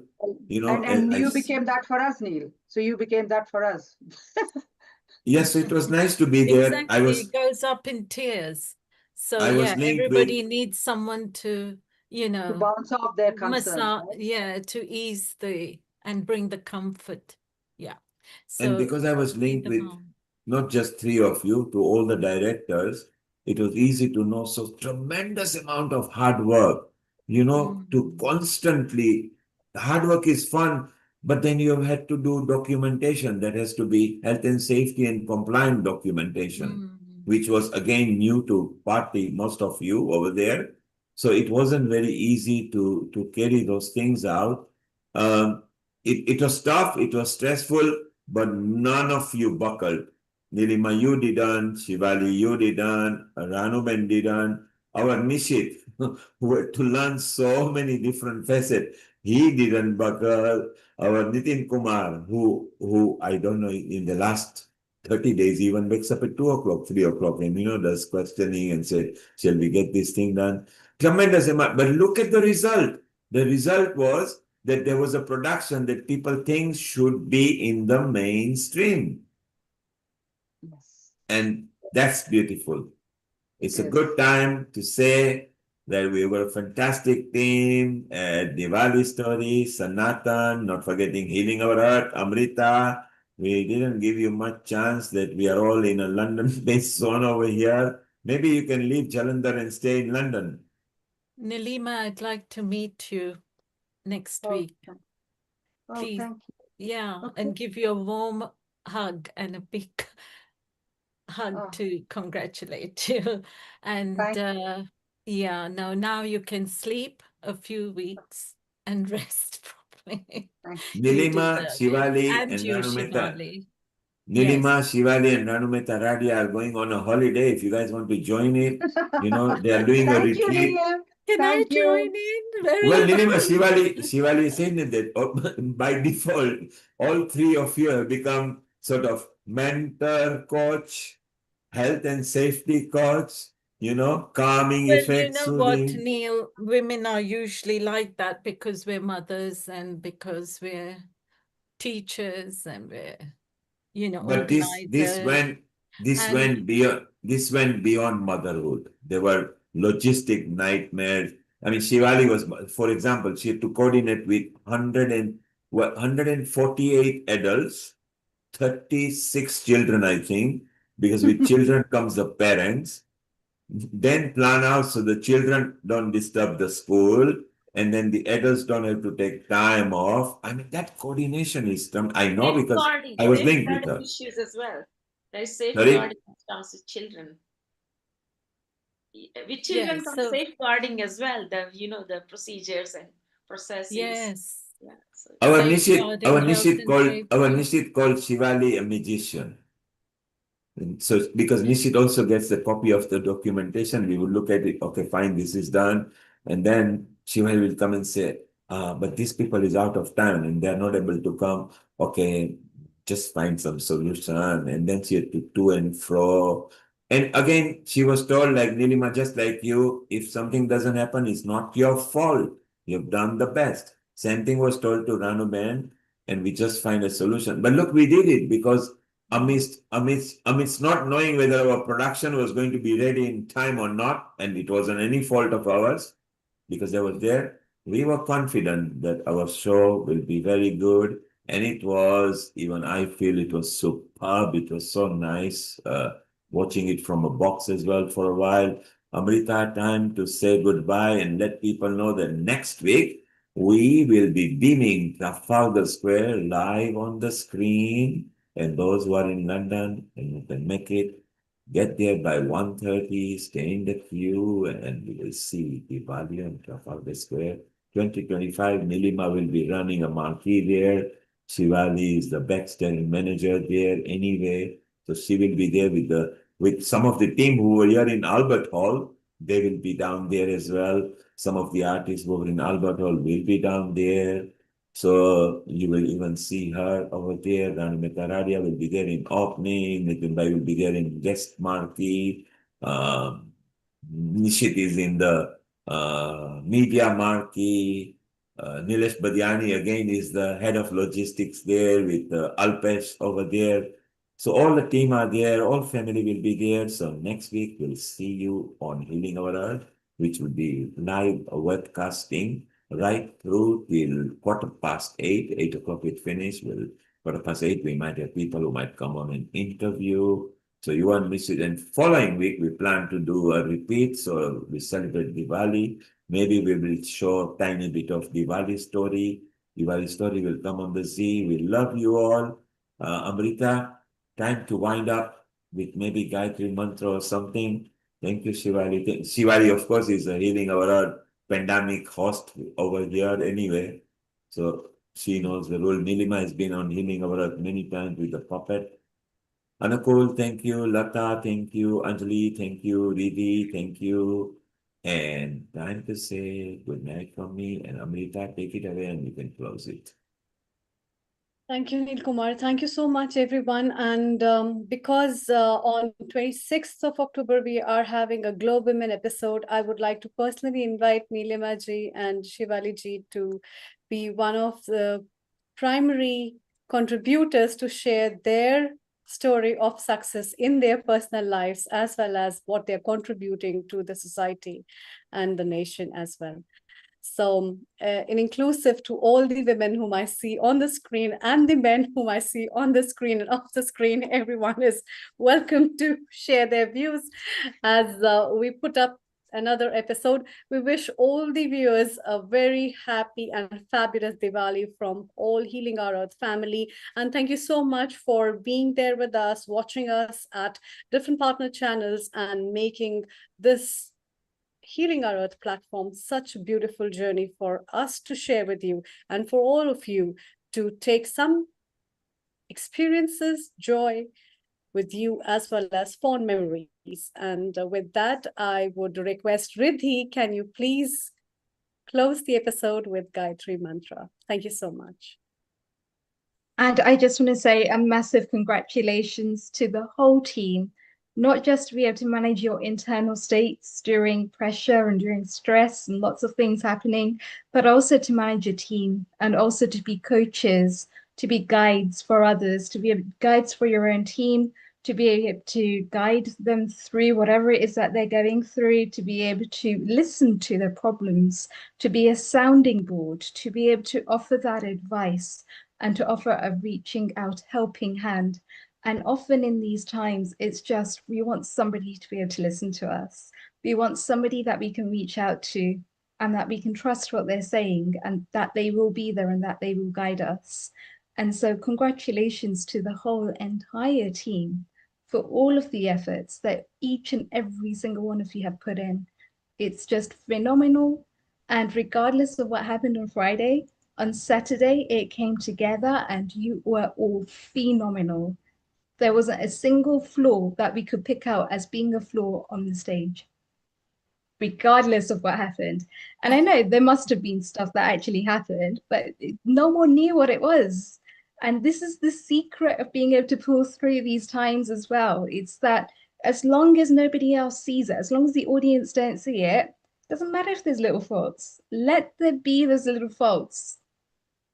because those will help you to grow.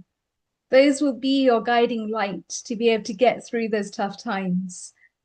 And you've all done it so, so well. I'm so proud of each and every single one of you. Gayatri Mantra.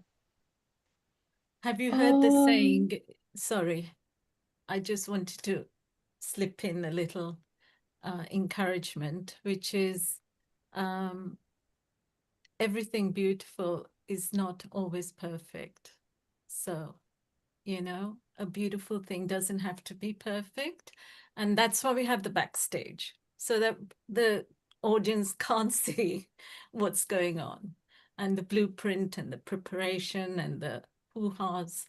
But yeah, it all comes together on the front. Thank you, Lataji. Thank you so much. Riddhi, please proceed. Thank you. Om Bhurbhuva Swaha Tatsavidurvarenyam Bhargo Devasya Dhimahi Dhiyo Yo Nah Prachodayate